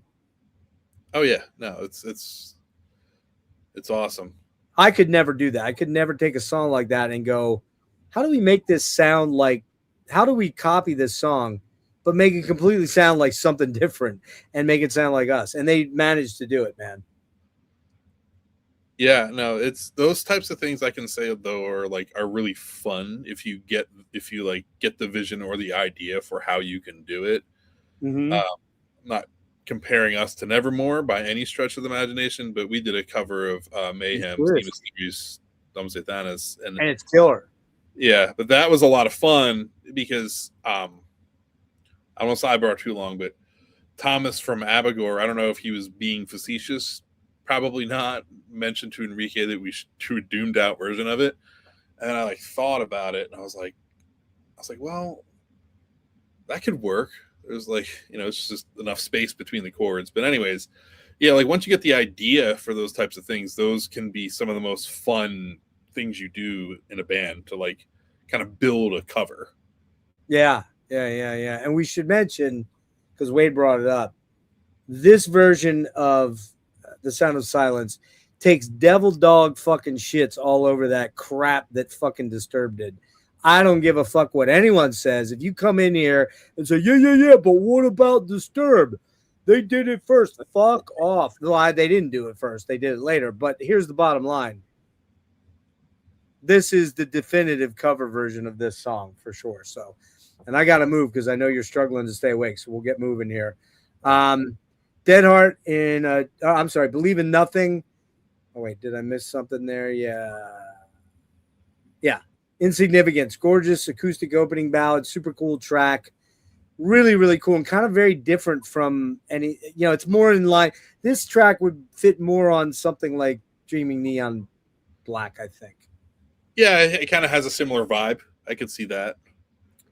Beautiful lyrics to this one. I just read them off before. Believe in Nothing, super melodic, almost has a Dream Theater vibe to it. And I thought to myself, they were contemporaries during this time, but they never toured together. However, I did some digging, and they actually did kind of tour together on Gigantor 2005. Yeah, it was like them and like Dillinger Escape Plan, Megadeth, and a bunch of I can't remember, but I do remember that tour happening. Yeah, and Dream Theater jumped off like 4 or 5 dates in before the end of it, and there's no way that Jeff and Petrucci didn't talk or didn't run into each other and have some discourse. There's just no way. Yeah, I really, I think that's Believe in Nothing is probably the biggest, most radio-friendly song on the album. Would you agree? Yeah, 100%. I saw an interview with Van and Jeff about the making of this record not too long ago, and it's funny. Like Van was not complaining by any stretch of the imagination, but he was talking about how he was like, "Man, it's got all it checks off all the boxes for being a hit single. I'm not sure why it wasn't, but I mean, it is a catchy ass fucking song.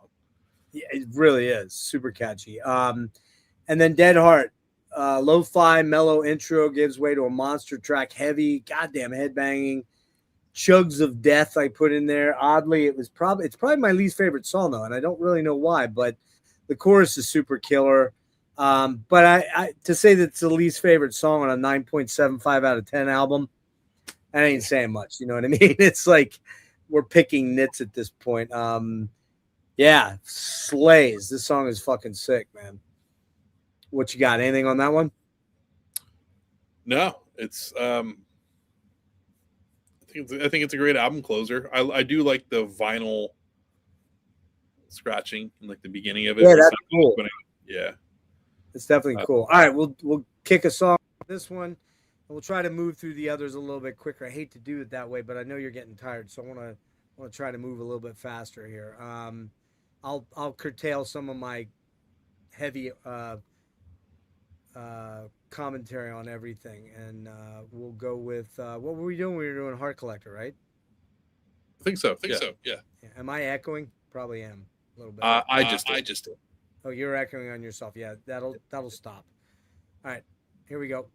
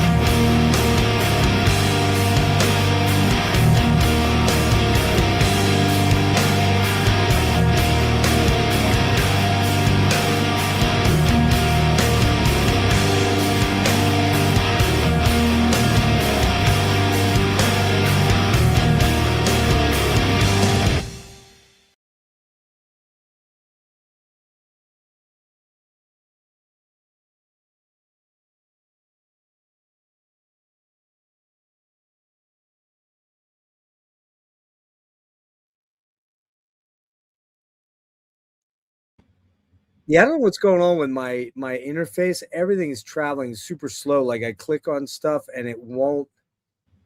Like I had to hit your unmute button a bunch of times. I don't know if my computer's like running slow. I don't understand what's going on, but it's taking me way longer to usually switch between stuff than I normally do. So you're not getting any echo, are you? No. Okay. Dude, that song, holy fucking shit, man. It's unbelievable. That chorus. Yeah, man. That's an earworm. So incredible, man. Like, nevermore to feel the pain. And then instead of doing like he goes and does something that I don't expect, which is the heart collector. He does that thing, and it's like, whoa, like that was not what I was expecting. You know what I mean? Yeah, I frequently hum and sing that song to myself all the fucking time. And the solo is beyond. Oh, dude. Yeah. So such a lyrical, beautiful solo, man. It's got all the Loomis tips and tricks and things that he does, right? Yeah, I mean, it's definitely among one of my favorites of his for sure. Yeah, it's a 9.75 for me, and I don't. It really probably is mostly a 10 out of 10 for the most part. All right, we're gonna try to clip these out. I hate to short shrift them, but I know you're getting tired, so let's do Enemies of Reality here. We got July 29, 2003 that comes out. House of Rock and Metalworks in Seattle, Washington. This is a shorter album, and this one originally was Kelly Gray did the production, and Kelly Gray was a guitar player in Queensryche when DeGarmo left. He was the replacement, and his nickname was called Oven Mitts because he was not a great guitar player. I don't exactly. Didn't you ever hear that? Oven Mitts, Kelly Gray? I never heard. True story. No, that's a fucking brutal nickname because, Oven Mitts, you know what it means. Oh, dude, I've said that all the time. Like, somebody's like fucking blowing it. And it's like, dude, wearing oven mitts up there, That was his nickname. And he had done some other production. He did a killer album called Wish Pool by Brother Kane, which I love that album. It's kind of southerny rock, but it's not really southern rock. It's an alternative rock. And Damon Johnson, who's in they're back actually now, and they're about ready to release a new album. But he did that album, and this album, man, I have the original mix. I did not get the remix, which Andy Sneap did later. The original mix sounds muffled. It's really kind of a slop pit. And Jeff Loomis, I read somewhere where Jeff Loomis said he found it ironic or weird, and he explained why. They were really limited on their budget because Century Media was thinking about dropping them, and I don't know if they did or didn't, but they were thinking about dropping them. And they were kind of really restricted. I think they got $20,000 to do this album is what it was, which back in those days was not a lot of money. You were seeing $500,000, $200,000 was the common amount of money to use. 20 is like, it's like a drop of piss in the bucket. So they hired this Kelly Gray guy. It came out. Nobody was happy with it. Then they got Andy Sneap to remix it. Of course, then he does the next album, Godless Endeavor. I really love this album, man. A lot of people kind of shit on it and don't think it's good. I disagree highly with that. It slips through the cracks for me. It's not one of my go-tos, but like anytime I throw it on, like I forget that I really do like it quite a bit. I got this album the day it came out. Oh, so did I think too. Yeah. So I also have the original mix, and I actually just went and like kind of scanned through and listened to the original mix within the last couple days, and damn, dude, yeah, the big thing I noticed that was glaringly obvious was the drums. Like, yes, you can hear like the kick drums sound real weird and, like you said, muffled. Everything sounds muffled. Yeah, you can hear the kick and the snare, but like anytime like he hits a tom or a cymbal, it's just like it's like not there, dead, completely dead. Yeah. And this is Van Williams, man. You got to have those toms, dude. Like they got to be there, and the kick has to be kicking you in the face, literally. Which it was in all the other stuff, right? Like, yeah, the cymbals sound like he was hitting like a lid of a pot or something on that original mix. But aside from that, though, I remember reading when this came out, Worrell saying like Metal Maniacs that they, they compared it to kind of like their Rain and Blood. They made a shorter record, which honestly, I love that about this album. It's like a quick, snappy. Gets in, gets out, gets in and gets out. Yeah. Yeah, I love that. The next record gets kind of long-winded, and it's my only problem with that album. It has some of the best songs ever, but they could have cut 2 tracks, in my opinion, I think. Yeah, I mean, this one also, you can see, with Dead Heart, they kind of scaled back and kind of made like I'll say like a more pop metal record, I guess, just for the sake of brevity. But this one, they're starting to kind of up the ante a little bit in the technicality department. They're starting to, it's getting a little more technical again. Yes, in this era, it's and speeding up quite a bit. Yeah, like every song is pretty aggressive, with the exception of like maybe two. The 2 ballads, the two ballads are kind of not, but they're big. Real said, Loomis said Kelly Gray is more of a pop producer kind of guy. He worked with Candlebox, which was a huge record, and I love that first Candlebox album, and it sounds good.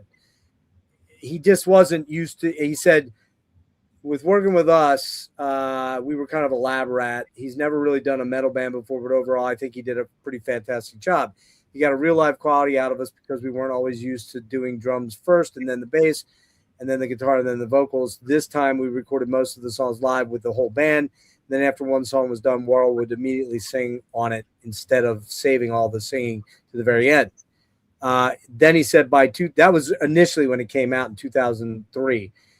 By 2005, he said he soured on. He said he directly attributed the shortfall of the album Sonics to budgetary constraint related to the contract negotiations then ongoing with Century Media.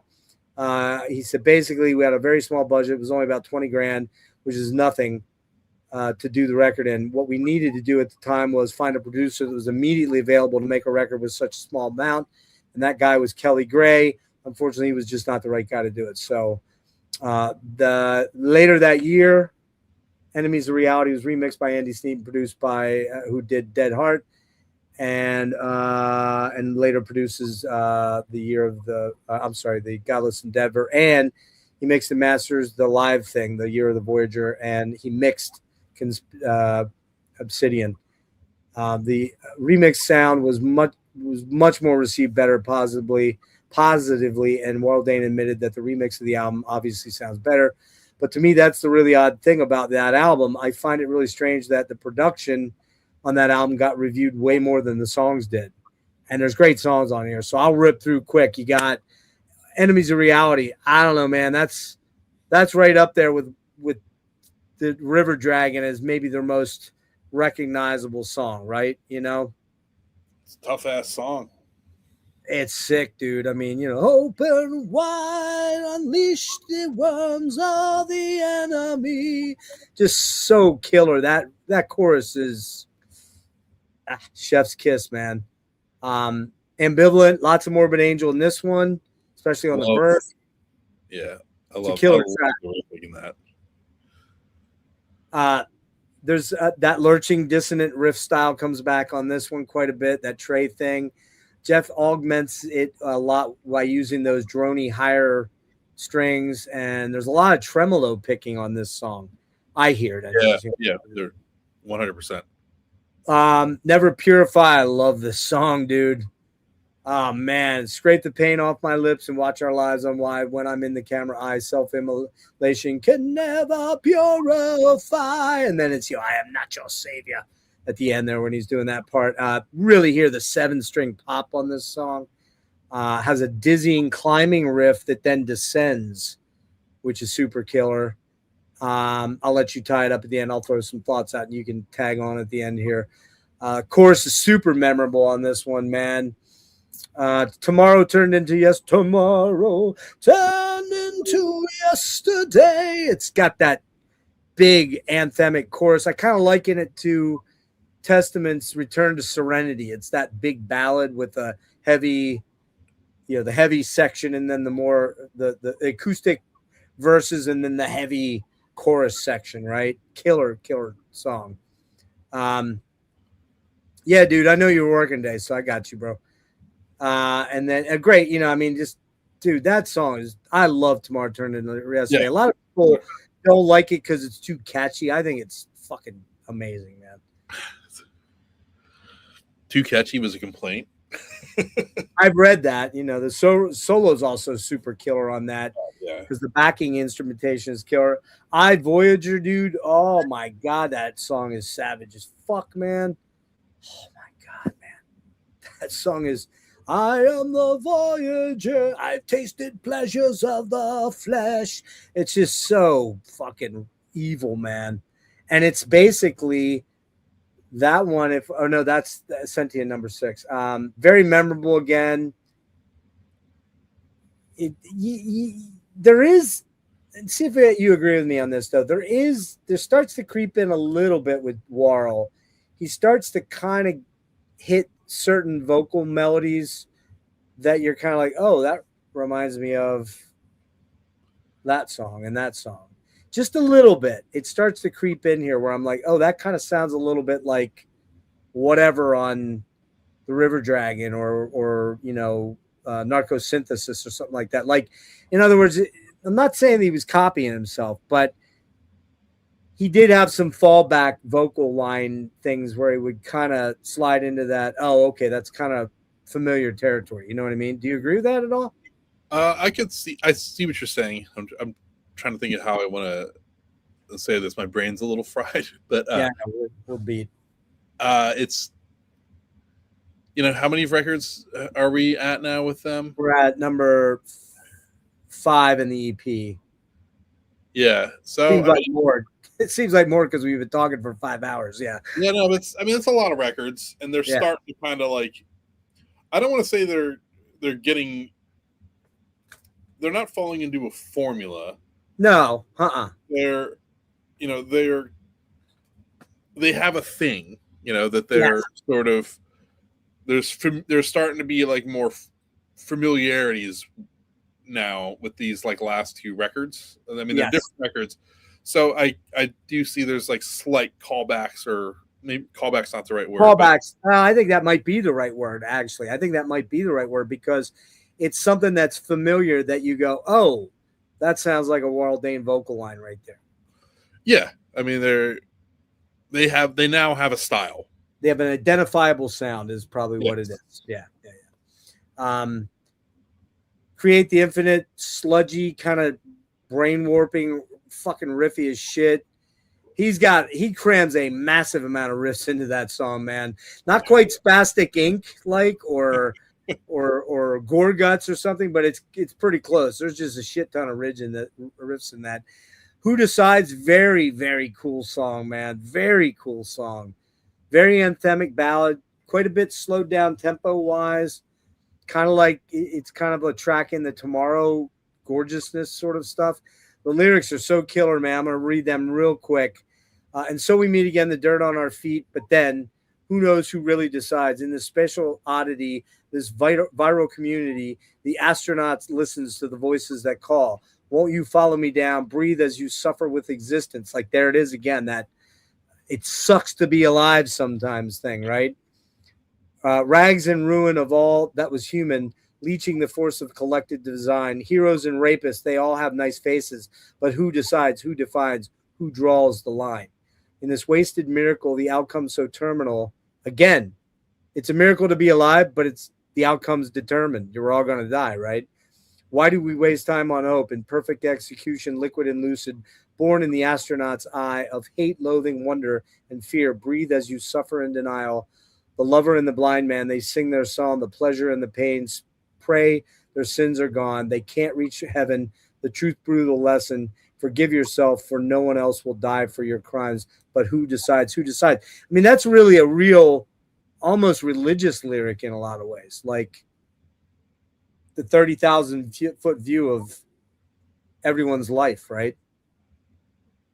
Yeah, no, it's again unbelievable lyricist. Numenon, which is very different sort of track. I almost feel like we should play this one just because it's just so different, right? Real swirling, psychedelic, kind of uneasy. Probably the least heavy track on the album. Actually, it's not lightweight, but it's probably the least fucking. It's kind of a production song. You know what I mean? It's like it's almost like a long interlude. A long interlude, yeah, like 5 minutes, Yeah. 4 5 minutes, yeah. But it's very production heavy. Like I don't think they ever played this song that I'm aware of. No, it's cool though. It's more like Probably, ambient. yeah, exactly. It's got an ambient vibe to it, exactly, yeah. Seed Awakening starts off with "There is no stronger drug than reality," which was the way the last track ended off, which is pretty cool. And just monster heavy riffs on this one. Again, the Morbid Angel thing, probably because it's a 7 string, and I know that Trey played a lot of 7 string, back in those days.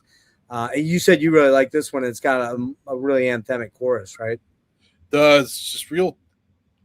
It's just real relentless, man. I also remember in my very first band, my friend, our bassist, and I were on our way to a gig. He was driving his Pontiac, and we were fucking blaring the song on the way to the gig. So What show were you going to, or a band you were playing in? it was like my very first band in high school. So we were getting all pumped up for the gig or whatever. And we were blasting this song. So it was, 16, 17-year-olds. It was a good time. But yeah, the solo in the song is so unhinged. Like, to me, it sounds like a one taker. Like, it sounds like they just like hit record and he fucking went for it. And Yeah, they're like, no all right. Yeah, no copying. Let's just let it ride. Yeah. It's just super fiery and like kind of in the same way that like like an Ingve solo is like you just like, oh Jesus, like real.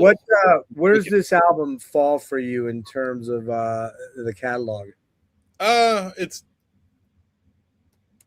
I like this album a lot, but I guess it's probably ranked a little lower compared to some of the other ones. Really, man, this one might be near the top of it for me. Weirdly, I don't know why. It was my second album by them. Maybe that has something to do with it. Maybe that kind of thing just hits me.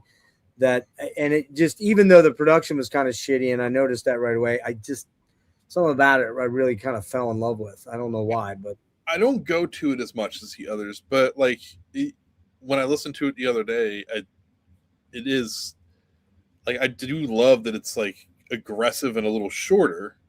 mm-hmm. So I'll probably, who knows, in a couple of weeks, maybe a day, it'll creep up on me and hit a different spot. You know how this goes. Sure, yeah, on any given day, more or less, but nothing's gonna top Dreaming Neon Black. All right, well, can we play Numenon? Is that cool? Yeah, go for it. It's only 4.5 minutes, so I'm trying to pick a shorter song. All right, here we go.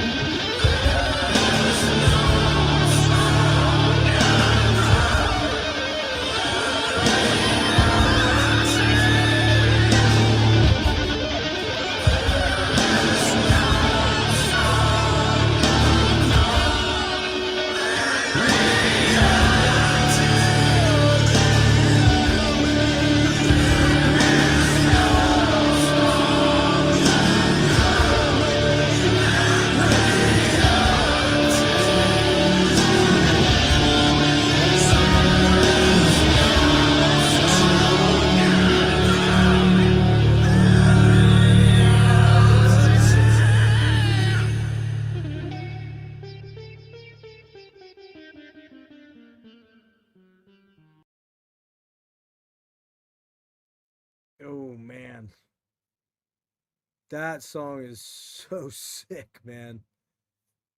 There's just something evil about it, man. It's that sitar at the end or whatever he's using there to simulate a sitar. Maybe it was a real sitar. I don't know, man. But God, it was getting super dark, man. Love that track. Love it. It's probably the least metal track on there until the very end where he kicks in with the sort of the heavy guitars there. But all right, we're gonna get on to this Godless, July 26, 2005. Is this the first time you saw him on this tour? Oh, wait, hold on, Steve. Hold on. I didn't unmute you. Go ahead. It wasn't the first time I saw them. I had seen them at Massachusetts. Was a hardcore metal festival or something like that. Maybe a couple years prior. I was still in high school, so I don't remember much. I just remember Chris Broderick was playing guitar with them. Oh, man, But I had Oh. seen them there, but I remember a little bit more from the second time I did end up seeing him, which was Is on that- Did you only see him twice, or did you see him? twice. Okay, all right. There goes the balloons again. They like when I do shit with my hands. I don't, let's see if I can get it to do this. You notice? Did you ever notice?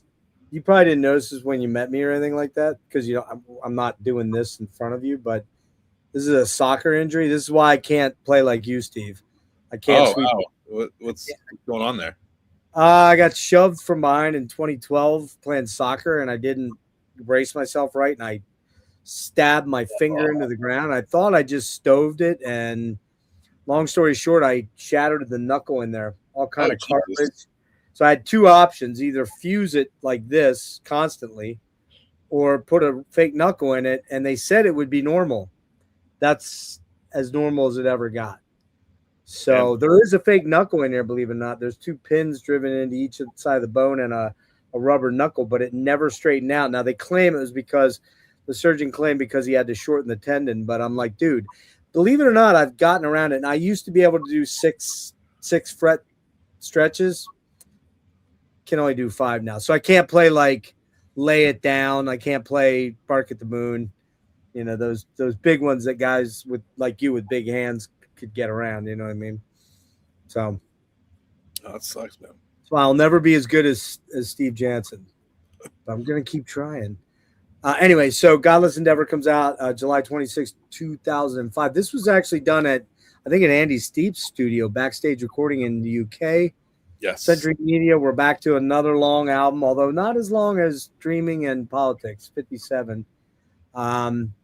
They add Steve Smythe to the mix, and he co-wrote 2 tracks and plays live with them on this tour. I think it adds a lot of depth and crazy shred because Steve's a fucking wicked player too, man.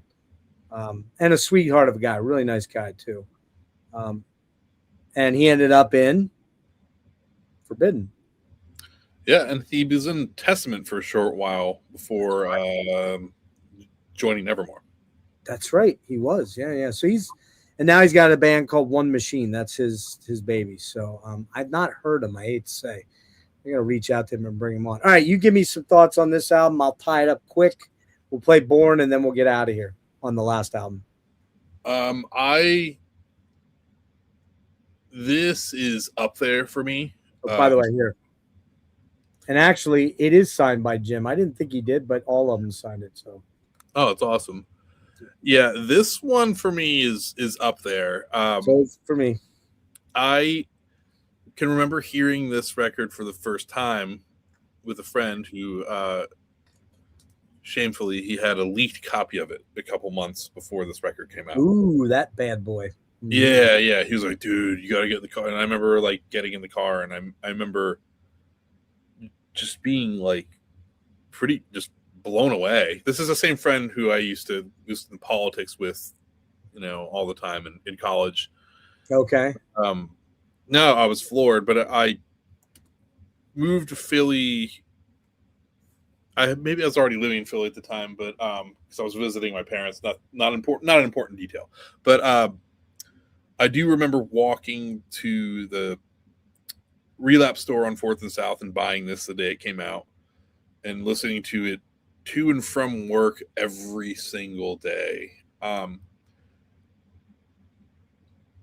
from a musician standpoint, from like a guitar player perspective, and I'm sorry if I've seemed like I've over focused on that aspect. No, that's what we are. That's why I wanted to do this with you, man.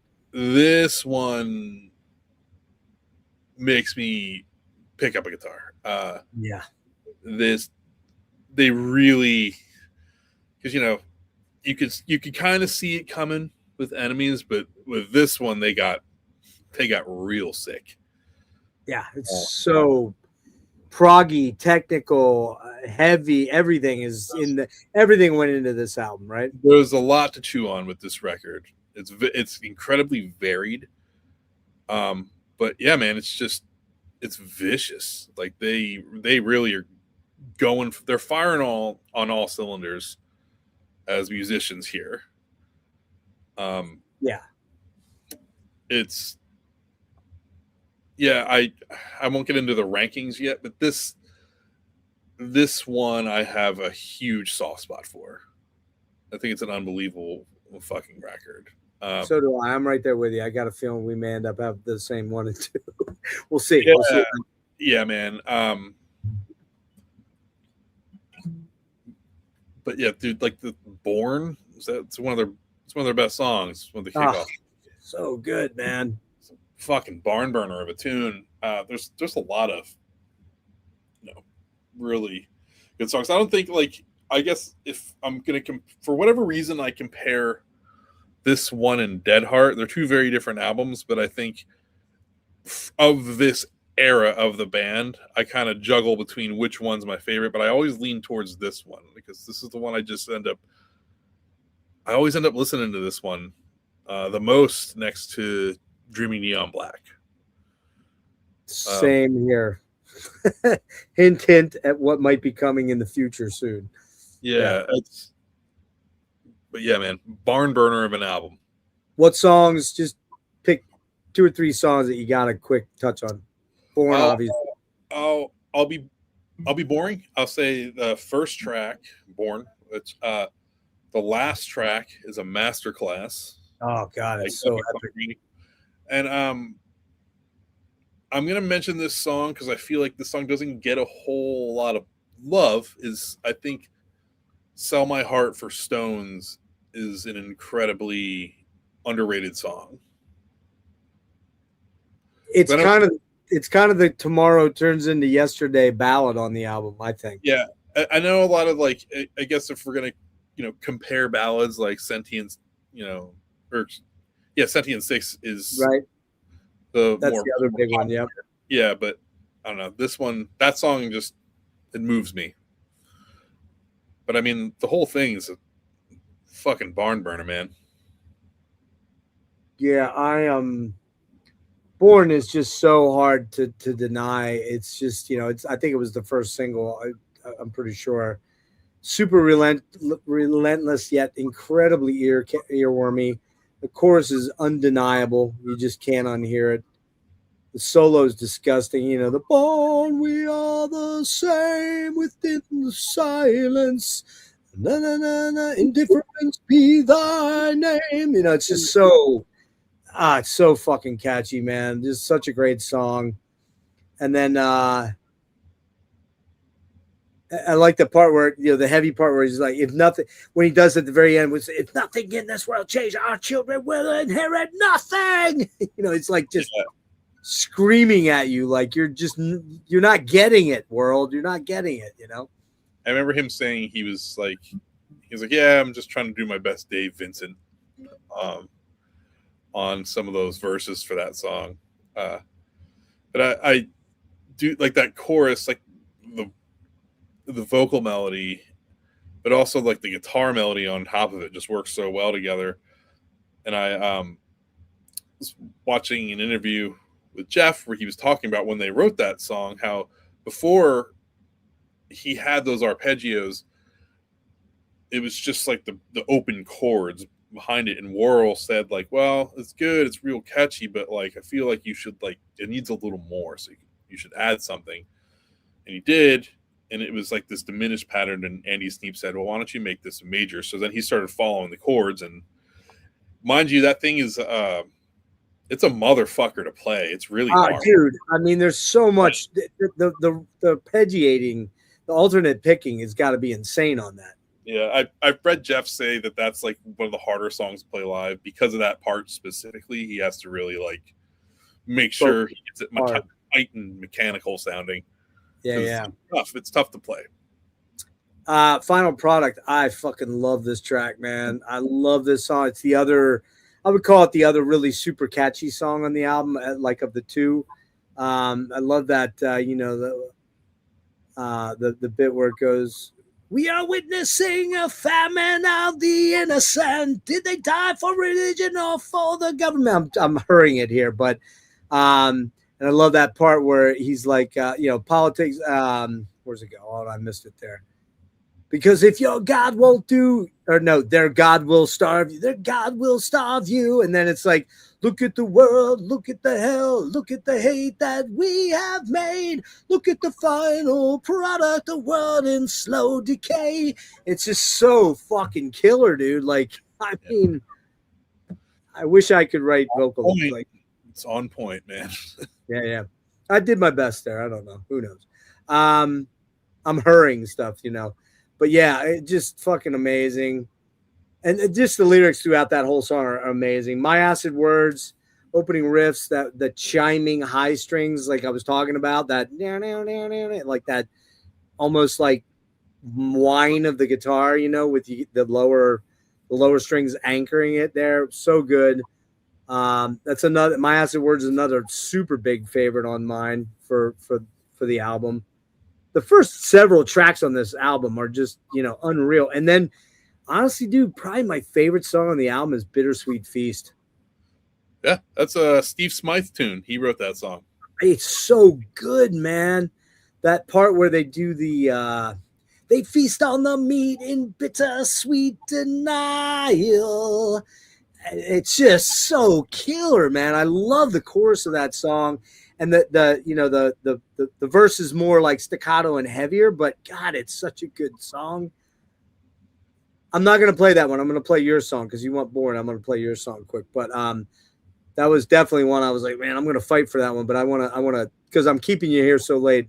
I wanna play your song. So Sentient 6, another killer epic about AI before there was AI, really, about robotics and replacing humankind with unthinking, unfeeling machines, right? There's a message played backward that says, "I am the bringer of the end, fear me, I am the beast that is technology." He was seeing this stuff in 2005 and 6. Man. Like it's prophetic. Thinking man's the thinking man's Warrell Dane. The guy was just brilliant.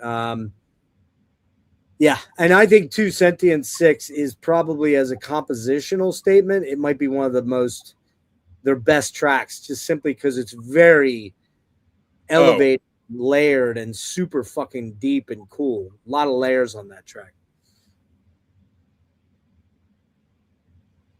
Anything else on that one? Yeah, just thinking, I love the piano melody that they bring into that song too. It's really it really does elevate it to the next level. It brings a lot more dynamic. I mean, it starts with it starts with the piano, which is an unusual thing for them. Yeah. And it's shimmeringly beautiful. And God, Dane is simply fucking amazing on this song, man. I mean, just like otherworldly. Then what do we got here? We got Medicated Nation, a commentary on the U.S.'s love for drugs. Well, really, human beings' love for drugs, for ailments to keep you functional, but doped up or down. Crushingly heavy. I mean, I love the lyrics. All you feel and all you do, the medication controls you. Did you remember to feed me while I was broken and bleeding? Did you remember? I can't remember exactly how that go, but I kind of am hearing it. But then, now slap your vein. I'm the power of the pain, the pleasure symbiotic. I am in a medicated nation of blind neurotics. I am psychotic pain, baptized in pure narcotics. I am just, again, man, the dude is so on point, and yet he was struggling himself with something similar. Maybe it was about his own difficulties, because we don't think about, alcohol being a drug, but it is. It's probably the most prevalent drug. And sometimes I partake of that drug, you know. Holocaust of Thought is a cool little intro by Jim Shepard, and it's a Japanese bonus track. James Murphy does some soloing on that, which is pretty damn cool. Yeah, he does. And you can hear it because he's got a very distinctive soloing style. Oh, yeah, I remember, like I said, when I'm listening to the leaked version of this, I remember this song came on, and I was like, "Is that James Murphy?" Again, the guitarist that plays two notes, and you know who it is. I'll tell you, the next song is probably my least favorite song on the album, though. Psalm of Lydia. Yeah. I like it, but it I don't know. The solo on it's fucking killer, though. The rest of it I feel is kind of mediocre, but the solo is, you know, next level Loomis, of course. Any thoughts on that one? No, I like that song. I love the almost like Carcass verse riff. Yeah, it kind of has a Bill Steer riff, doesn't it? Yeah, it's. I didn't even think of that. You're right. Yeah, it's real warped and just sort of it's a sideways ass guitar riff. Well, I miss Sell My Heart for Stones. We talked about kind of the Tomorrow Turns Into Yesterday ballad of the album, and it's a great one. It's fucking sick as fuck. Unfortunate, a Future Uncertain, another banger, has a really thrashy, proggy vibe to it. I love those big, washy, heavy chords that he uses in the right part of the chorus.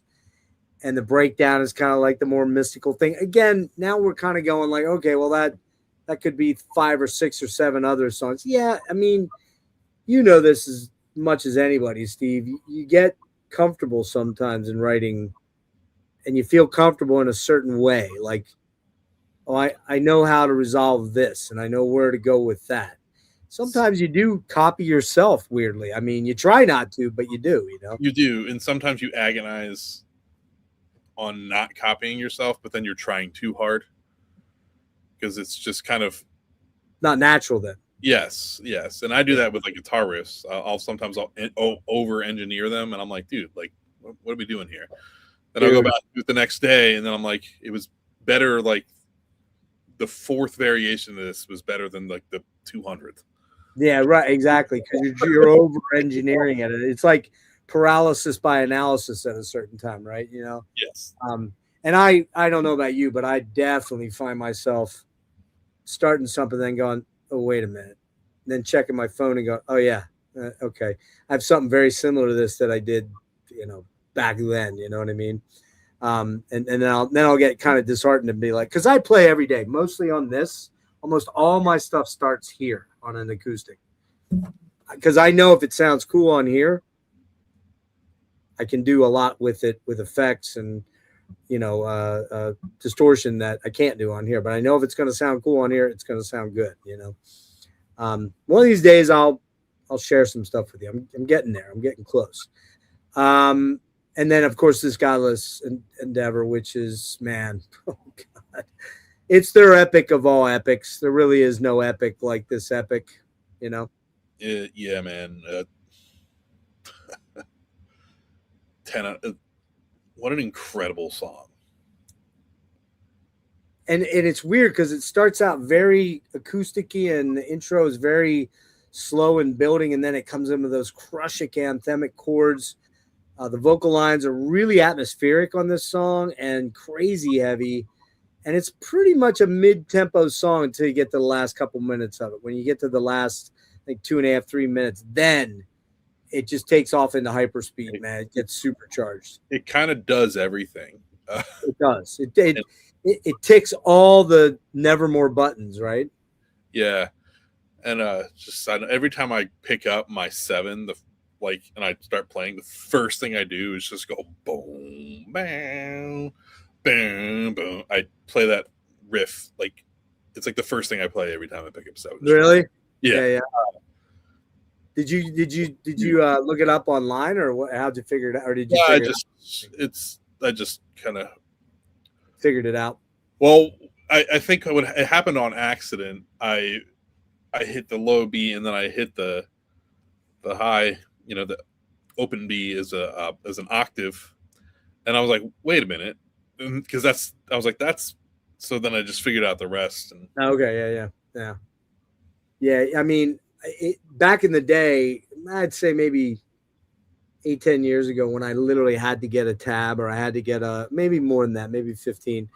But it's kind of nice now when I hear stuff.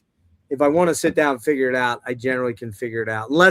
Sometimes I will have to look up a tuning though to figure it out, because I never know for sure if that's it.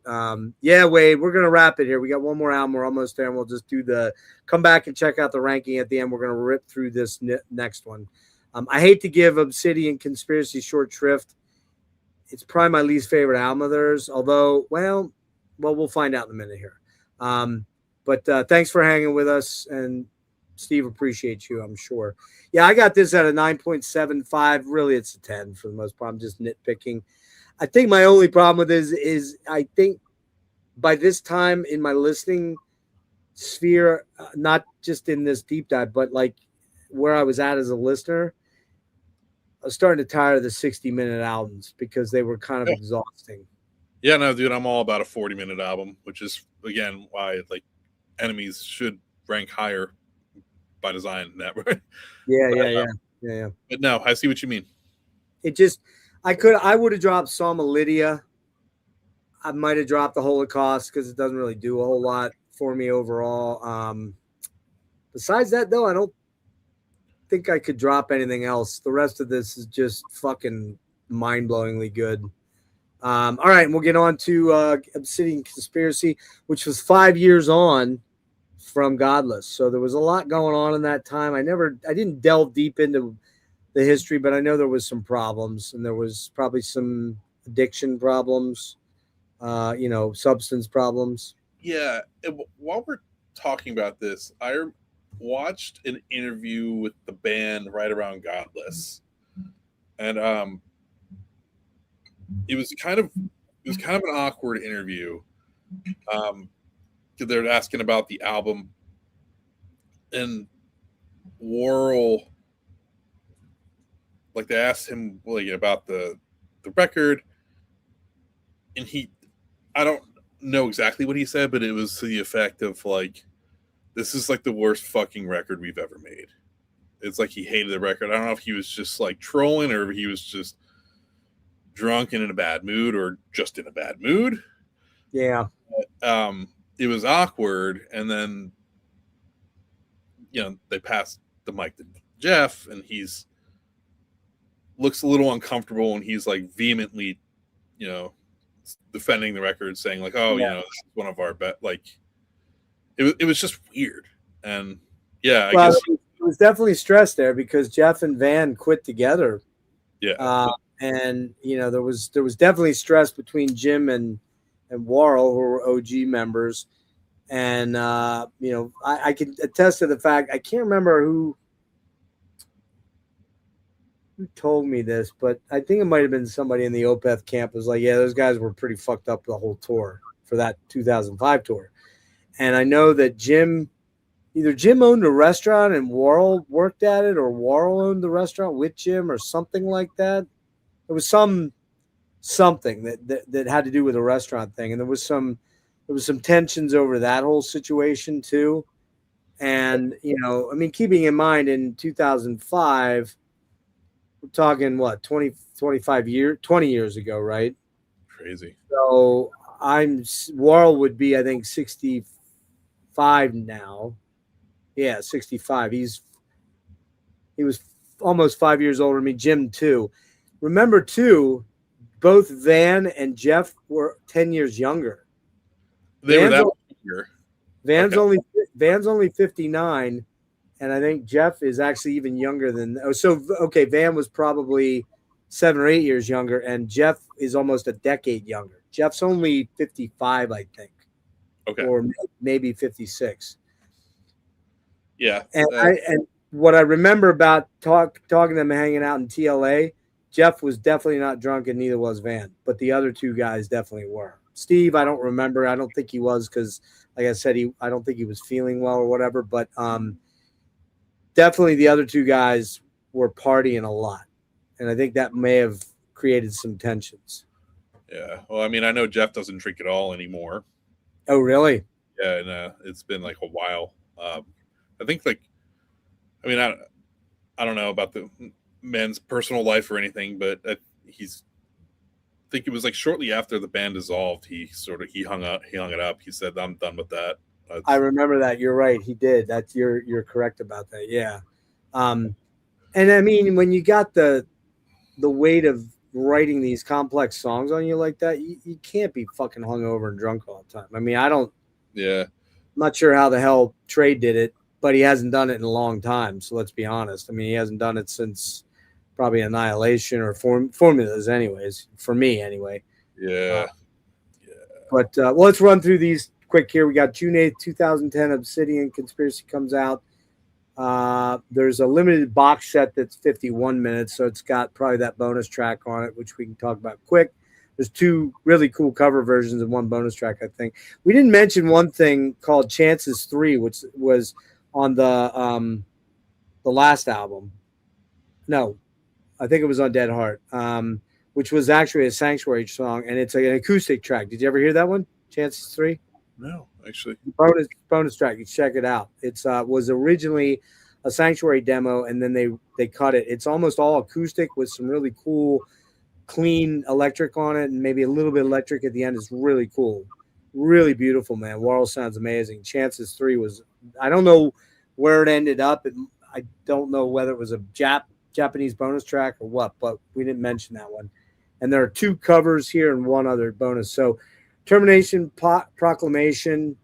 When I first heard this album, and by the way, it's Peter Wykers from In Flames does the production on this one. Oh, was it? I didn't realize that. Okay, I knew they had gone to somebody new. You can tell.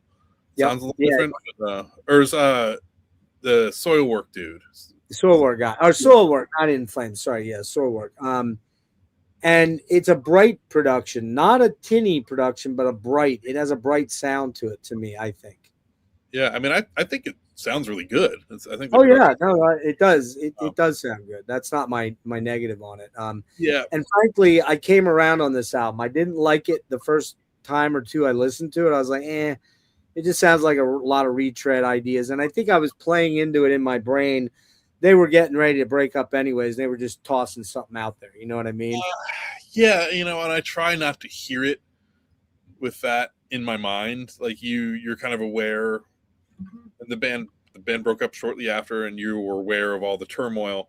Right. So, I mean, I don't ever want to speak on behalf of a band and try to say I understood your intentions, but yeah, this one has grown on me, but I remember when it came out, I only remember hearing a couple songs from it. I was kind of, who knows what I was doing at that time. What you were into, yeah, right. Mm-hmm. But yeah, I've listened to it a good amount, and it definitely grows on me. But I think what it's lacking though is there's not a lot of it doesn't feel quite as catchy.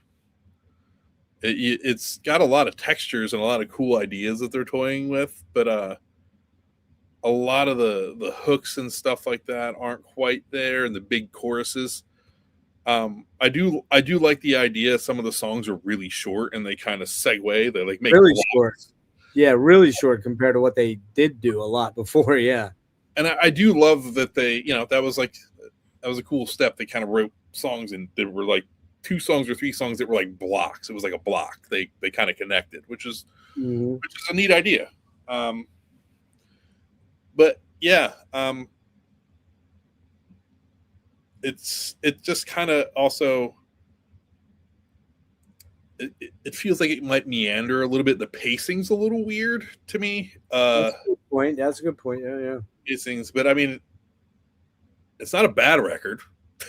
When I listen to it, the first 2 tracks don't do much for me. Even going back, the first 2, the opening track is kind of Dead Heart Enemies song by rote. It does sound kind of cookie cutter, that song. I also think Your Poison Throne, I don't like that rise. That thing bothers me. I don't know why it bugs the shit out of me. I don't like that song. Didn't do much for me at all. However, from Moonrise on, and I love this title, Moonrise Through Mirrors of Death. That's killer song title. Then it starts to really level up and pick up pace and get better and better and better. And there's some, you're maybe right, maybe not as catchy, although they were trying to write catchy from what I've heard and read. But there is a couple of catchy songs on here, but it's those first two don't do it for me, weirdly. I don't know why. Yeah, I mean, there's a lot more space in a lot of the songs. They're a little more dynamic. They're not just jam packed with like riff after riff. There's a lot more clean guitar and a little more textures. But yeah, it's I don't know. I've seen people that really love this record, and I've even seen some people say that this record is their favorite. I mean, to each their own. Yeah, you never know. Yeah. But maybe also, again, you get emotionally attached to certain records that you hear at certain points in your life too. So there's that element. It's always that deal. Like, where did you come in on a band? 9 times out of 10, that's where you're going to center around a lot of the times. You know what I mean? Yes. Moonrise is really cool, though. That one hits a lot more with the first two songs than the first two songs. Driving, hammering riffs that are reminiscent of Enemies or Never Purify or I Voyager. Very catchy chorus. I love In the Maiden Spoke, man. I really love that song. It's probably my favorite song on the album, I think. There's a couple ones that jumped out at me, but that one probably is my favorite. Just has a really cool vibe to it. Jeff is all over the fretboard on this thing, man. Like only he can be without sounding pretentious. You know what I mean? Killer chorus on that one. Emptiness Obstructed. Ballad has some amazing vocals by Dane. More of a mid-tempo track. This one does have a little bit of a similar like vocal line to things that he's done on Godless and Dead Heart, but I love the deep voice goth tone that he brings onto this one. He's got that. He brings out the gothy deep, like Praise of the War Machines thing, like when he did Sisters of Mercy, Lucretia. That cover is so good, right? Kind of on this song. I'm going to wrap them up and let you comment on what I said. I didn't play Born. I'm going to let you get out of here, and I'll play the song so you can get out of here. At the end, I'll play them because I'm still awake. We'll do the ranking, then I'll play the 3 songs that I missed, okay? Cool. Yeah. I want to get you out of here. I've kept you for 5.5 hours. That's ridiculous. I'm loving it. I love it. Yeah, but I know the next time I ask you, you're going to be like, yeah, I'm busy till like 2029. But it's cool. We'll do something sometime. No, Aurora's, my mom has Aurora this weekend. So where's your wife at, though? Oh, she's here. She's upset. Oh, she went to a comedy show. Oh, Christ. She's got to be like, you're never getting on that with that guy again, ever again. Oh no, she knows what I'm in for. She's excited for me that I get to go out. Cool. So she knows how it goes. Yeah, man. Blue Marble and the New Soul, really kind of different song for them in a lot of ways. It's almost bluesy in a weird way. He plays a blues riff, a blues solo on this. I really love it. Atmospheric, super atmospheric, but then it kind of has a classic rock vibe to it. You know what I mean? There's a lot of like classic rock shit happening on this record, like 70s sort of. I don't know. This record has a lot of 70s callback to me. It does a little bit. Yeah. Without Morals, very Dead Hard feeling, sounding, very great catchy song, less pummeling, more mid-tempo. Another great song, The Day You Built the Wall.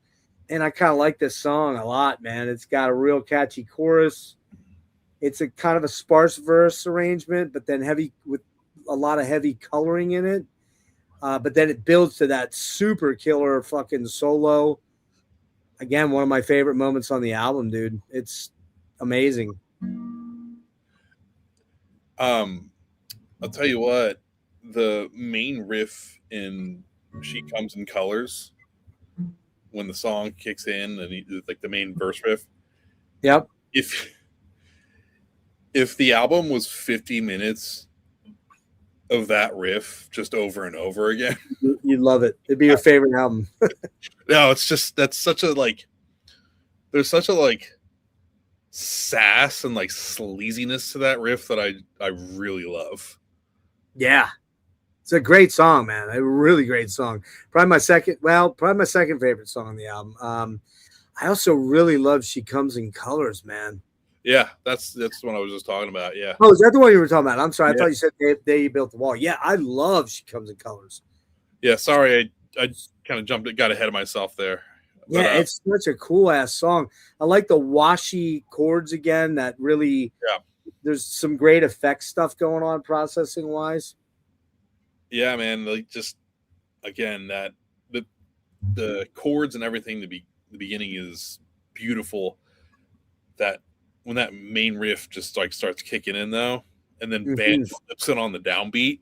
So And that's kind of gothy. It's got a little bit of a gothy wash to it in a you know, sort of in the coloring of it. And then we end on the regular album, The Obsidian Conspiracy. Man, that's a banger, dude.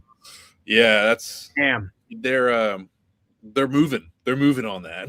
Yeah, that's the speediest track on the album. And here's what I said: it should be criminal to be able to play guitar this good, Loomis. I hate you. That's my favorite song on the album. Is it really? Okay. It's just so fucking intense. I love it. I love it. It's just like a thrash song, basically. It's a pretty, it's a power metal thrash song. Yeah, it's great. This one, I'm gonna still temper it a little bit because I think this is more like an 8.5 out of 10 for me. But when I first listened to it, I swear I gave it like a 6. Yeah. It's not that bad. It's definitely not that bad at all. I think I was coloring it with knowing it was their last album and it was kind of a done deal and they were, tapping out. But it's not that album. I don't think it is. Yeah. And even then, it's still better than a lot, if not most bands at their best. So, couple of bonus tracks on this one. We've got The Purest Drug. Did you listen to that one? No, actually. Dude, that's the actual bonus track for this.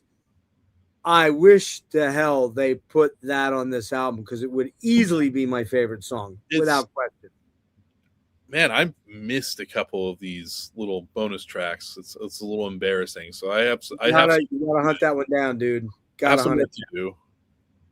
I'm holding myself accountable. Yeah, it's there is shades of Opeth in the track, in the verses, but man, the chorus is sick. Lyrics are so insanely sick. If murder is the purest drug and the needle is the new black, take your steps carefully. Turn it into the gray. The learning is still incomplete. No pressure, only lessons shall serve you still. That's just one line I pulled out because it's so sick. They do a cover of a Tea Party song, which I had to go listen to, called Temptation. This cover rips like always. Always. That's a cover. I don't know what it was on. I don't know if it was on a bonus. It might have been on that bonus or the box version or whatever of it, the box set version. I don't really know, but I didn't dig into it that deep. But this Temptation is super wicked. It's kind of like gothy. It's got some Cashmere in it, Led Zeppelin Cashmere. But they metal up this song that's more of an alternative industrial song. It's super cool. And then, man, I fucking love the Crystal Ship Doors cover. Did you listen to that? Yes.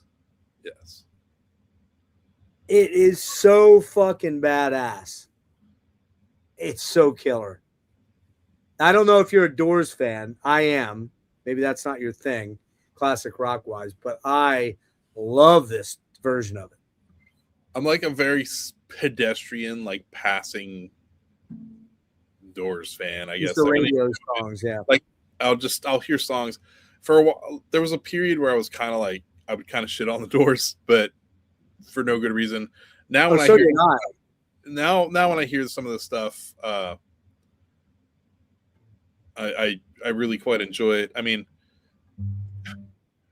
probably should shut my mouth. I'm usually pretty good about this. It just doesn't help that Jim Morrison was a pretentious fucking idiot, but yeah, he was the quintessential rock and roll frontman, right? Sure, yeah, of course. Neither here nor there, The Beatles were tame, and even Mick Jagger was tamed by Morrison's. He was the fucking crazy dude, right? I really got into the Doors after not hating them for a long time. Same with the Stones. I hated the Stones forever. And then one day something clicked and I'm like, yeah, I was missing something. I don't like any of the later stuff after like Tattoo You, but up to the 80s. But man, there are some fucking banger albums in the middle there that are just chef's kiss, man. So good. What song did you want to hear off that one? Did you want me to do what did we say? You want me to play the title track? Track. All right, I'll do that. Real quick, let's do our ranking fast. You can just spitball it, and then I'll get you out of here and I'll play those songs. It's only another half hour. I'm gonna get a bite to eat then and probably crash. But what do you got for the final or the lowest one? The lowest one, this one, Obsidian Conspiracy. Okay, mine. I jumped up quite a bit with this one, surprisingly. I put Nevermore because I just don't love that production. I love the songs, but I don't like that production for some weird reason. And I don't know why it is. But all right, next one. Oh God, it's I'm gonna say Enemies. Okay. It's between Enemies. It's between Enemies or the debut. Fair enough. I do listen to the debut a little more. Again, we discussed all that earlier.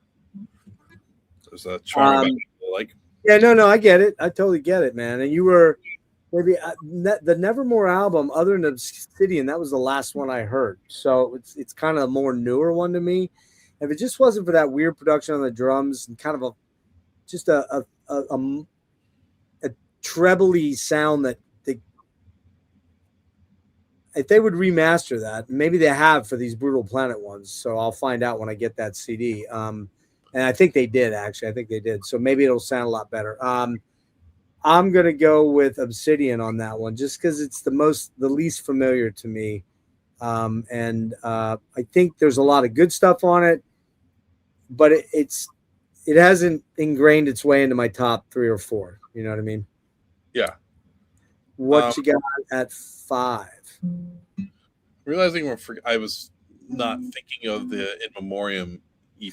I kept that separate. I left that kind of as its own thing, so you don't have to include that. All right. So we have the bottom 3, I guess. So what are we going on to next? So this is where things get tricky. Oh God. So we have Dead Heart, Godless, Politics, and Dreaming Neon Black, correct? Those are the last 4. Mm-hmm. Oh, fuck me. Going from the bottom up is also weird. This sucks. It's maybe Dead Heart, which is really weird. Some days I rank that higher. It's their most definitive record. But again, I'm ranking them all for very specific personal reasons. Sure, of course. The best. And then I'll go with Politics. Well, hang on. I was going to do mine. I'm sorry. Yeah, so you're at 5 for you is Dead Heart, right? Yeah, I guess for now. I'm going to go with Politics. I love the album. There's some great stuff on it. I think it just hasn't cracked my top 3 or 4 for some reason. I don't know why. And it's, again, where I came in and the ones I listen to the most, the ones I tend to gravitate to the most. But it's a sick-ass record. All right, number 4.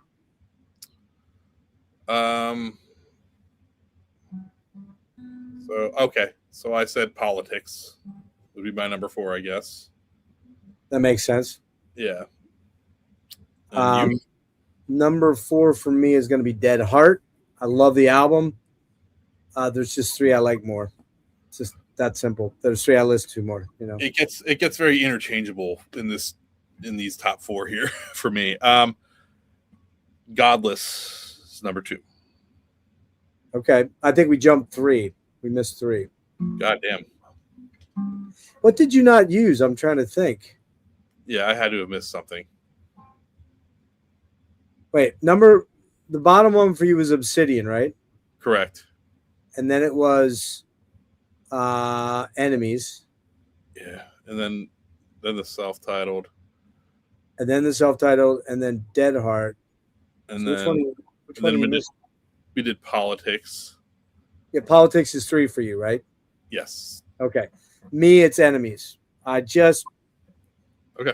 the better mix, but even the original mix, I just love the songs on it, man. I think there's so many killer songs on it, and songs that, you know, I struggle a little bit here because I'm A, tired, B, we've been talking so much, and I was starting to mix a little bit. I was going, wait, is that one or is that one? But I do know these songs. Like if they came on my CD player, I'd be singing along to a lot of these songs, like knowing the melody lines. So yeah, Enemies is number 3 for me, and I think we have the same top 2. You're Godless. Godless.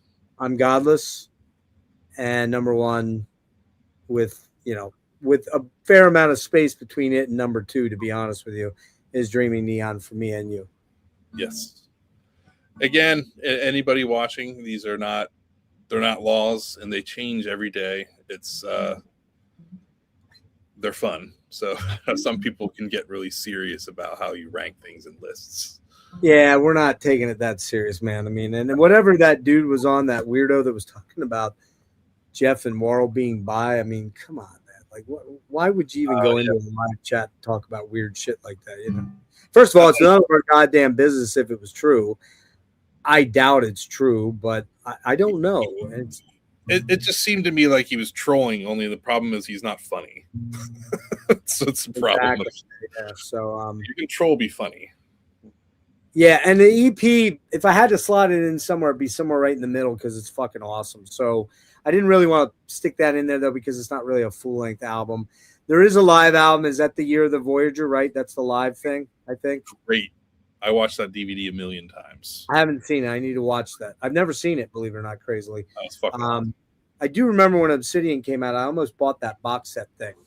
And I think, weirdly, there was a box set that had something to do with Obsidian that had Year of the Voyager, and maybe I'm wrong about that, but it seems like there was something like that. But anyway, for everybody that stuck it out tonight, you guys are crazy. Thank you so much. Steve, man, dude, I'm so sorry I kept you all fucking night. It's insane.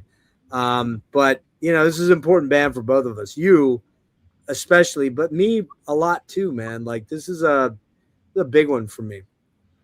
Hell yeah, man. No, I had a blast. Sorry. When I step away from it, I never realize, and I go back, I'm like, why aren't you listening to this like every day, all the time? Because it's like I could never grow tired of this. You know what I mean? Well, that's what happened to me. There was like a period where I hadn't like actively put on Nevermore in a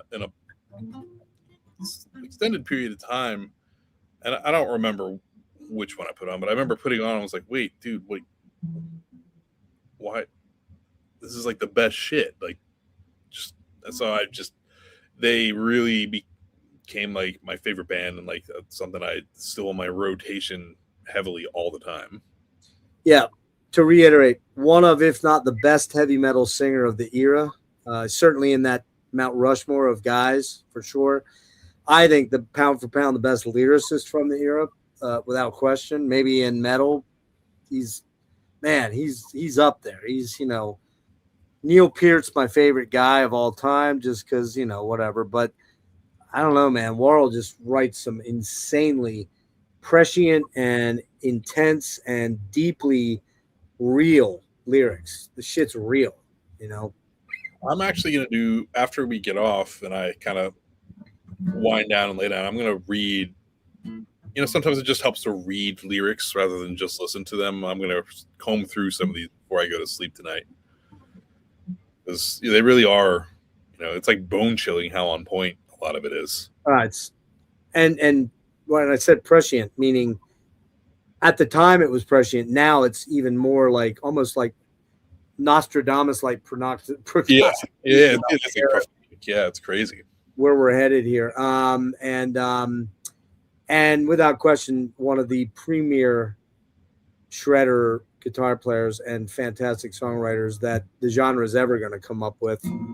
The total package, man. He's, he's on my Mount Rushmore of guitarists. One of my biggest heroes, if not my biggest. It's just from, again, he can, he has it all. Like he can shred and play solos and do all that stuff, but like he can riff, but on top of that, like most importantly, he can write amazing songs. It's a rare feat.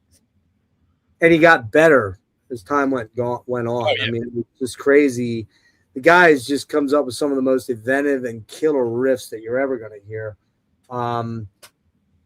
Yeah, holy shit. Steve, man, thank you so much. I don't know if I showed this, but this is the original mix. I think I missed showing this, but I'm going to play a couple tracks real quick for people that want to stay to the end and watch. Maybe nobody will. We did have like close to 20 people watching tonight, which is pretty cool on a Saturday night, getting started late. And you got some shows coming up in July? Yep, late July, early August.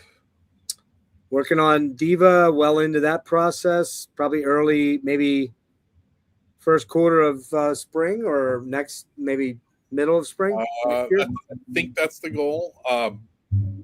We hope to be at least in the studio early fall, late summer. You're on what's that label on? Are you on $20 or no? $20, yeah.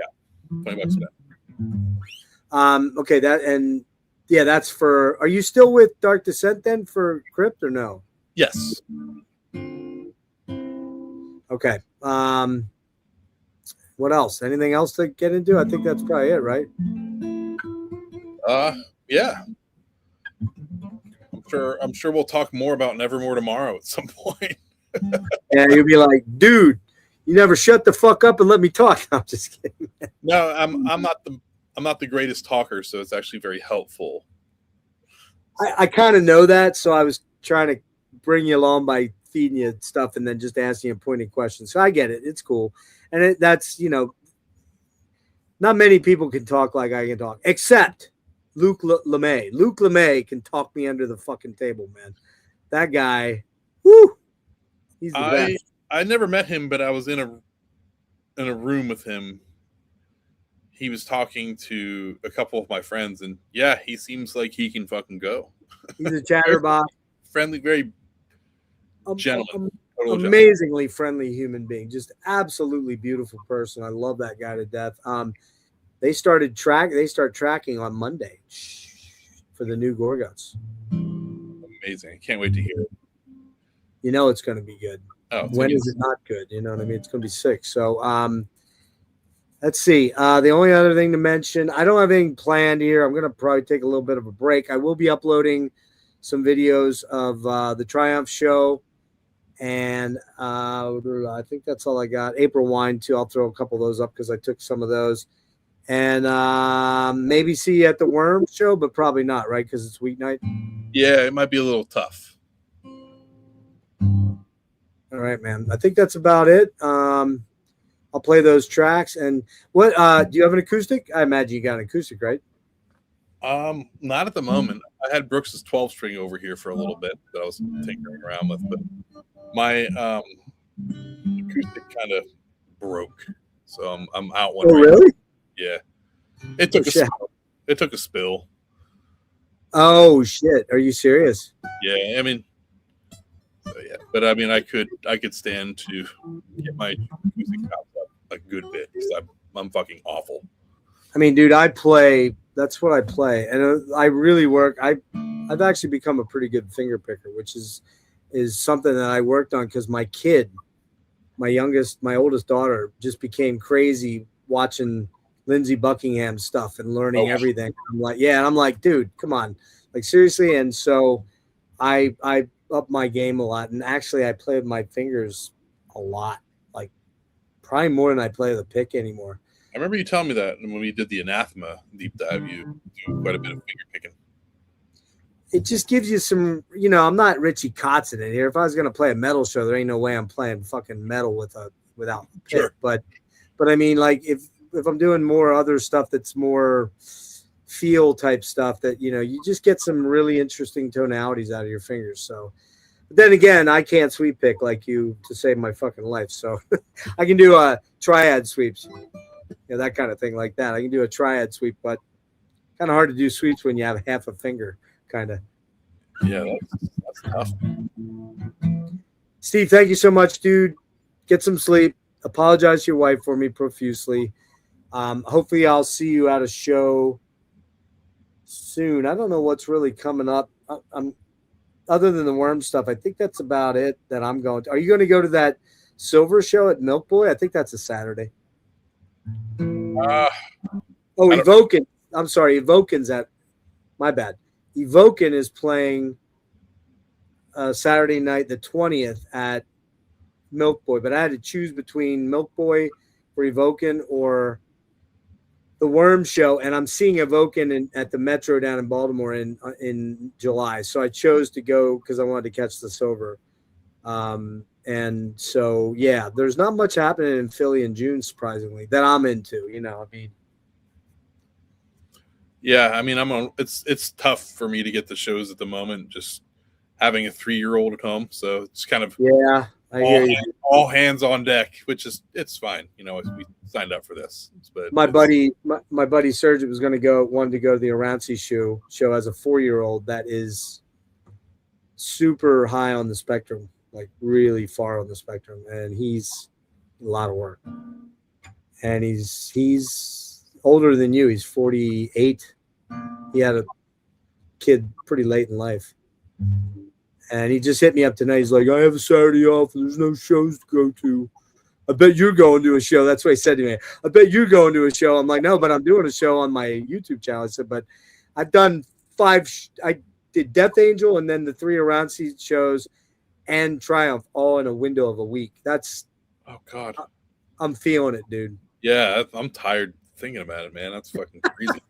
I have younger friends like you that are like, another dude that's in Australia. He's like, you make me feel fucking really old, dude. Like, what the fuck's the matter with you? I said, don't forget one thing. I'm not working. I don't work anymore. So I can sleep when I sleep, or I'll sleep when I'm dead, one or the other. So, all right, brother, get out of here. Love you, man. Thank you so much for doing this. I really appreciate it. And any last words? No, man. Thanks for having me. Thanks to anybody who tuned in.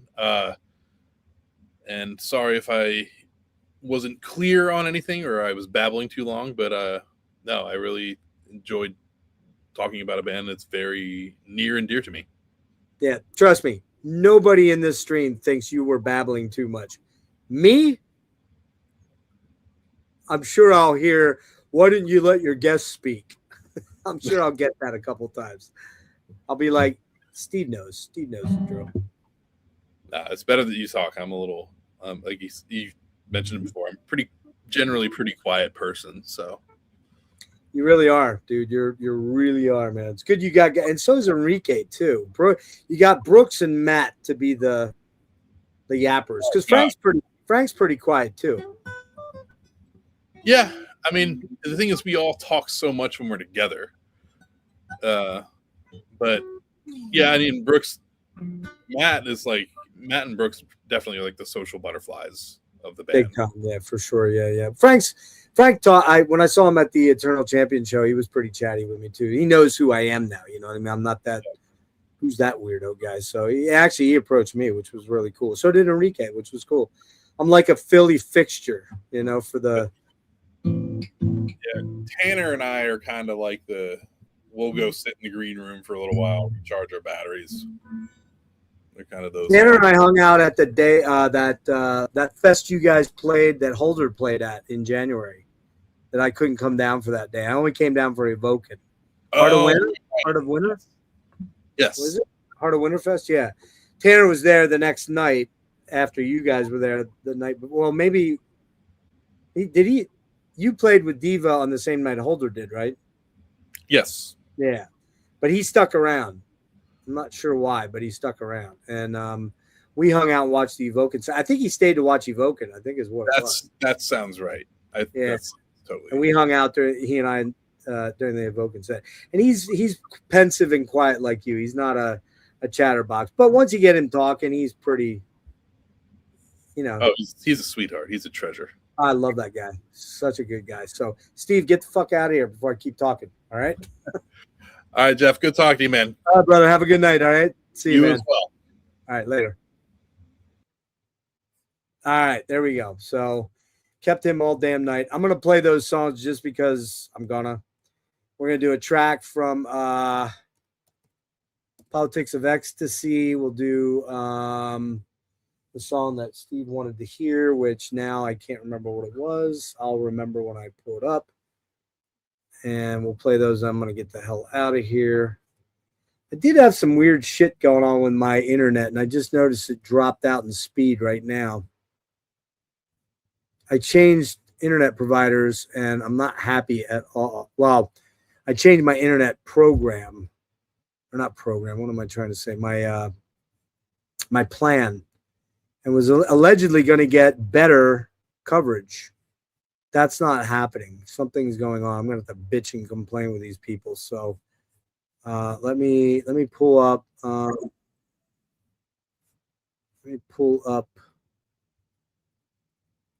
Jesus Christ. Yeah, what is going on here, dudes?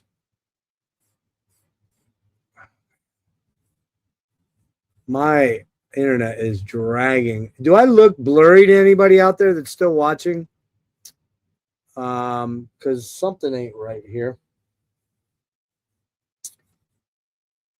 I don't know why it's doing this. It's like dragging. And I fear that this is when my camera gets blurry. Hang on a minute.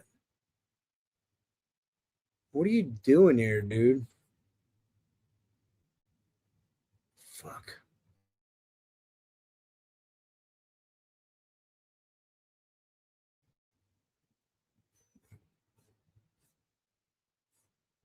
I don't know if I dropped out there. Am I still live? Can somebody let me know if I'm still...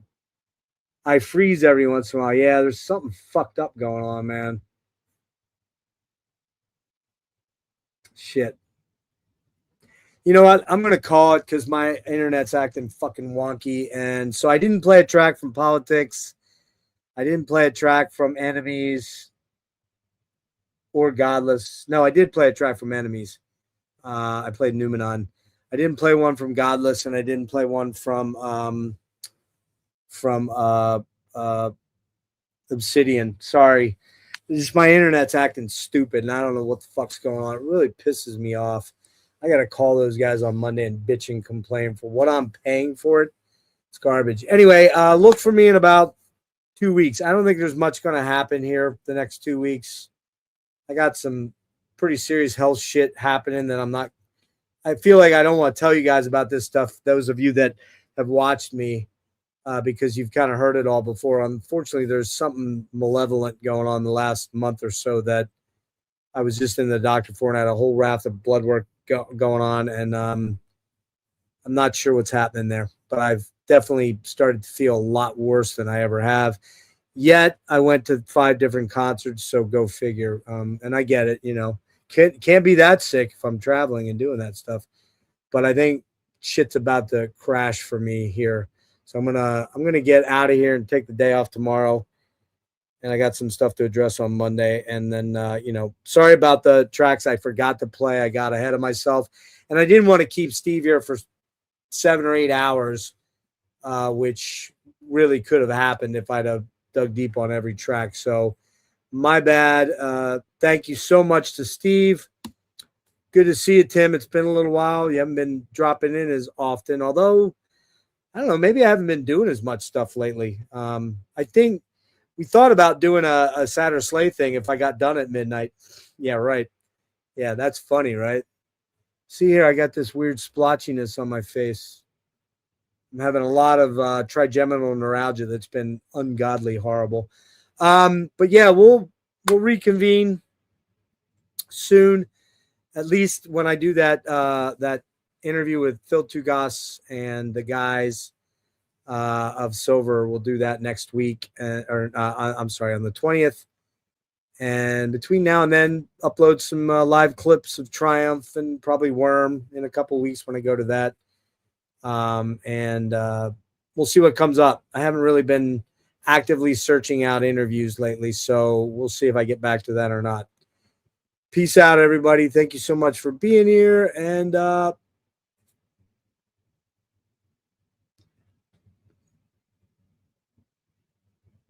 gas masks and hand grenades, where music melts your mind. Is that right, Tim? Is that what it says on the back of my shirt?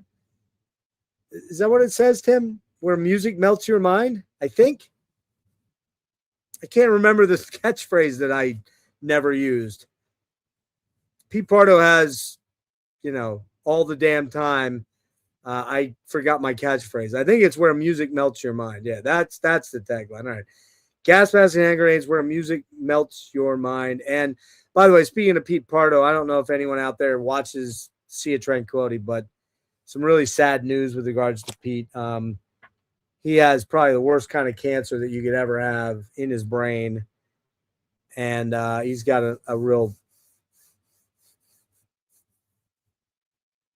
hard struggle ahead, and I feel terrible for him. And I ran into one of his buddies, Nick Franco, down at Maryland Death Fest, and we talked about it. And man, the guy's got balls. He's going to give it the good fight. Fight the good fight every moment. It's your only way. That's how we'll end this thing. All right. Good night, everybody.